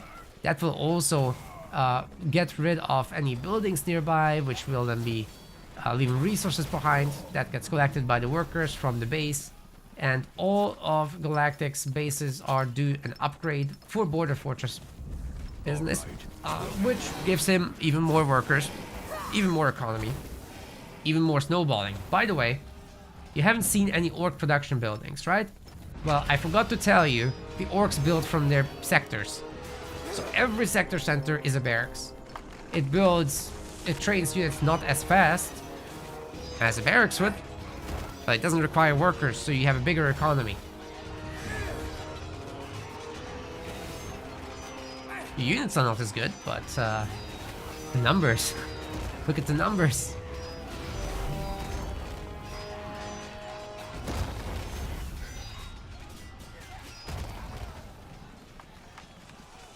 Starting to look like a better dwarf army, but once again it's gonna get traded away against this monstrosity of an orc army. And it's full pop, so that guy from Earth actually wants to trade. He wants to lose some units so that he can pop out the rest, reset Don Hyperion to nothingness, and then still be full pop himself. Always good to trade if you're full pop.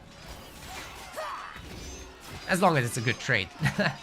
Obviously, duh. Now the fortified outpost will be falling here, and I think that's just too deep of a cut into Don Hyperion's army. It could have been a border fortress, but even if it was, it's just too much. And I think the hero will once again be sniped by the... Oh, gets away, that's crazy, dude. But this was a production base. There are stone halls, there are granite halls. Eat all this up as the orcs, and you'll have stone for a million years. And that stone you can then use for totem towers, which can call in global powers, essentially. So we've got Age of Mythology at home, we have global powers. You can drop in meteors, you can drop in an oil strike, which will then get detonated by the meteors. Gets everyone to burn. Oh, and of course, we got the big boys, the war trolls. We have mountain giants at home. They're just bonkers, you could say. It's because they go around the place bonking people. That's how that word works, right? I think so. GG is called, as Don Hyperion just has nowhere to go back to. And the war trolls would have wiped every base anyway. They're also pretty good against units, they can knock them down. But you gotta be careful against siege weapons from the other factions. They don't have much siege resistance. That's one thing that can become a problem there. But yeah, I said this at the beginning, like, orcs are insane on this map. Look at the resources gathered. It's insane. It's almost it's more than 50% of a gain on Don Hyperion, because there's just that many more active workers. Like, that's nuts, dude.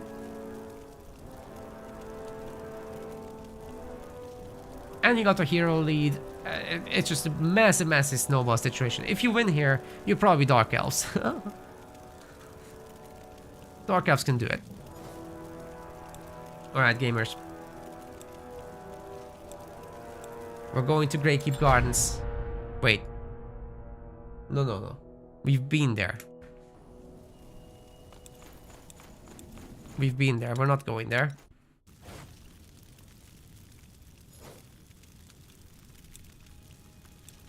We're going to Ancient City.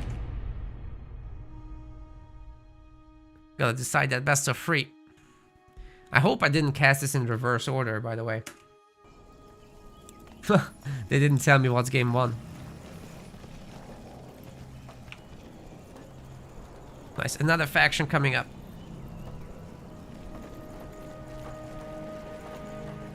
So it's all come to this. Ladies and gentlemen, we have Don Hyperion sticking with his guns, or his crossbows rather. He'll be playing as the dwarves, literally sticking to the crossbow. On the other side, we've got that guy from Earth playing as the elves. Now that's one shiny faction right there. Let's talk about it. So first off, we've got the hero, the Archdruid. This hero is all about magic. Very powerful nature magic stuff, which comes with fire, which comes with shockwaves, which comes with a psychokinetic blast. There's a Trian's Grasp, which slows down units around him. There's Nature's Gift, which heals allies and himself. Obliterate, which is a multi-projectile mini earthquake. That was, I think, a psychokinetic blast right there, which does some heavy damage, single target, and interrupts. We've got Rodstone, which you could use on buildings to damage those as a beam. We've got Crushed Spirits, which is a anti-unit beam. It significantly nerfs the stats, especially the armor and speed of the target. Really good for sniping heroes. And we've got Alice Wrath. Remember all these area skills here that it's connected to? Yeah, combine it with them, and it adds either a detonation or a heal burst in case of the Nature's Gift.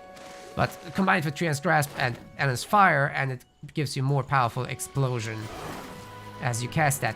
And the areas stick around, so the units after the explosion are still slowed and still burning. It's painful. Elves have a really good end game as well, but they don't have a fantastic early game. So they're relying a lot on fast tier 2 builds. And sure, they have the Guardians, which are about to come out. They are both a melee and a range unit. You can swap them between the modes. It's pretty good stuff. And they're decent against buildings, more or less, but not anymore. I think they deal much reduced damage against buildings in this balance mod. That's right. Because the guys are playing on a balance mod here. So basically the elves should be forced into tier 2 play. Scout gets taken down.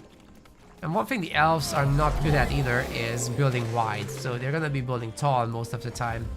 We're going to see a woodcutter here, which also indicates that that guy from Earth is interested in a fast tier 2. Elves need a lot of wood. Every building costs wood, and a lot of it. So yeah, lots of woodcutters coming in. 3 of them in the main. Hunting cabin, of course. For Dwarves, it's much more about stone. Every building is built with stone. So they have a completely different economy. The trees over time disappear as they get consumed. The stone remains in the same place. Of course you can consume it, but it takes a long time, and your workers don't have a changed drop-off distance. By the way, one thing I didn't mention is that the workers have carriers as well. So some of the buildings will be just giving them to you, and they will be transporting the resources between all the operations. Whether you need the stone at the new building, it's gonna be taken there.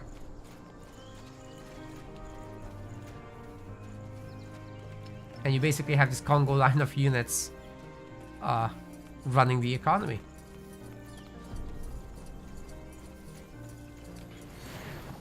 Comment from High Respects says, it's SpellForce 3 still is the best looking and best sounding RTS out there.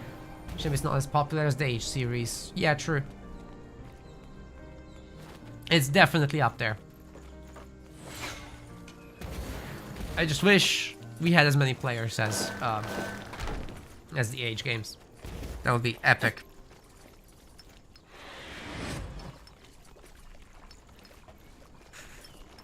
And it's fun. It's really fun. You guys should absolutely try the campaign if you haven't already.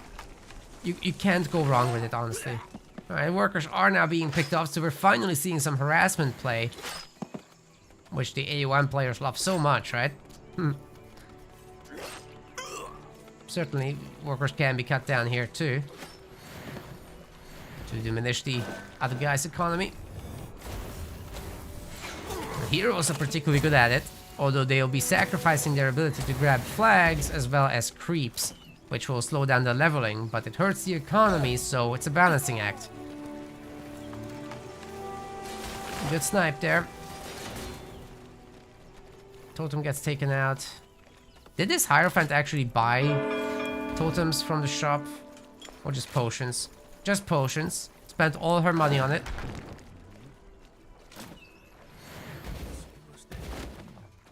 And that's gonna be it, because obviously when you're defending with a strong single target hero like the Archdruid, then you'll be having limited success with worker harassment. You'll just be burning your potions really, for the most part. Now this map has Medusas as the strong creep camp. We're doing a pretty good job here against the axe wielders, I think. But here's the thing: 2 of them didn't get pulled. So Don Hyperion is having the time of his life cutting them down, getting a lot of XP out of this, but Galactic comes in and he'll be dealing with the other 2 momentarily. Unfortunately for him, Don Hyperion is on the job. Ooh, nice snipe there. Very good snipe. Wait, he doesn't care. He doesn't want to fight for the flag, because the Archdruid is just too strong, I guess. But if the Medusa are also helping, wouldn't you want to fight it? That's the question. I think you would. I think you should. I think you could. Also, I really love this. The visuals on this map are just impeccable. Look at the freaking reflections of the units. Like, this isn't even ray trace. This is pre-ray tracing. Imagine that.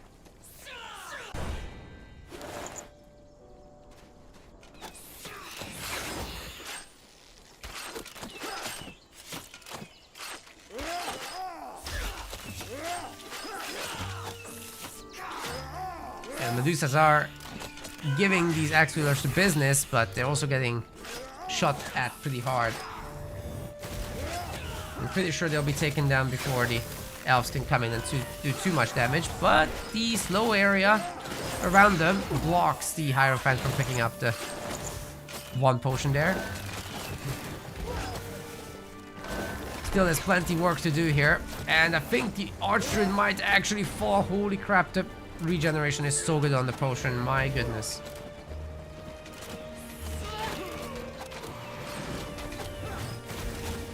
Just out healing all these units like it's nothing. Hierophant by herself won't be able to finish this off. Healing is just a little too much from the Archdruid. But at least forced to consume all of the potions. There's no more. As for Don Hyperion, he has 7 more potions. Nobody got this base. Leaving it for next game. There's no next game, this is the best of 3. Somebody will lose. We're going to tier 2. We are in tier 2 for the elves. So Shrine of Growth upgrades are coming soon. That's a woodcutter, sir. That's not an iron mine. Why would you put it in the iron mine spot? No. No. I guess there is an iron mine coming here. Now, being tier 2 and elves is great news for that guy from Earth. This is where the elves really shine, and the dwarves are a close match, but not really. Right, the elves are just insane in tier 2. They could stay there almost forever if tier 3 wasn't also good. So you could definitely go tier 3 with elves to make your tier 2 army even better. But you don't necessarily need to get tier 3 units to make your army better. Unless you want mobility or mages. That's all options. This iron mine can be very easily destroyed or even denied. All the miners are getting killed, so this is going to be very delayed for sure. Carrier trying to come over here and pick up the resources that were already brought here for the building.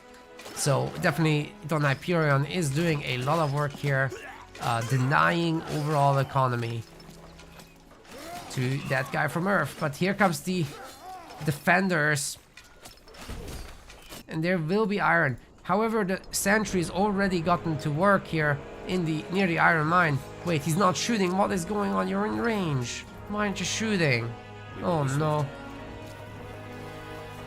More iron denial happening. Just slightly delaying the tier 2 of the elves from kicking in. There will be, however, some deliveries from these miners.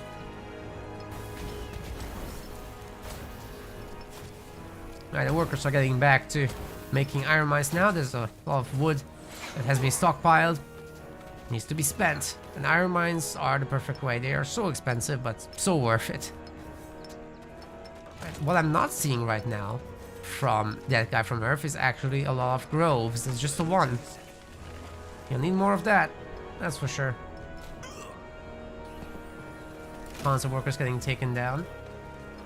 Both players on level 4.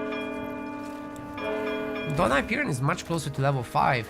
Both players kind of need level 5, but the druid is a little bit more functional without it. So at least you still have your AoE heals, at least you still have your AoE zones. Oh! She got out. That's nuts. Well, to be fair, there were all the potions, so no excuse to lose the hero.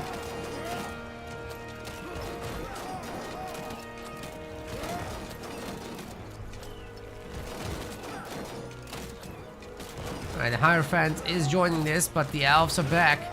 A quick knockdown on the hero would be great here to try and finish the Shrine of Growth. And I think that's exactly what we're gonna see here. The elves are getting kicked out of this spot too. Not much iron in the bank, but enough to make a few iron units. I really like the totem here on the flag to prevent the elves from building it easily. Alright, there come the groves. And we should be seeing Wardens as well as Protectors soon. Very powerful units. Shouldn't be long now.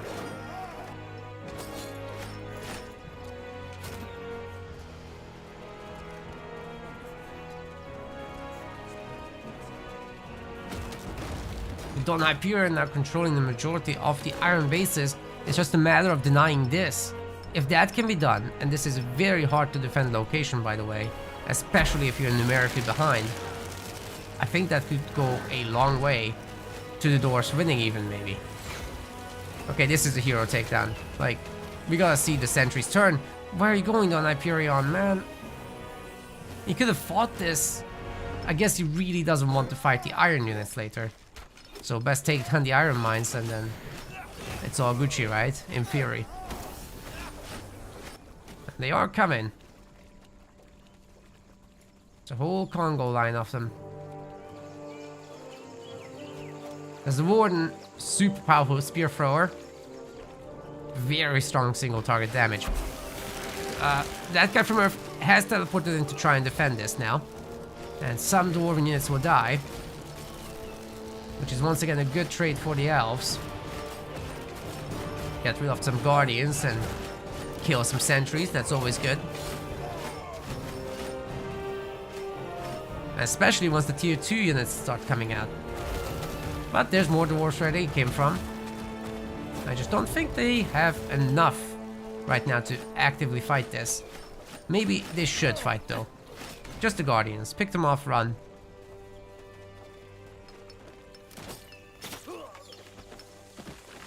Yeah, the Wardens are doing great. There's nobody gone shopping. Oh yeah, that guy from Earth actually has the blue armor now. Just giving him an extra 10% resistances.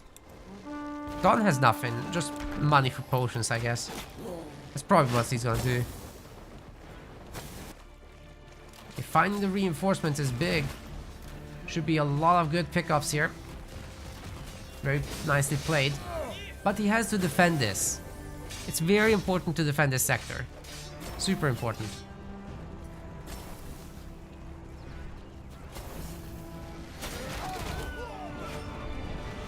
Going after it now.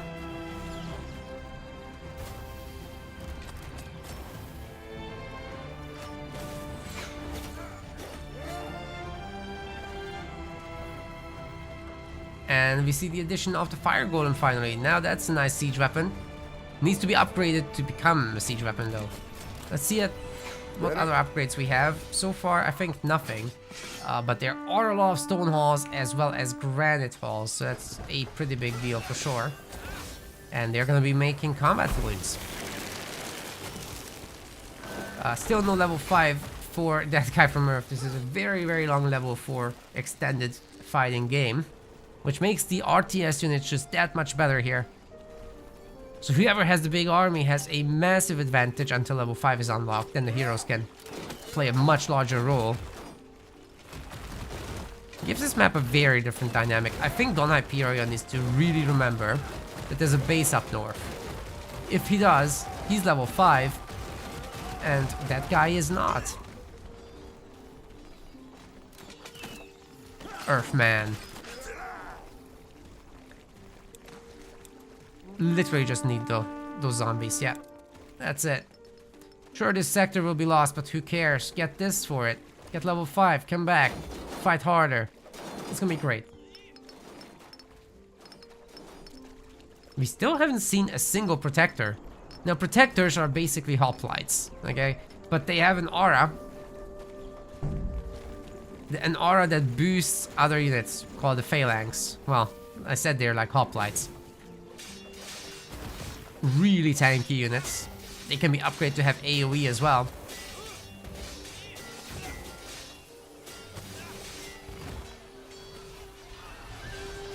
They're absolute Giga Trixies.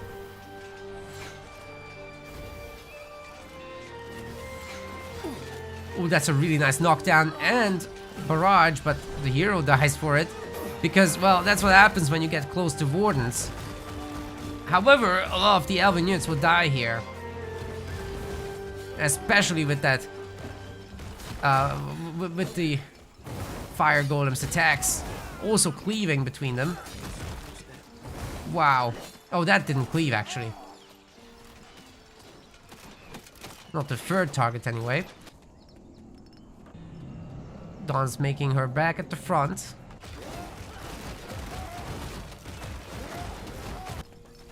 And was somehow able to get a handful of kills, but giving Galactic the level 5 hero, that's dangerous business right there. Especially as the elves are starting to approach tier 3. One more base upgrade is going to be available here. And then they're going to be starting to think about tier 3. They might max out their population upgrades first though. That's a ballista. What's it doing here? I guess shooting down the fire golem is a really good idea. And there's a Volmo combo, but we have got a beautiful pre-split from Don Hyperion. My goodness. Finally, there's protectors as well. And they're going for it. Oh, this game is so good looking. Another Volmo combo getting set up. No focus for it. No detonation. And the dwarves are dominating the fight despite the addition of the protectors. Well, guess what? They don't resist magical damage, even though together they can go up to 45% of pierce and strike resists as the phalanx buff activates when there's multiple. They don't boost magic resists, so that's a pretty big deal overall. Archdruid is getting low and he gets sniped by the barrage. Oh my god. Balloons are starting to be lost now, so maybe the dwarves can't push this base just yet. They might have to retreat or just focus on the army. That's probably option B as the right one. But picking off these expensive iron units, definitely a great idea. The more the better. So there are potions here in the shop. I definitely think Don Hyperion should go there.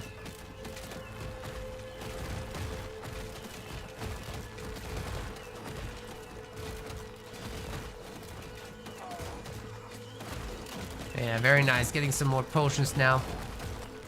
Shrine of Growth is slowly but surely dying. Oh my god, the Ballista. Such a good attack. I'm not sure that Don Hyperion can notice it. Okay, he does. Because he can see them. He is getting the attack alerts because he can see them. Wait, I don't think he's getting attack alerts. Look at the minimap. He just noticed. Right. That's unfortunate.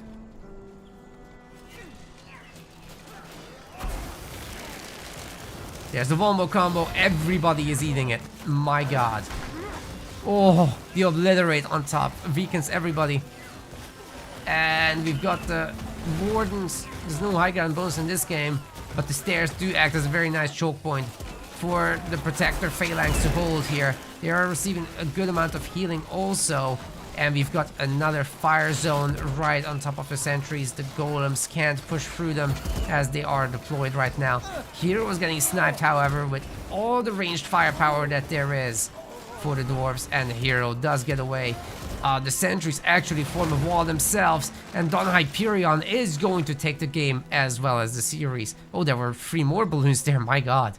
That's a lot of air force here for the dwarves. Very nicely done. Elves are scary, man. Elves are scary, but Don Hyperion is more scarier. It's insane. Very well done. Good win in the best of 3 against Galactic here on the eventual balance patch mod.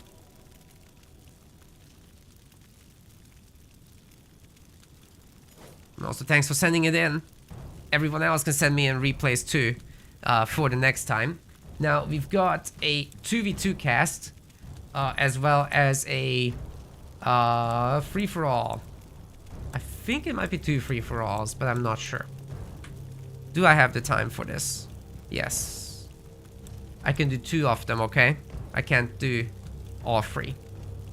Maybe we'll just do the 2v2 for today. Yeah, let's just call it at the 2v2. My voice is dying actually. This is not balance mod, so I need to turn that off. Yeah, guys, I got 2 more in me. 1 more in me. 1 more. I don't have the 2 more.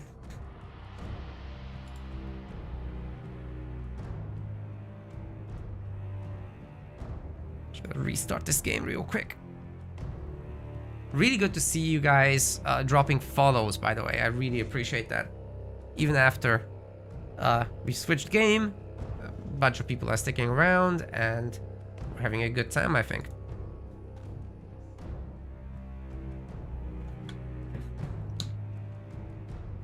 If you ever feel like asking anything about the game, just hop in my Discord. Very happy to support and help. I just wish I had the energy to stream a lot more. It's hard, man. It's hard. Okay, why isn't it deactivating my mod? I hope it will do this time. I just turned it off and it doesn't want to turn it off.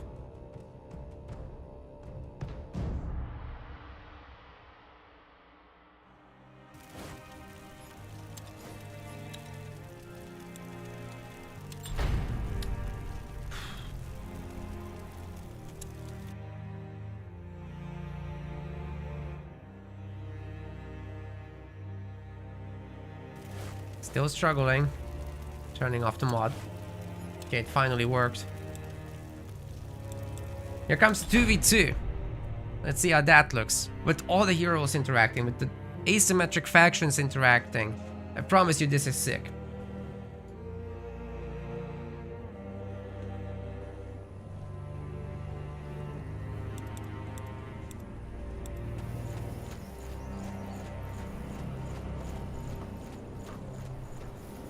Oh, I gotta turn that off. Ladies and gentlemen, welcome to a 2v2 SpellForce freecast. That's not something I do very often, or the guys do very often, actually. You guys gotta send me more of these. In the pink color, we've got some elves. It's RTK, Attack Speed Enjoyer. And his teammate, in the bottom side as well, playing as the orange humans. I think this is orange, right? Yeah, it's orange. They're humans. It's bruv, innit? Oh my.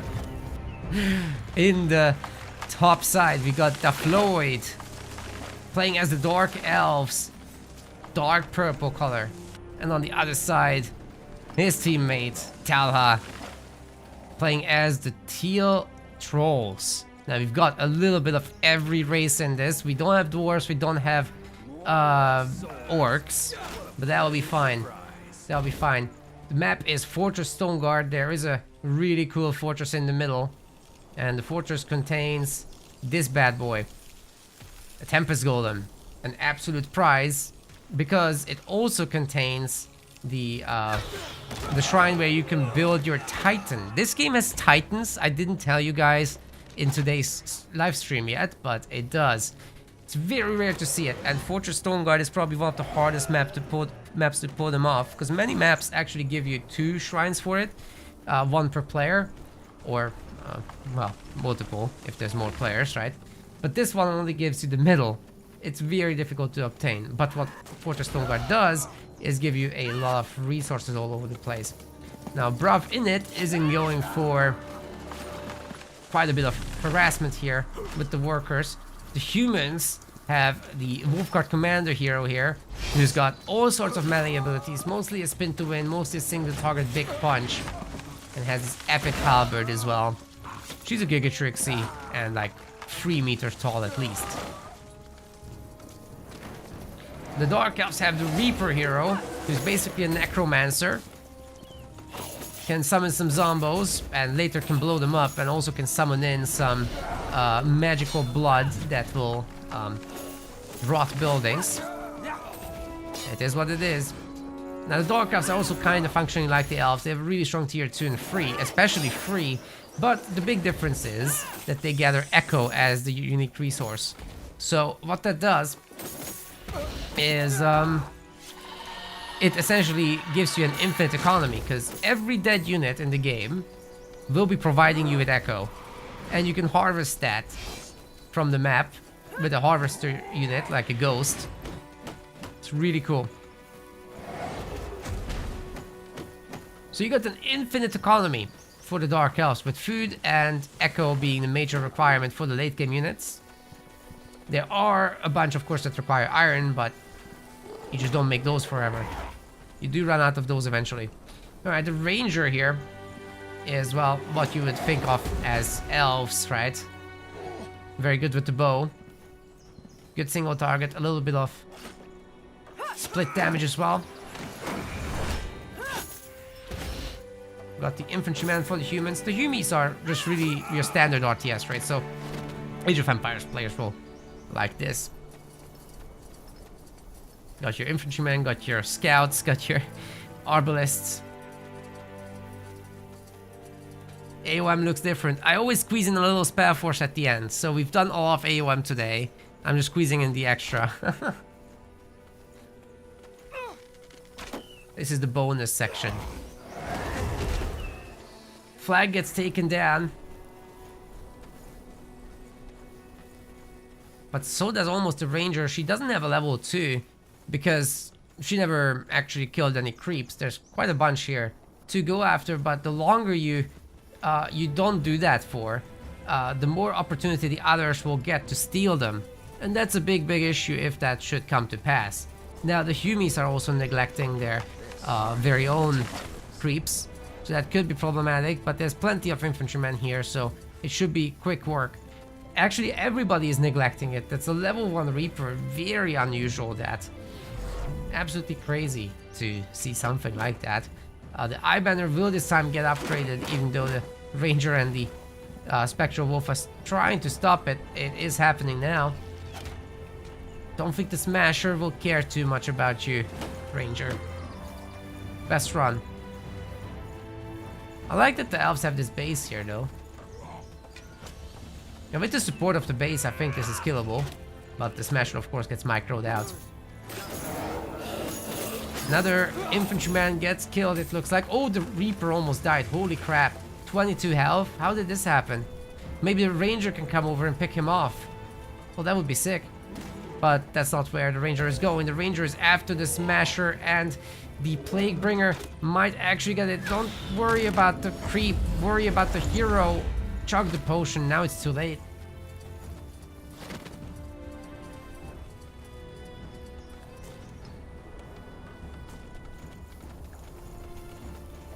If Nakamura RTS were a lion, he'd be Nakamura RTS. Nice. If I was a cat, I'd be Nakamiao RTS, I guess.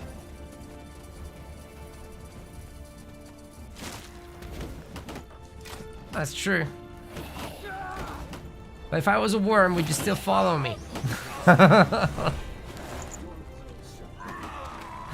my god.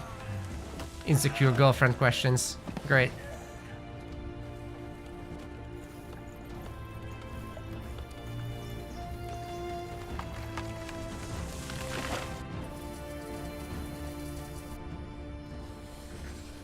What are you doing here? That infantryman just being weird. Anyway, what are the elves building? I'm trying to find the stuff. Where's the stuff? This is all economy. We're going tier 2 naked. Wow.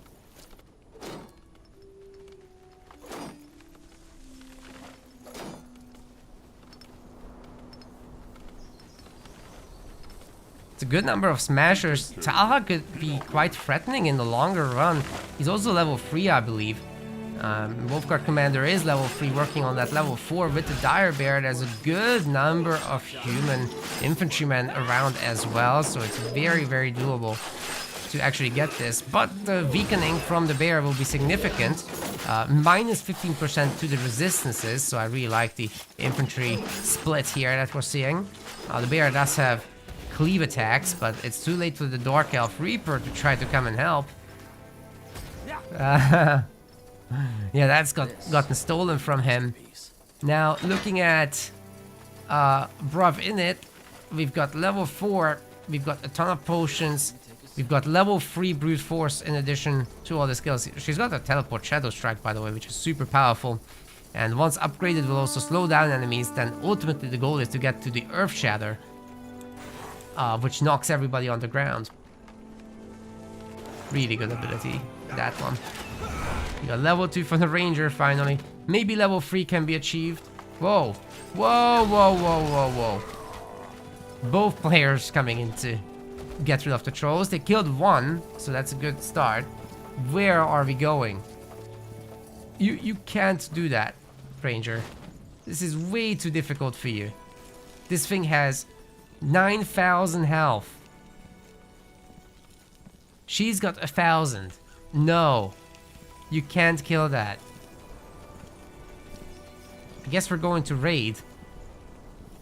Okay. Fine. I will tolerate it.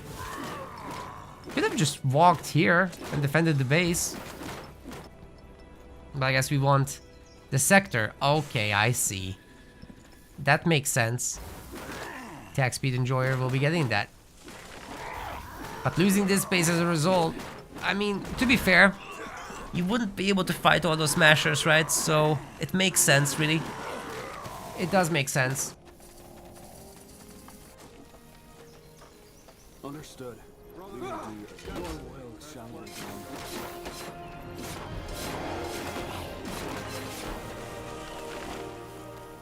Little attack on the hunting cabin, but I think more spiders will be needed for that one. Tier 2 for the Dark Elves is still miles out. And the infantrymen are going for the frontier post. This needs to be a teleported defense.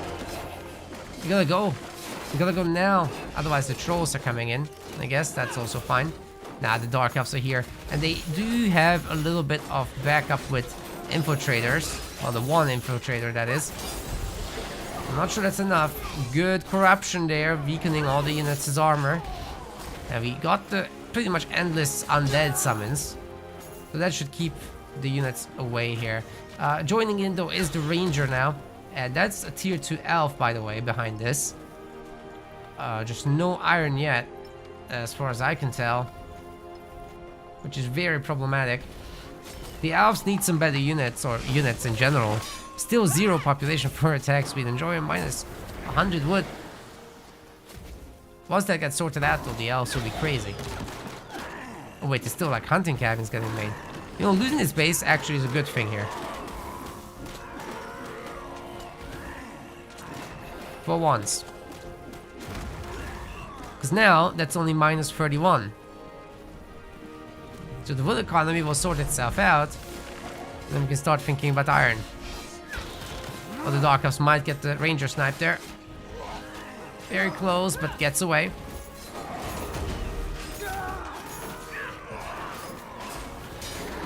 Wolfguard Commander's teleporting out. Ooh, just barely manages to save the army. But yeah, obviously this base is gone. I just hope it doesn't upgrade. That would be terrible for attack speed enjoy. At least like this, you get the refund. Not for the Guardian, however. That's gone forever.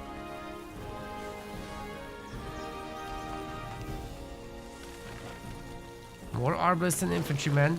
Gotta be really careful running past this boy. It does cleave. It can two-shot these. Oh god. Oh god. Yeah, that's strong. It's a big bonk boy. Better run.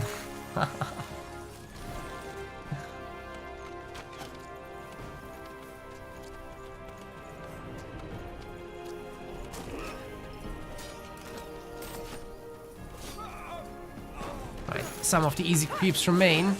It's a really easy pick-off for Bruv in it.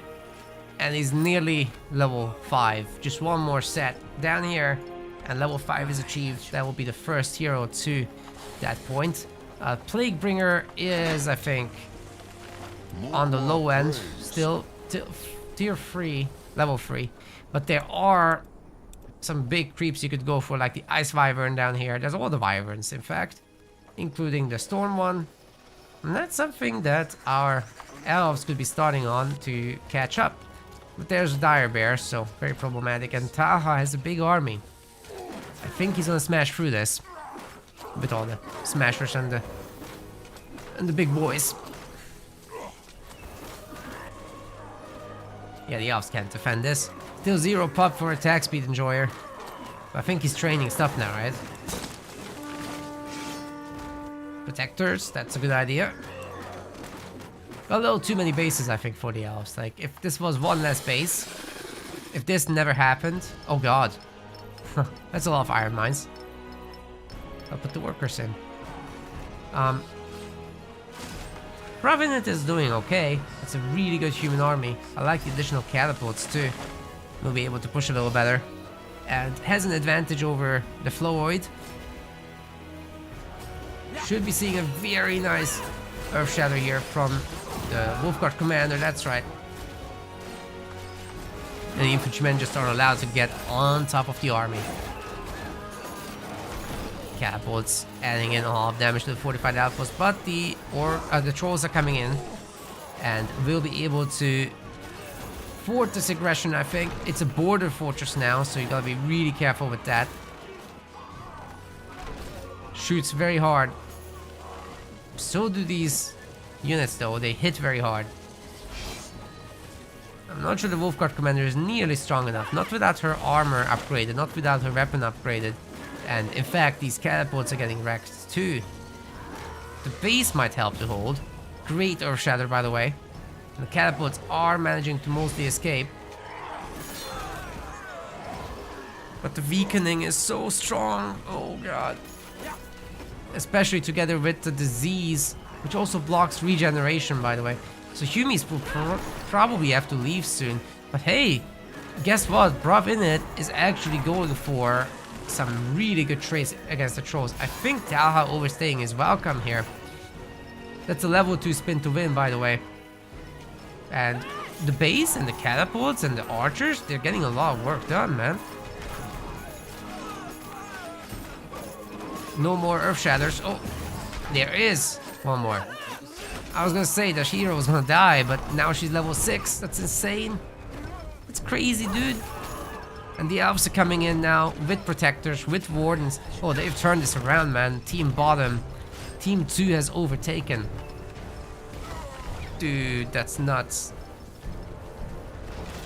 Trolls are having to run. Humies are still running through this. Oh no, don't lose catapults to this. They're so expensive. My god. Oh. They have a good amount of health though, so that helps.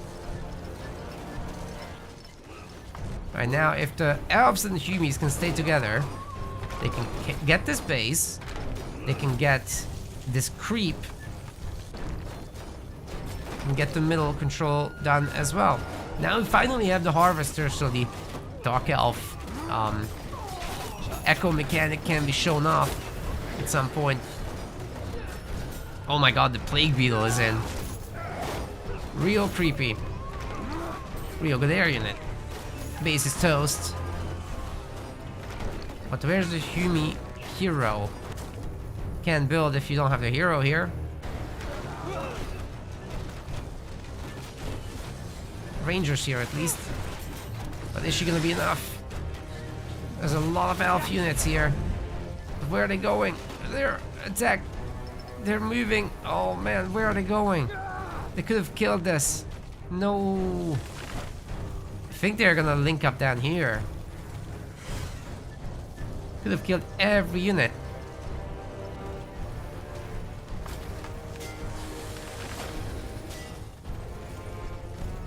They're fighting against the guy up there.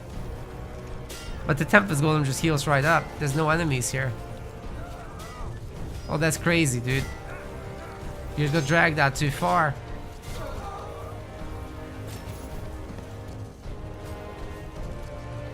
And the catapults are coming in to help now. The Dark Elves will be finding the Tempest Golem. I don't think they can take that. As good as they are, these Dark Elves, I don't know. They can't take that. No way. There is a sleeper who is pretty tanky, but even he is not nearly strong enough. Now the Humies can do it. They have catapults. They have the backup from the elves. So this protector is actually getting the aura effect from the Wolfguard commander and giving the other damage type resistances to the infantrymen. But really it's the catapults that are doing the work. This guy has minus 20 siege resist. So many catapults up on this bridge. Many layers of combat here. What was the item? I need Bruv Inits. Stuff. Noria's command. That's one of the best items in the game. Plus 25% damage on hero abilities and weapon attacks. That is insane. I think the catapults here will be going down, unfortunately, for Bruv Init, but hey, the Dark Elves weren't in a great place to begin with. They have a lot of border fortresses, which is nice, but their army is pretty measly at the moment. We have a big fight here, however, with the trolls getting to do some damage. Oh, the Earth Shatter is too late. Almost prevented that teleportation, man. These trolls do get level 5, I think. Level 6, in fact. And that is a strong heart of the tribe. So now we can get the tier 2 units, which are a whole lot better. We've got the throwers, we've got the skull crushers, but we can further upgrade those and actually get mage units out eventually. I don't see him gathering any offerings just yet. You need actually upgraded bases for it. Wait, he is gathering something. Somewhere, somehow, there are offerings being gathered. Where? I don't... Oh, here there's a shrine to Mugwa. 2 of them. Very good. If the tribe does get destroyed by the humans, and I think the elves are going to be somewhere around as well.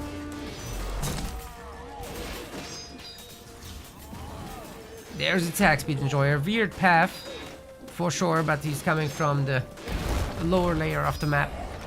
And I think the Godstone has been shut down, so not all the trolls actually went through. That's what happened. Oh my god, and now they're gonna get sandwiched right into the wardens. This hero is toast, man. Doesn't get to teleport out. His army is dead. Very nicely done by it. Attack speed enjoyer definitely woke up since the earlier parts of the game. Went like 15 minutes, 0 pop. Game looks so good. Absolutely does. You should get it. It's for free. At least to start. Then you can get the expansions.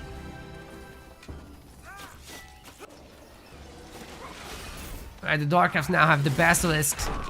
Big fat siege unit. Not very fast. Hits very hard. Like a truck. And it's an AoE damage too, so you combine that with weakening from the hero, reduce the enemy armor, and then suddenly siege damage is good against units. Imagine that. Keepers really tried, but there's just not enough numbers here for the humans. So they're probably going to go down, but not before picking off some of those plague beetles. So that's some pretty good work for Bruv in it in terms of targeting. Might want to go back to help out with the remaining units. Did he lose the hero? Yes. But she's back. Now it's time to go defend. Oh. Well, the base is dead now. As I said, the Basilisk does hit like a truck. And the elves have had enough. They're going to the trolls now. Take the fight to them. This front line of protectors can easily take this. I'd really like attack speed enjoyer to enjoy his attack speed. Unfortunately, he just threw away some wardens rather than holding the ground in the... This is Sparta style.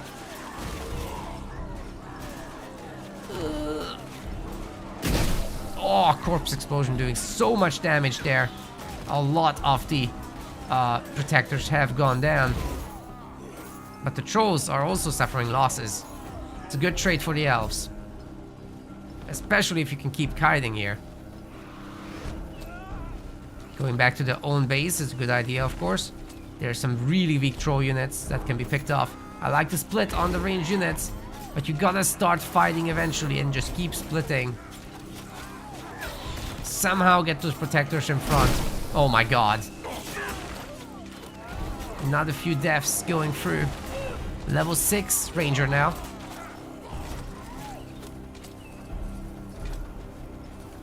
It's good that the Shrine of Growth upgraded for attack speed enjoyer. That gives him a lot more pushing potential. And there's the Echo Gathering in action. These Spires of Souls are just sucking in the spirits. And with that you can make powerful units like the Basilisk. And later you get some more undead. Undead human hybrids, undead spider hybrids, you got everything.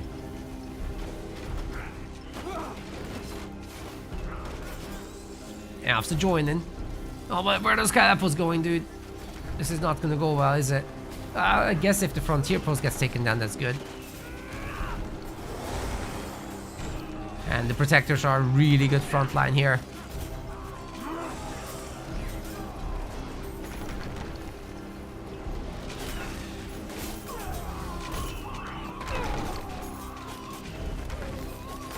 Wow, wow, wow, those Dark Elves are getting absolutely deleted, man. There's just not enough sleepers in the front. Those are the guys with multiple swords.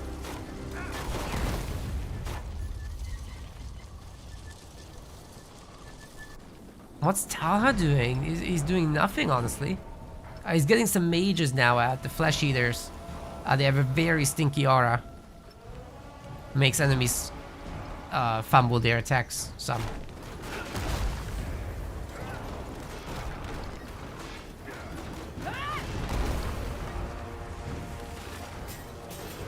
Another few pickoffs going through, and now these two are walking together into the main base of the Dark Elves. Everybody will have to be here to defend. Granted, the capital has very powerful attacks itself, so it can do a lot on that front. But hey, I mean, we're looking at keepers and protectors tanking in the front line. We've got some bubble shields applied from the Wolfguard commander. Now that I haven't seen in a million years. The beacon of immortality. My god. Base is getting sniped from so many angles. Holy shit, that corpse explosion just wiped out the army somewhat, but the thing is, there's still a lot behind this. There's still 4 catapults shooting at the capital. You really gotta take that down. You've got a spectral bear trying to make something happen. It's getting currently nerfed by the stinkies, but it's not enough. I think the catapults are looking to do the work. 2 more of them left. Oh my god, are they actually gonna clean up these guys? Oh, there's 2 more catapults still. They didn't quite get it. Capital might actually go down, guys. Only 1 catapult left and it gets taken down, but the trolls have lost their army in defense. Even though the Reaper is out, he's just level 4. If he was level 5, maybe he could stop this. But there's just too many units. The repair is not fast enough. And the Flowblade is dead. Out of the game. The capital got destroyed. But my god, if he was just level 5, this would be such a different fight. He could detonate these units. Wow. Then again, there were more catapults and all that, and it looks like Taha taps out as well. And the game ends. What a 2v2 that was. Very fun to cast, for sure. So good job to Team 2, finding their stride and finally pushing in there. With all those catapults especially, and the super powerful tier 2 Elven army backing them up. There was not much that could be done against that. GG.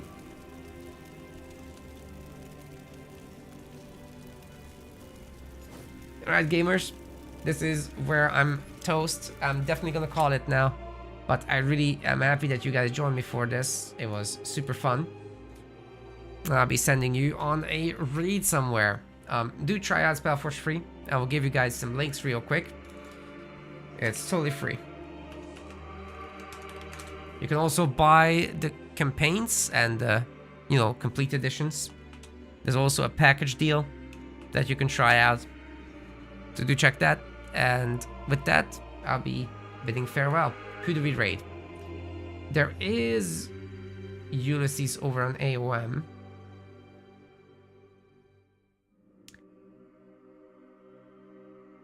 There is also John Arbiter. I think I'll go with John Arbiter though. Yeah, let's do that. Wait, he already is #1 streamer. Okay, let's go with somebody smaller like Hupsaya. Yeah, let's do that. Alright. Thanks guys for watching. Join the Discord, send me games. I will cast them.